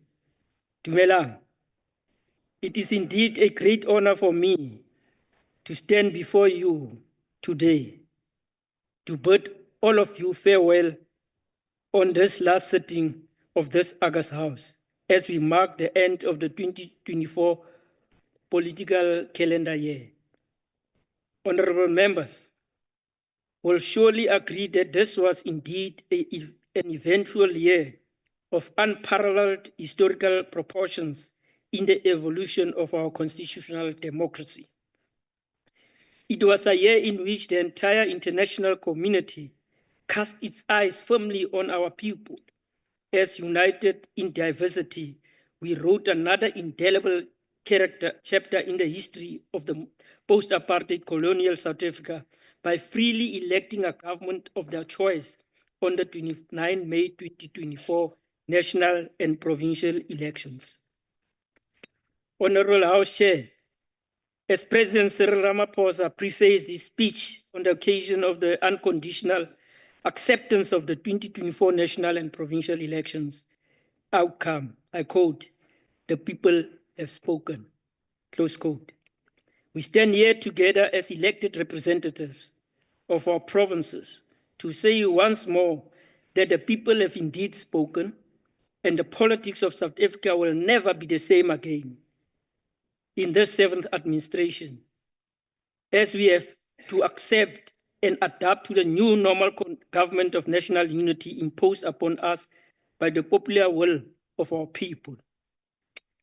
Honorable House Chair, for us in the African National Congress, the unconditional acceptance of the elections outcomes and the attended formation of the inclusive government of national unity is driven by the deep conviction of the need to respect the will of the people of South Africa and in pursuit of our historical mission as the African National Congress to unite all South Africans behind a common vision for a national reconstruction and development. We do this inspired by our forebears who assembled at Kliptown during the Congress of the People 69 years ago to craft a unifying vision of the post-apartheid South Africa, which is articulated in our Freedom Charter. In this historic Congress of the People in 1955, our forebears, representatives of the sections of South Africans across class, gender, race, ethnicity proclaimed, among others, I quote, "The people shall govern, and there's no government that can justify claim authority unless it is based on the will of the people," close quote. Honorable House Chair, it is therefore fitting on this auspicious occasion of the last sitting of this August House in this political calendar year to humble ourselves and to acknowledge the positive gesture of different political parties represented in this parliament for having, out of historical necessity to salvage our country from political destabilization, accepted the outcome of the 29 May 2024 historic elections, not only as free and fair, but most importantly, as a fundamental expression of the popular will of the people. Honorable Chairperson, you also take this opportunity to acknowledge the patriotic gesture of the majority of political parties represented in this parliament by accepting the invitation of the African National Congress to participate in the shaping of this composition of the strategic agenda and of the government of national unity in pursuance of the best interests of our people in united diversity. Honorable House Chair, as we may know, the history of post-colonial Africa is replicated with stories of devastating political conflicts, violence occasioned by disputes over the fairness of the elections. This is the core of the pervasive poverty, underdevelopment, and hunger that continue to precipitate the contemporary challenges of illegal migration patterns in Africa, especially in the SADC region. Honorable House Chair, this makes a compelling call on our collective conscience to humble ourselves by equally expressing our deep sense of appreciation of even those political parties that have raised fundamental objections about the credibility of the election outcome of the elections without resorting to violence. This does not only demonstrate the maturation of our democracy, but it is unparalleled resilience under the most trying times. Members, through the Honorable House Chair, our people across the length and breadth of our country and the international community at large are eager to reassurance from us, their elected representatives, as we close this year of the historic elections. Our expectations about what the government of national unity hold for the future and the future of the country, they are indeed eager to hear from our lessons about the government of national unity. For us, as the African National Congress, the greatest of all the lessons about the GNU is the fact that the political landscape of South Africa has radically changed forever in the 7th administration. As the ANC, we are doing everything in our means to champion the plight of our people and reclaim their trust of their glorious movement. We are, however, confident that the GNU represents continuity in change in the ongoing struggles for the victory of the national democratic revolution. Fundamental to this continuity is the reality that the array of pro-poor and transformative policies voted by the overwhelming majority of our people under the leadership of the African National Congress since 1994 remains intact and non-negotiable. This is particularly so against the background of the fact that despite significant electoral setback the ANC suffered in 2024, the ANC remains by far the largest party in the country and in the GNU. The ANC's progressive and pro-poor policies requires of us to accelerate them without fail. Honorable House Chair, the ANC remains committed to the GNU and will do everything in its power to make it work and succeed. We assure South Africans that the ANC will continue towards the success of the GNU without fail. while at the same time, we must reaffirm the rights of those who want to pull out to do so. But for any political party to think that withdrawal will collapse the GNU, our humble advice to them is that think twice. We call on all political parties that are party to the GNU to work for its success in the interest of the people, whilst also cautioning our media houses from sensationalizing every little difference among the GNU parties. Honorable Chair, the ANC will continue to work for the good of the country, and we will be concerned about the 3 C's. C number 1 is conflict, competition, and cooperation. That should be handled through dialogue and persuasion. Honorable Chair, allow me to, as I conclude, to say the last 5 months of working together as members of this House has created an enduring bond of friendship and comradeship despite political differences. We can safely say that we all know each other and we will continue to work together. Lastly, Chair, in conclusion, allow me, Honorable House Chair, to wish the Deputy, to use the Chair, the Deputy Chair, the Chief Whip, who is being sworn in today as a member of SADC Parliament in the 56th plenary session in Zambia, very well. All the provincial whips, chairpersons of committees, and all members of SALGA. We extend our deepest appreciation to all NCOP staff, support staff, all members of various political party, provincial liaison officers, departmental liaisons, and all the members. Your dedication and willingness to support us is embodied in the broader things of success. I wish all of you a joyous Christmas, a prosperous New Year. May you and all your wonderful families rest well and come back re-energized. Reconnect with your families. Your footprints in building. I'm afraid, you Honorable Chief Whip, your time has expired. Realeboga, danki enkosi. Thank you.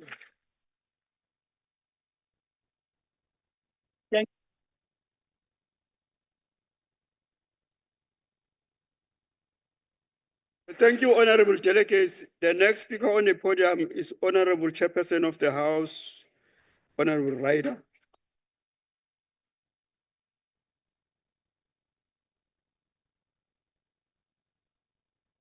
Thank you very much, House Chair. Honourable Chairperson, honourable members, ladies and gentlemen. What a year it has been.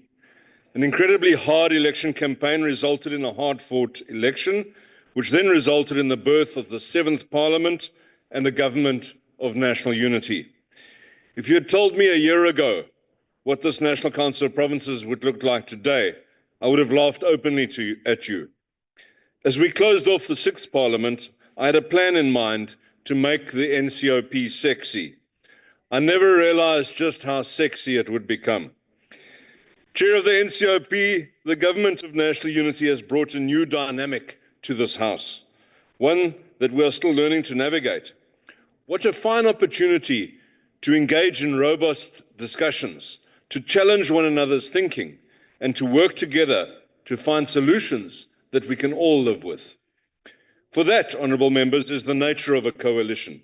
Each party puts their ideas forward, each party gets to assess one another's key points, and each see what the best is from all of these perspectives. Extracting the best from the different scenarios is, of course, the tricky part, which no party should be totally victorious of, and none should be totally defeated. Give and take is the name of the game, and every party in the GNU must be given a voice. The media would have us believe that the day after signing the agreement that gave birth to this GNU, our differences would suddenly disappear and we'd all follow the same ideology and agree on every point. How wrong that could be. No one party can win all of the battles. No one party can lose them all. Honourable members, we fought for and won ourselves a free society. After decades of struggle, each of us has an equal voice. We are free citizens and we meet in this House to express ourselves as individuals and as representatives of the people that chose us to be here for them. What an absolute privilege this is, to be here at the heart of our democracy, to debate the issues of national importance in a setting where freedom of expression is guaranteed, to not fear arrest for our words or our stances, to sit in judgment of the laws that guide our society. These rights, honourable members, place us in the top echelon of democratic societies around the world. That's a heavy burden for us to bear, but also a rare privilege and a scarce opportunity to invest our time in the interests of our fellow men and women. Honourable members, we are the House of Intergovernmental Relations. We are the House of Cooperative Governance. We are the House of Ubuntu. For what does Ubuntu mean other than being in service on behalf of others? Ubuntu is the sense of community, the sense of needing our fellow man in order to give ourselves relevance, the sense of needing to serve our fellow men to make a difference in their lives. I am because you are. Without you, my relevance dims to selfish nothingness. The daily journey up the stairs of this House reminds us of the values of the Constitution that guide our deliberations, remind us of our humanity, remind us of our place in society, remind us of the principles and values that should guide our every deliberation in this House. As the year draws to a close, members are marking off the first 6 months of their term as members of Parliament, an exclusive club of people called to serve their fellow men. We've spent the 6 months orientating ourselves into the new system, working out how best to make the impact that we all hope to make. A good start certainly has been made with the three-sphere planning session and the workshop for committee chairs and whips. The NCOP strategic session then brought these plans together, and we look forward to the final document of Parliament. Our path, therefore, lays before us 4.5 more years of doing our best for the people of South Africa. It starts with us. And so, honourable members, as we depart on our holidays with our heads full of new knowledge and good ideas and plans, let us each apply our minds to the work that lays ahead and how best we can direct our efforts towards the realization of building a better South Africa for us all. I therefore thank our partners in the GNU for the engagements, collegial and robust, and for the willingness to find solutions. Honourable members, but we did not arrive here all on our own, and there's a giant machine in Parliament that has so many moving parts. So as we end this year, I think it's appropriate to voice our gratitude to the people who make our jobs easier, make our jobs possible. The parliamentary staff in their many guises, the researchers, the content advisors, committee staff, secretaries and assistants, the protection staff, the service staff and the cleaners, the wonderful chefs and catering teams who've just treated us now, the protection services and SAPS members deployed in and around our precinct, the librarians, the translators, the Hansard team, member support and travel officers. I'd like to pay special tribute to the table staff and the team in my office who have guided me through a whole new world. The DA team of support staff upstairs and the researchers have played a vital and much appreciated role. To the ushers in the chamber and every single person who forms part of the team, we see you and we thank you for your service to our democratic project. I'd also like to thank the opposition for their role in the House to date. Aside from taking a vast number of selfies, they've also done their best to show South Africa what the alternative to the GNU really is. And this has been a massive electoral boost for all the members of the GNU. And for this, we're grateful. Honourable members, our committee work often requires inputs from role players across the board, and there are many civil society groups that contribute greatly to all parliamentary processes and who need to be acknowledged for their work as well. We salute you and encourage you to keep making your submissions and presenting your criticisms and ideas. And of course, to the media as well. It's often a difficult relationship, but the association is, however, entirely symbiotic. as the media needs MPs to generate the stories for them, and MPs need the media to help generate profile. To my fellow presiding officers, I thank you for the collegiality, the guidance, and the willingness to engage. We have done well. And lastly, to our families, the tremendous supporters that enables us to spend so much time here and working for a better South Africa. The husbands and the wives, the partners, children, and extended families. We thank you for sharing your loved ones with us, with South Africa, and we look forward to spending quality time with you over the festive season. Travel safely, ladies and gentlemen. Return with renewed vigor in 2025. I thank you.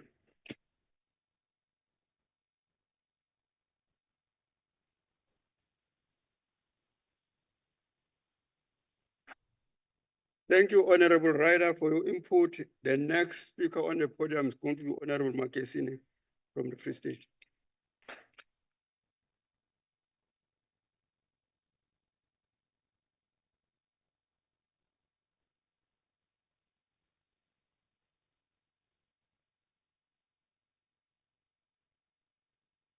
Thank you, Chairperson. Greeting to the Commander-in-Chief, Julius Sendo Malema, the President of the Economic Freedom Fighters, members of the Parliament, Ground Forces, and fellow South Africa. Dibonge kakhulu wena umama wethu uMerifile Mutsweni-Tsipane ngokuguide the House to the right direction. Siyabulela mama ubambe njalo. As we gathered at the close of another year, we are reminded that the task of leadership is not to seek comfort, but to confront the uncomfortable truths of our time. The state of the nation demands honesty, courage, and unwavering commitment to justice. Ours is not at the time for empty promises or platitudes. It is the time for bold action and accountability. This moment, therefore, calls for the leaders who are unafraid to speak truth to power, to expose injustice, and to fight tirelessly for the ideals of freedom and equality and dignity. This year of the 2024 general election marks a pivotal moment in the African politics. For the first time since 1994, the former liberation movement lost the power in majority in this country. This is not merely on the reflection of electoral discontent, but a demi-indictment of the ANC failure to address the socio-economic struggle of our people. And today, we find ourselves facing a betrayal of history, proportion, the so-called government of national unity, between the Democratic Alliance and the ANC. This coalition represents the worst of capitulation. Even more disgraceful is the coalition that stands support the Zionist state of Israel through its partnership with the DA, betray the long-standing solidarity of South Africa with the Palestinian struggle for the self-determination. This is not the governance, it is surrender to mark the forces of elite interest. Chairperson, under the coalition government, South Africa has witnessed a catastrophe of job losses. Over 50,000 jobs have been lost. Austerity measures have been imposed, and workers, especially the teachers, are facing uncertainty for their future. And at this time, the gender-based violence scourge is surging very high, and the justice system is also overwhelmed, leaving the victims of gender-based violence without a justice that they were supposed to receive. And one of the greatest indictments of this year that we must speak about is unlawful release of Yalus Wallace, a convicted assassina who killed Chris Tembekile-Hani. And that guy was released we didn't do enough as a country. This is the act of an insult to Hani memory and to all South Africans who fought for the freedom. It is a stark reminder that justice system remains stood in favor of the oppressed while they undermine the sacrifice of the liberation struggles and heroes. The ANC failed to oppose the release of the decisive action to demonstrate detachment of the values of justice, accountability that Chris Tembekile-Hani stood for. The Phala scandal is yet another stain that ANC credibility. The president of the country involved in money laundering and invasion of accountability have undermined our democracy. No looter should be above the law. The EFF will not rest until the justice is served. In this dark time, the economic freedom stands in a beacon of hope. The economic freedom fighters have in this council stood firm as a lone voice for Black people opposing corruption, maladministration, waging the strike and hold the executive accountable. And the EFF grow across the African continent to underscore its position as the only progressive organization in the world. Finally, as I conclude, Chair, I would like to take this opportunity to extend my appreciation to the commissars, fighters who hail from 8 respective provinces of South Africa, being part of the fight of economic freedom in this House. To the ground forces of the EFF, to the South Africa who believes to the vision of the economic freedom fighters, we express our deepest gratitude. We are the heartbeat of our movement, the foundation upon which we will deliver economic freedom in our lifetime. As we close this year, let us recommit ourselves to self-struggle of South Africa that reflect a value of justice, equality, and dignity. Let us demand accountability, push transformative policies, and resist of the forces of the sake of undermining the liberation movement. As we move to 2025, we urge all South Africa to reflect on the role of building the better future. Let us stay safe, make informed decisions, look out for one another during this festive season. To the leadership of the economic freedom fighters, may your wisdom continue to guide us. To the ground forces of the EFF, stay resolute, unwavering. Together, we will achieve the economic freedom in our lifetime. I thank you, Chairperson.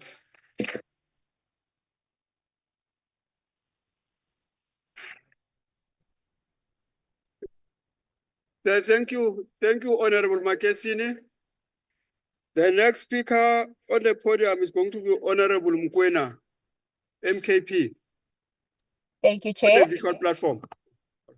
Thank you, Chairperson.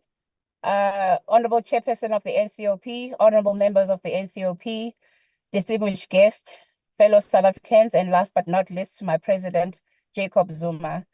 As we close the chapter of this year, I stand before you with a deep sense of gratitude, pride, and an unwavering commitment to the vision of our party, a vision rooted in the principles of justice, equality, and prosperity for all South Africans.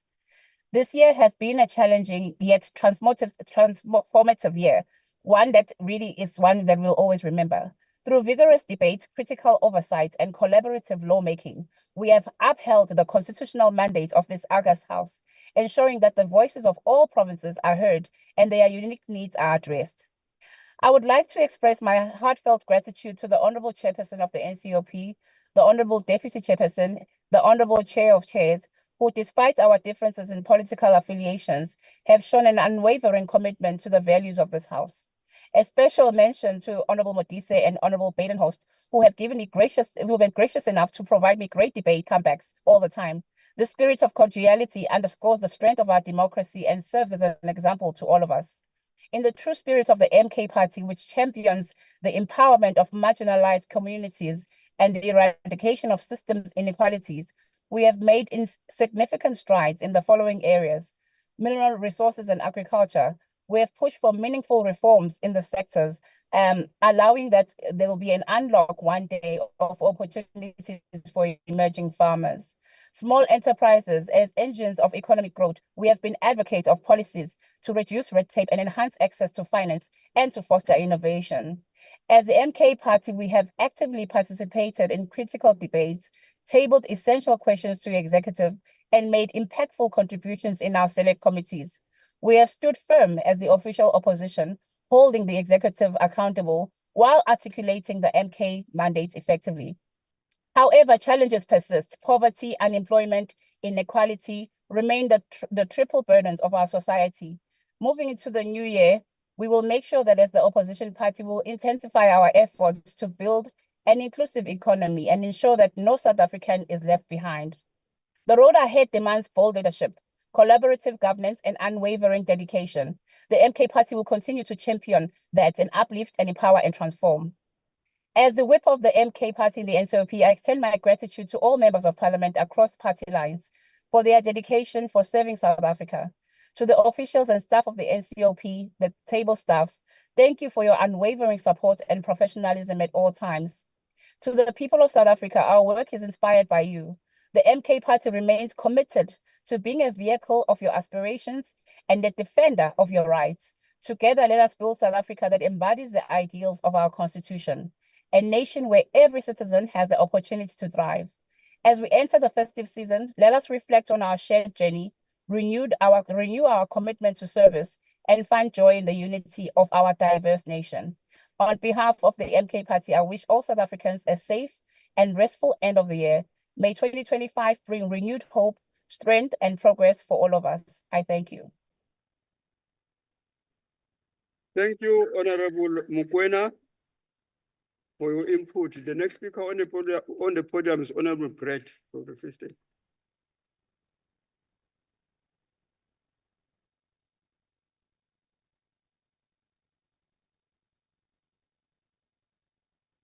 Dankie, agbare huisvoorsitter.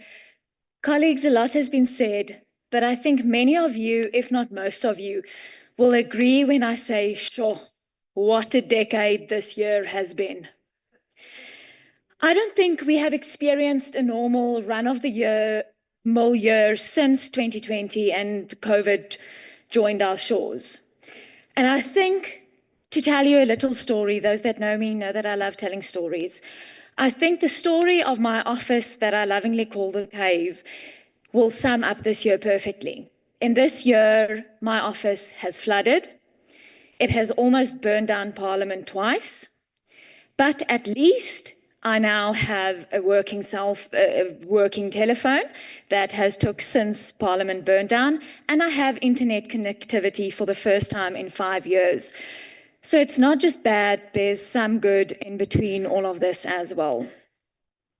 The first part of the year saw us all running and rushing to get through our parliamentary programs and our council programs so that we can actually start electioneering. And then we electioned.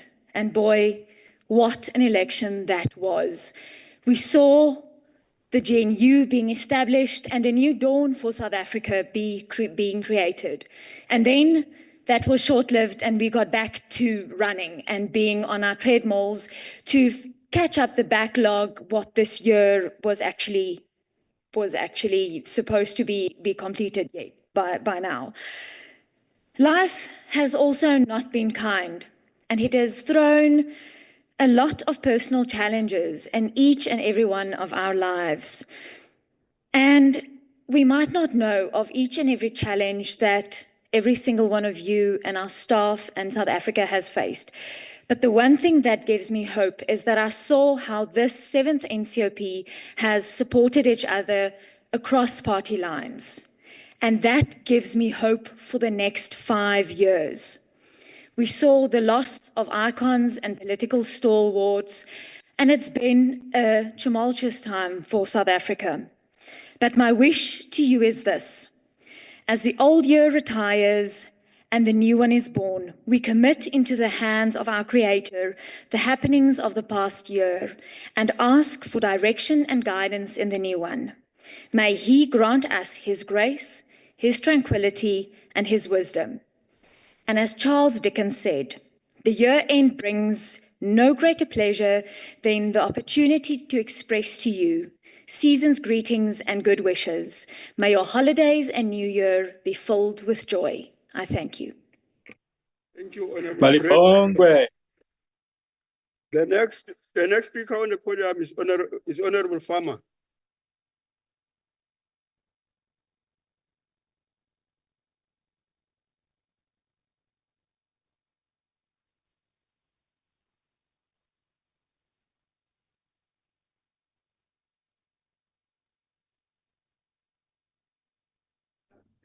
Thank you, Honorable Chairperson, Honorable Members. Honorable Members, Chairperson, I need to start this one with just say thank you. First of all, thank you to my God, the great I am, because this year to me was 2024 was an extraordinarily good year. Started off with a mindset of being a cancer patient, having to get my affairs in order because I don't know what tomorrow, next week, or the next month would bring, to where I'm now saying goodbye for a full year in this August house. Secondly, I want to thank my wife, Kathleen, my sons, Sachin, Luciano, and Nino for their support throughout this year. It was a good year. I came into this house as a sole member of a political party that's brand new. We do not and did not have any traction whatsoever. No staff, no history in here, nothing. We had to learn from afresh, and I was alone. But I'm saying I was alone because as I'm standing here now, ending of this year, I know I'm not alone. I've made a lot of friends and I've received a lot of help. Even though as I said, I was alone, I need to thank, therefore, my president, Gayton McKenzie, his NEC, and the Patriotic Alliance as a whole for trusting me with this task of representing our votes that we got nationally in this platform, in this house. I hope I've done well, and I hope I did my best that I know how. I will still learn, I will keep on learning for as long as I will be here, and I know I can count on all of you. I want to also thank the chairperson, the deputy chair, all my leaders in this house for the guidance and for leading us. As I looked at all of us the last couple of days, I did see some fatigue on a number of us, even though it was not a full year. But we've worked hard and we did what we were supposed to do. And I know we won't use the time left of this year just to rest, as supposedly tired people do. I guess we will make some smells where we go. But Chairperson, I would like to use this opportunity to wish all of us a blessed Christmas time, for the festive season. I want to wish you all good luck and happiness. And when we come back for 2025, that to be a prosperous year and for us to come afresh and do the hard work again. Thank you, Chairperson. Thank you, Honorable Farmer. The next speaker on the podium is Honorable Peter, Eastern Cape.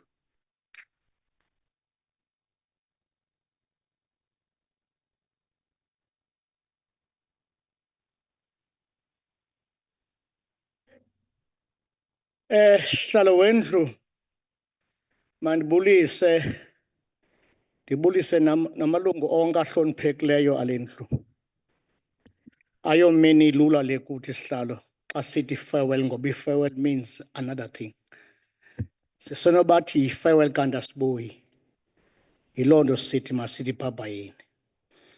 Sihlalo wendlu mandiqale ndibonge usihlalo umama uMsweni ngesikhokelo sakhe asinikileyo kule ndlu, ingqangangqanga, indlezane, ububele, uncumo oluhle oluthi ndijonge, uthando, ububele, ubuntu, ukujongana ngqo nomsebenzi wakho mama. Ungumama uhamba nodeputy wakho utato noncumo nothando utato nezinqonqo xa ekujongile ungamthi mwa apha ebusweni ngoba ngutato nothando.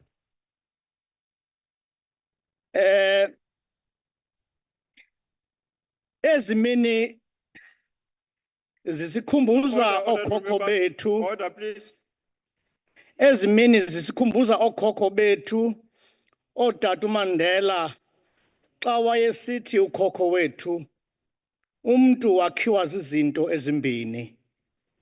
Umntu wakhiwa ziintloni. Umntu wakhiwa kokudana.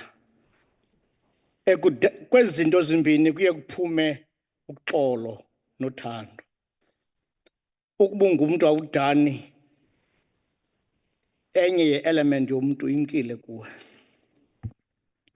Sihlalo mandize apha ekhaya ngo-1994 sasilila singcwaba i-apartheid.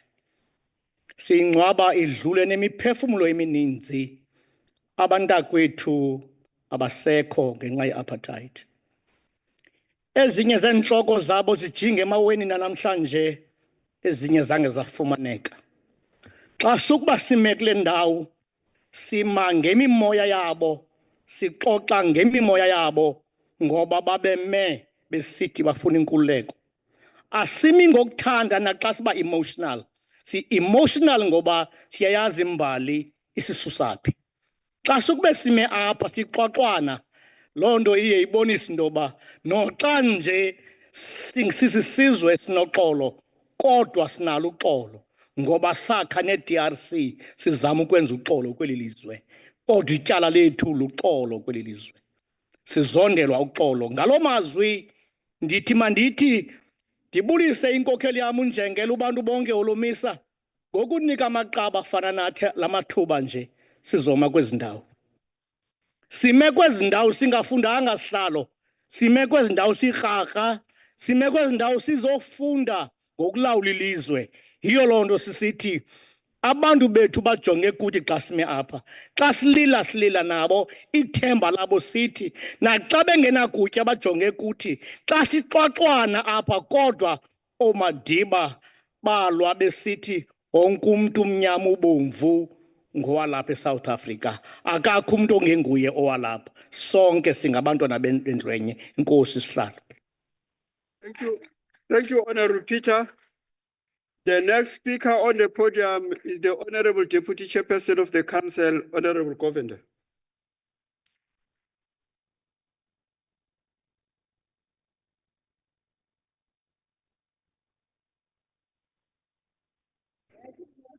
Thank you very much, House Chair. My greetings to the Chairperson of the NCOP, the Chief Whip in absentia, the Acting Chief Whip, House Chairs, as well as all honorable delegates. At the outset, I would like to express my heartfelt gratitude to the Inkatha Freedom Party under the leadership of the Honorable President B.F. Slabisa for granting me this incredible opportunity to serve as the Deputy Chairperson of the National Council of Provinces. It is indeed a profound honor to occupy this position, and I am deeply appreciative of the confidence that has been placed in me to contribute meaningfully to our shared vision for South Africa. The past few months have been very eventful as we settled in under the new government of national unity. As I reflect on the past few months of this GNU, I have seen a significant evolution in South Africa's political landscape. The GNU is meant to serve society by clarifying the long-term ideals and aspirations of ordinary South Africans, including the critical contributions that each sector can make to realize material change in South Africa. Honorable delegates, I wish to extend my sincere gratitude to the Chairperson of the National Council of Provinces, the Chief Whip of the Council, the House Chairpersons, and all members of the NCOP for their relentless dedication to serving the people of South Africa. Your hard work, resilience, and commitment to tackling the nation's challenges are truly inspiring. Honorable delegates, every one of you in this House has contributed in some way to my growth in the NCOP. And for this, I thank you very much. I also wish to inform all honorable delegates and staff that I've received numerous commendations from members of the executive across the three spheres of government, including members of parliament, provincial legislatures, regarding the efficiency and the effectiveness in which the NCOP operates as an institution. Honorable delegates, it would be remiss of me if I do not acknowledge the cooperation and assistance that I received from the staff in my office. Their institutional knowledge and expertise assisted me immensely to hit the road running. I would also like to thank all parliamentary staff under the leadership of the Secretary to Parliament, Mr. Colelia George, including the Secretary of the NCOP, Advocate Pindela, and our table staff for their dedication and behind-the-scenes efforts during the establishment of the 7th administration. They demonstrated exceptional skill, poise, and professionalism, ensuring that the onboarding of members and the first sittings were executed as planned. My thanks also go to the staff in the restaurant and security personnel for their services. Honorable members, I must pause here for a few minutes to acknowledge Ms. Zainab Arensa from our restaurant staff that has served this institution for 33 years, and she is retiring today. Our thanks go to her also.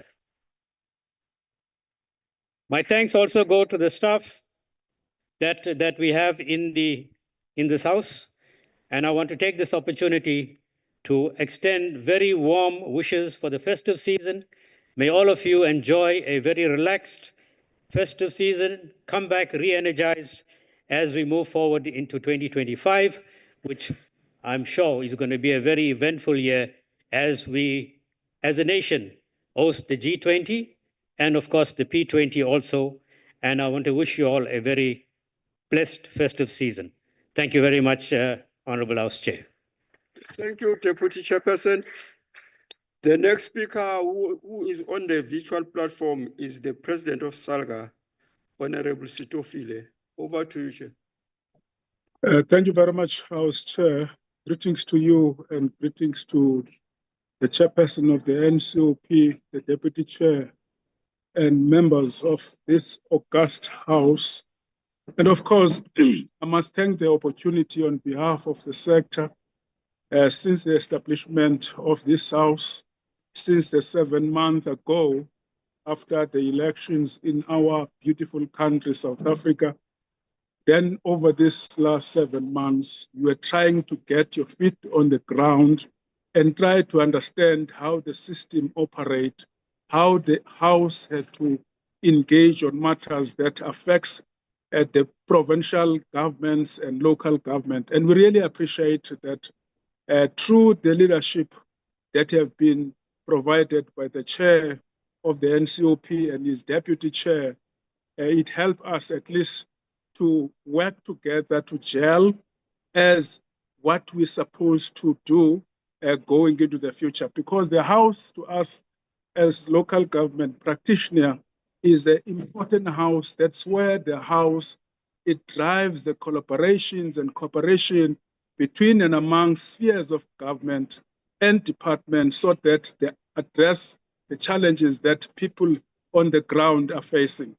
I know it's only 7 months ago that you assumed the office, and we are happy looking back into the past, the grandiose work that you have achieved. In fact, you responded to one of Asian revolutionary who once said, when a dark cloud appears on the sky, we only pointed out that is only temporarily. The darkness will pass, the sunshine will break through.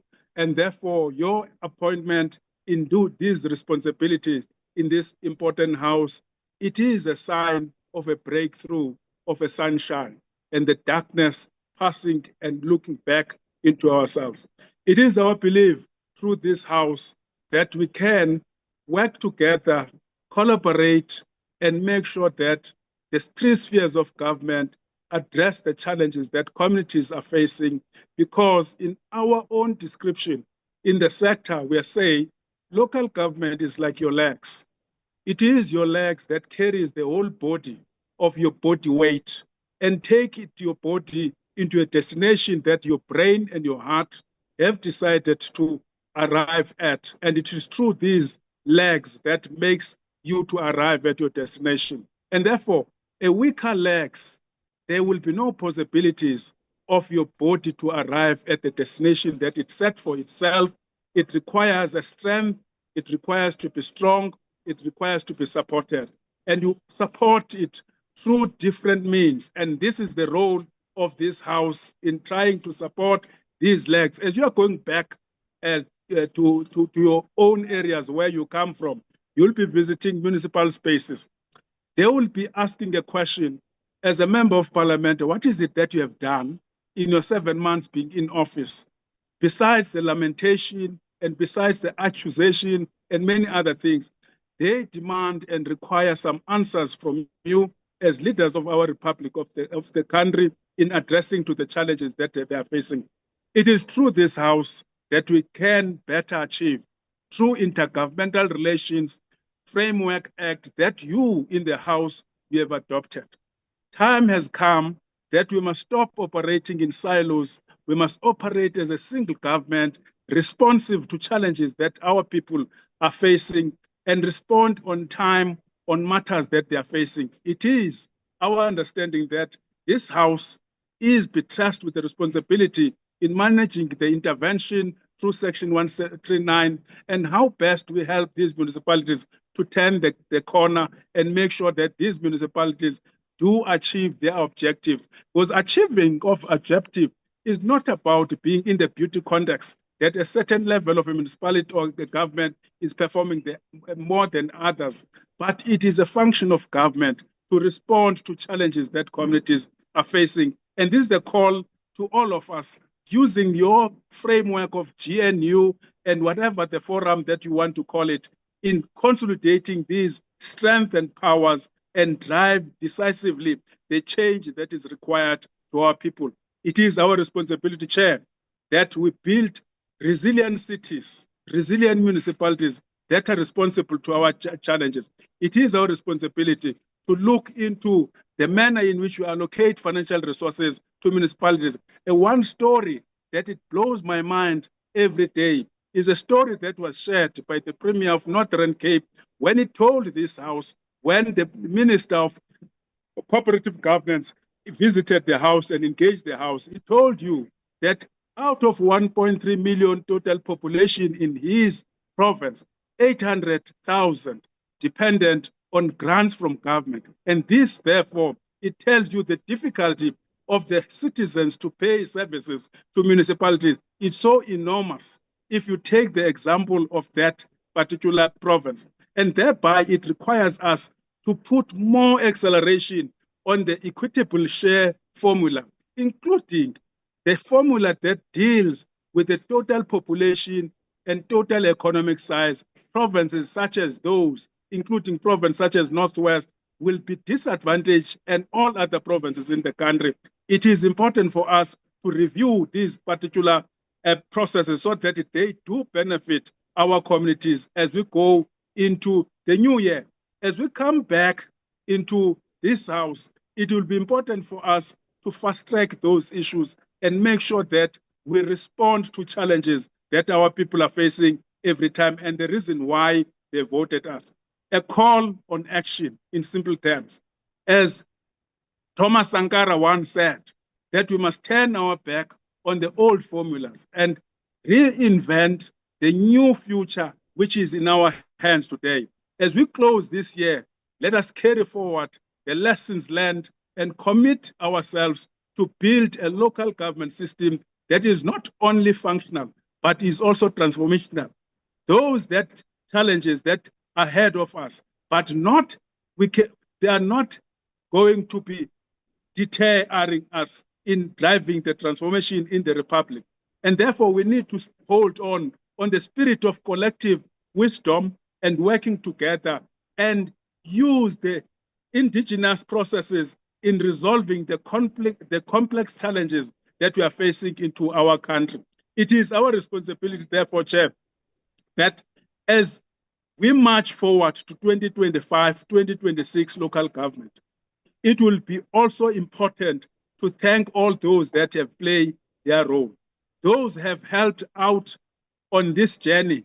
To the honorable members of National Council of Provinces, my respect followed the local government leaders that they give their heart out in trying to find solution in the difficulties that they are facing.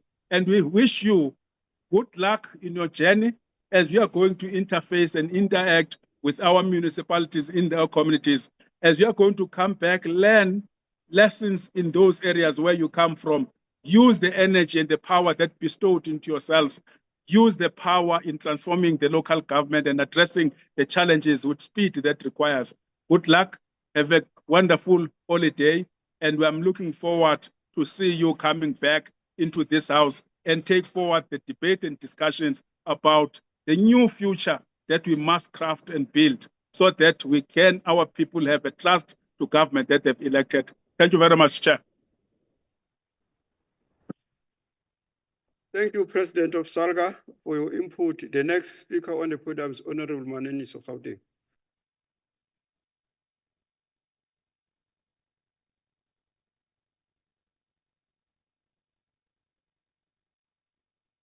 Thank you, Chairperson. I don't want to be tempted by Honorable Mudise. Let me stand on the protocol that have been announced before. Chair, my presentation, actually the speech will be based on the message to the people, not us. Let me start by thanking them for voting us, because this composition is what the country wanted. And I want to say in 2024, one has met different people, different calibers, and competent public servants from all walks of life. From where I lead in the select committee, I've learned that if all of us, we put our differences away and focus on the agenda, we are able to deliver.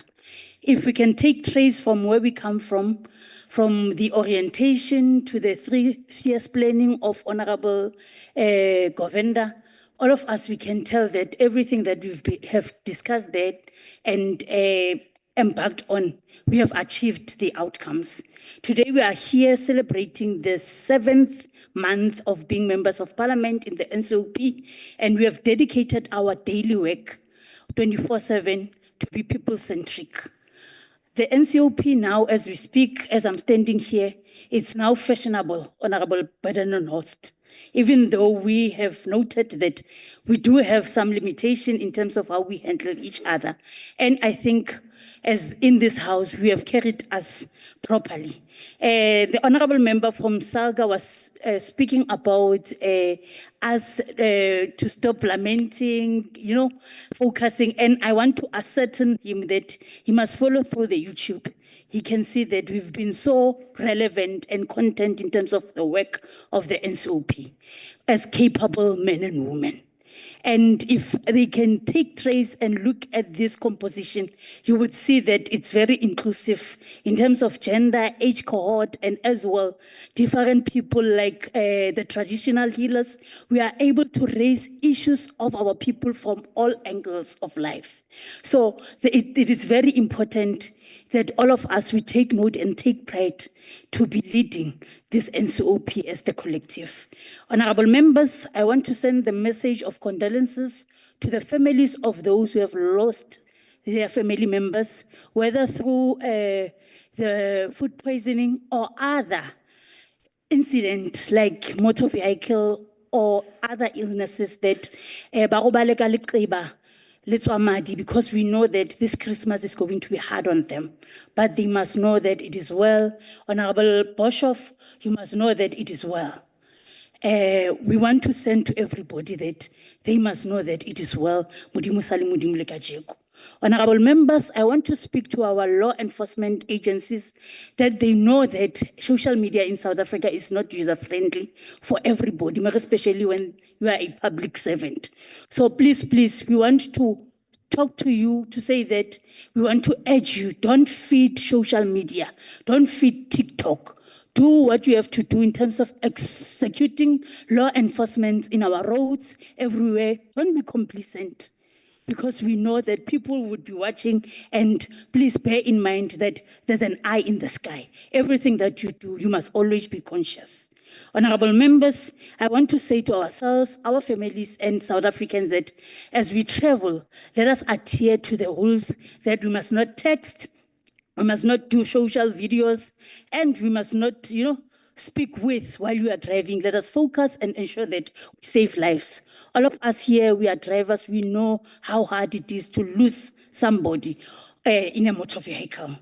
I want to say to ourselves, honorable members and the DA members and FF Plus, I have never thought in my life that I would hear somebody say Malibongwe or Amanda Awetu. But in this NCOP, we have seen it, honorable members. And it really shows that we can appreciate that we live in coexistence. As the NCOP, through our work of accountability and oversight, we have passed all the stages of forming, norming, performing, and adjusting. And every day, we rise as a collective to ensure that we serve our people. We have proven to many that we understand our mandate as the NCOP, and we did this without failure. Today, the NCOP is known as a critical house and as a state of theater in terms of deliberating on ideas. We made it this far, not because we can, but because we had we have pulled through as collective, and we do understand that we can pull this together. Go enjoy your festivities, and please be on call as it when you are needed, because we know that being a public servant, you have all the resources that you can advance or assist or intervene where it is necessary. Honorable Nowe, don't switch off your phone to say you are on recess.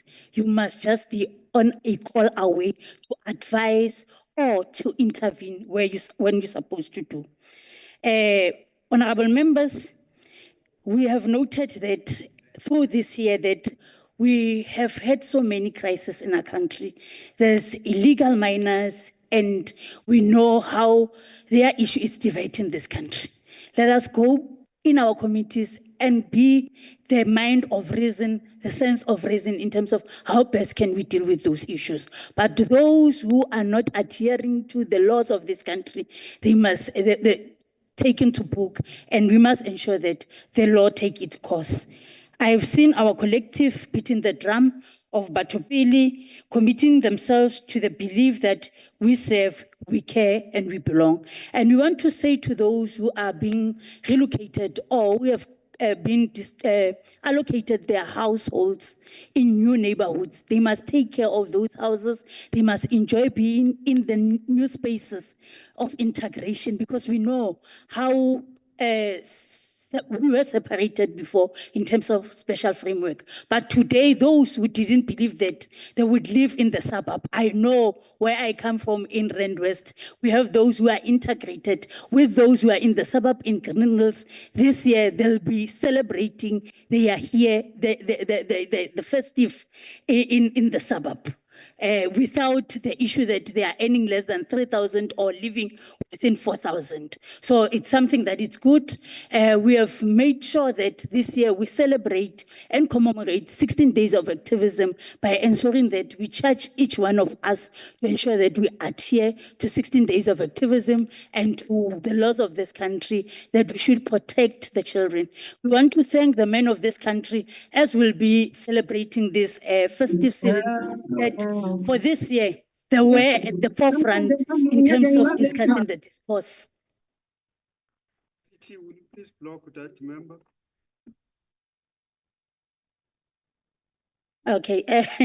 Thank you, Honorable Chairperson, for the protection. It really shows that come next year, we need to agree and disagree on this issue of visual platform. Honorable members, I want to wish as well the people of Mpumalanga to enjoy their new bridge that has been handed over today by the President. To say that Kopili, Una Lilaiti, Basaluza Hope, we are here to serve them. As we go home, let's go and share whatever that we have in terms of reusing, recycling, and as well reducing, because we know that in our country, we are faced by the challenges of climate change. So don't just go and throw as you want to, make sure that in your household, you deal with issues of waste management so that we deal with other matters that we know that there are our challenges in terms of pest control. Enkosi Advocate Nonkonyane, ngizawucela ukuthi as you are converging with your people, you must tell them that we are all charged to build the South Africa and together we can do more. I thank you.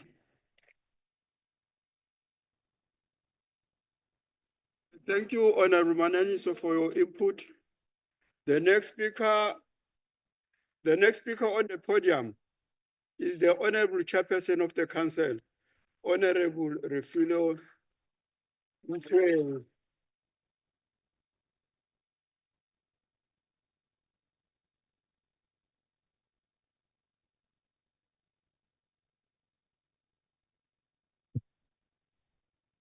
Honorable Chairperson, fellow presiding officers, the acting chief whip and the chief whip in person in absentia, our president of SALGA, as well as honorable delegates. Good afternoon.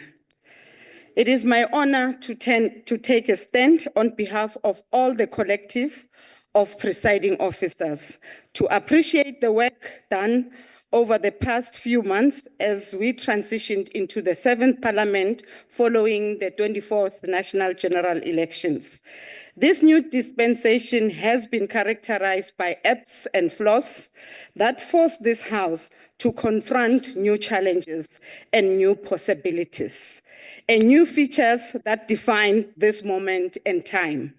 It further forced us to dedicate our energies in responding to the pertinent questions which define the lived experience of our people across the length and breadth of this beautiful nation.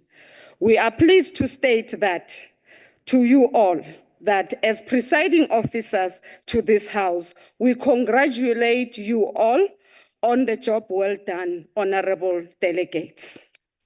Upon the establishment of the 7th Parliament following 30 days of democracy, the NCOP was challenged to re-articulate its relevance and mandate in the eyes of our people as means to restore confidence on the role of institutions defending democracy. We correctly implored all of us that whilst we come from different political parties representing different interests, we heed the call of national unity towards the common agenda that sees substantial change and social transformation for the better lives for all. This means we reasserted the call through our distinct and unique constitutional mandate for the more transformative NCOP, which ensures that oversight makes an impact on the lives of ordinary people across race, class, gender, geographical location.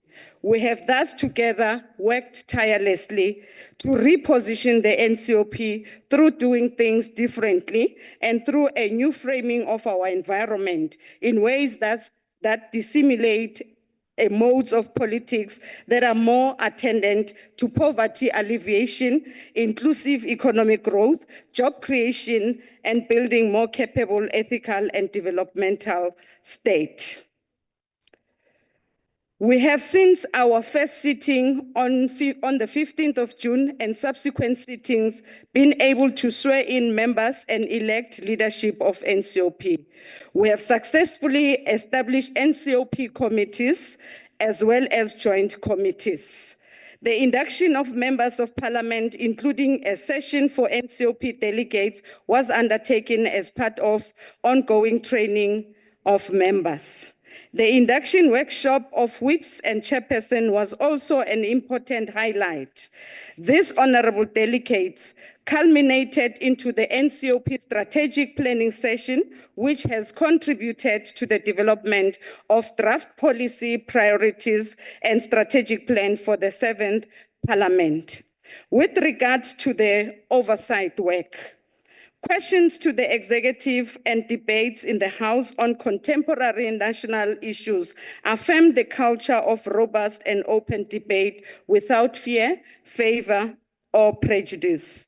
Around 652 questions and 636 responses were made, and 32 question papers were processed. The NCOP Provincial Week focused on the delivery of public infrastructure through the theme confronting the challenges facing the timely delivery of public infrastructure projects to communities. The challenges of infrastructure rollout was recentered as a pivotal to South Africa's economic recovery plan and growth prospects. And as such, we have undertaken to follow up on the key issues which emerged during the provincial week, including the lack of effective project management and oversight, leading to cost overruns and delays, and the need for stronger consequence management to improve accountability. Honorable delegates, according to the labor force survey, the official unemployment rate was at 32.1% in the third quarter of 2024. There was an increase of about 294,000 in the number of employed persons to 16.9 million to third quarter in the third quarter, whilst there was a decrease of about 373,000 in the number of unemployed persons to 8 million. Honorable delegate, this has culminated to your relentless efforts to hold the executive accountable to their priorities. And we are saying all is not done, a lot still needs to be done. Let us continue making sure that we remind our executive on the priorities that they have jointly undertaken through the ANC-led GNU to make sure that they deliver to the livelihood of our people. Our people are anxious, they are looking for jobs, and we can see the wheels of change turning as it is articulated by the labor survey force that I've just alluded to. The three-sphere planning session, whose report was adopted yesterday, was also a critical element to ensure this House incorporate the three-sphere oversight approach as a mechanism that underlines the critical features of our mandate. On public participation, in the main, public involvement took place through the process of committees in dealing with legislation. We plan to deepen and intensify this work in the upcoming year of 2025. We must take this opportunity to thank the provinces for ensuring that legislation that requires their input is properly considered, including engaging the views of stakeholders. We also placed more emphasis on the improvement of the processing of petitions, given petitions are an important means from deepening democracy and ensuring a government by the people and for the people.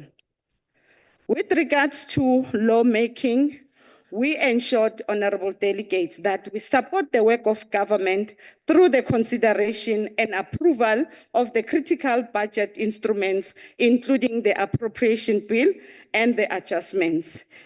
It is our plan to improve the legislative processes and the quality of the laws that we pass. On cooperative governance, there is a need in period ahead to further highlight the support that provincial and national government must provide to municipalities. And I agree with you, President of SALGA, that this is the House that can just make sure that that is achievable. We shall, as in the NCOP, begin preparations towards the local government week, where we shall focus on ensuring on a more capable local government, where the building of better communities shall receive added attention. On international relations, we managed to honor our obligations in terms of our international relations calendar of activities, including participation in the BRICS Parliamentary Forum, the Commonwealth Parliamentary Association, the Pan-African Parliament, as well as the SADC Parliamentary Forum. However, we need to improve the management and the conduct of international business to help us advance parliamentary diplomacy. Honorable delegates, on the same breath, I wish to take this opportunity to thank the entire staff of Parliament under the stewardship of the Secretary of Parliament, Mr. George, as well as our two secretaries, Advocate Pindela, as well as Mr. Klaso. We thank you all for your unwavering support and dedication in ensuring that members are able to execute their work with ease. And we hope that this is the beginning, and we still have yet 4.5 years ahead of us. And the same way we started, let us keep the momentum and improve and work on our weaknesses. By way of conclusion, honorable delegates, through these highlights, as presiding officers, we wish you all a fulfilling festive season with your families and friends. We hope members will find space to share whatever they may have with those families and people in need. We further hope sufficient time is given to rest, since our work involves a lot of travel and time away from our families. As we approach our National Reconciliation Day, let us be reminded that from our divided past and as streams of emergent nations, another nation we call South Africa was reborn. It is our individual and collective duty to defend, promote and redefine an ethics of reconciliation, social justice, and coexistence as a means to heal a nation confronted with new challenges. As presiding officers, we dare not fail you, honorable delegates. Where we have erred, we profusely apologize for our mishaps. Where you have erred, we have forgiven you, honorable delegates. uChristmasi omnandi nonyaka omusha omuhle kini nonke siyanithanda.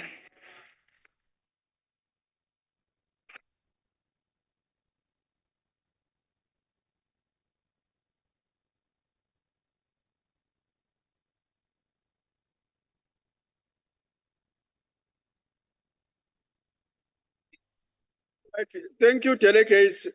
The House is still in session. Before I conclude the business of the day, I was sent a note here reminding me that I should remind you that on the 15th of December is the last day for the application of NSFAS bursaries. Please, as we go back home, let's ensure that our constituency offices are able to help our children, because this is the opportunity which is going to make a huge difference in South Africa if we have a highly skilled youth which can be able to take their responsible duties. And then, again, delegates, I really like to associate myself with all the sentiments raised by the presiding officers of the NCOP. Since I didn't have an opportunity to be there, all three of them, what they've said, I also concur with it. I also concur with most of the sentiments which was raised here on the platforms. Only one or two which I don't agree with them. I'm not going to mention who's that, but most, 90% of the sentiments expressed, I really concur with it. But I really like to thank the chairperson of the council, fellow presiding officers, the fellow provincial whips which we have here, and the chairpersons of the various select committees, in all you delegates, plus our stakeholders, SALCA, the ministries, and the other side of parliament, which is the NA. And then also like to thank the staff of the NCOP, which has been so supportive for all this month. I know that this work is very difficult, but you have done it with dignity. You'll always be appreciated for that. And the support staff, which was helping us, in particular the political staff, plus the support staff on the side of the NCOP on Parliament. These honorable delegates concludes the business of the day. I wish to thank all permanent delegates, MECs, and all special delegates, and SALCA representatives for availing themselves for this plenary. The House is adjourned. Thank you. Recording stopped.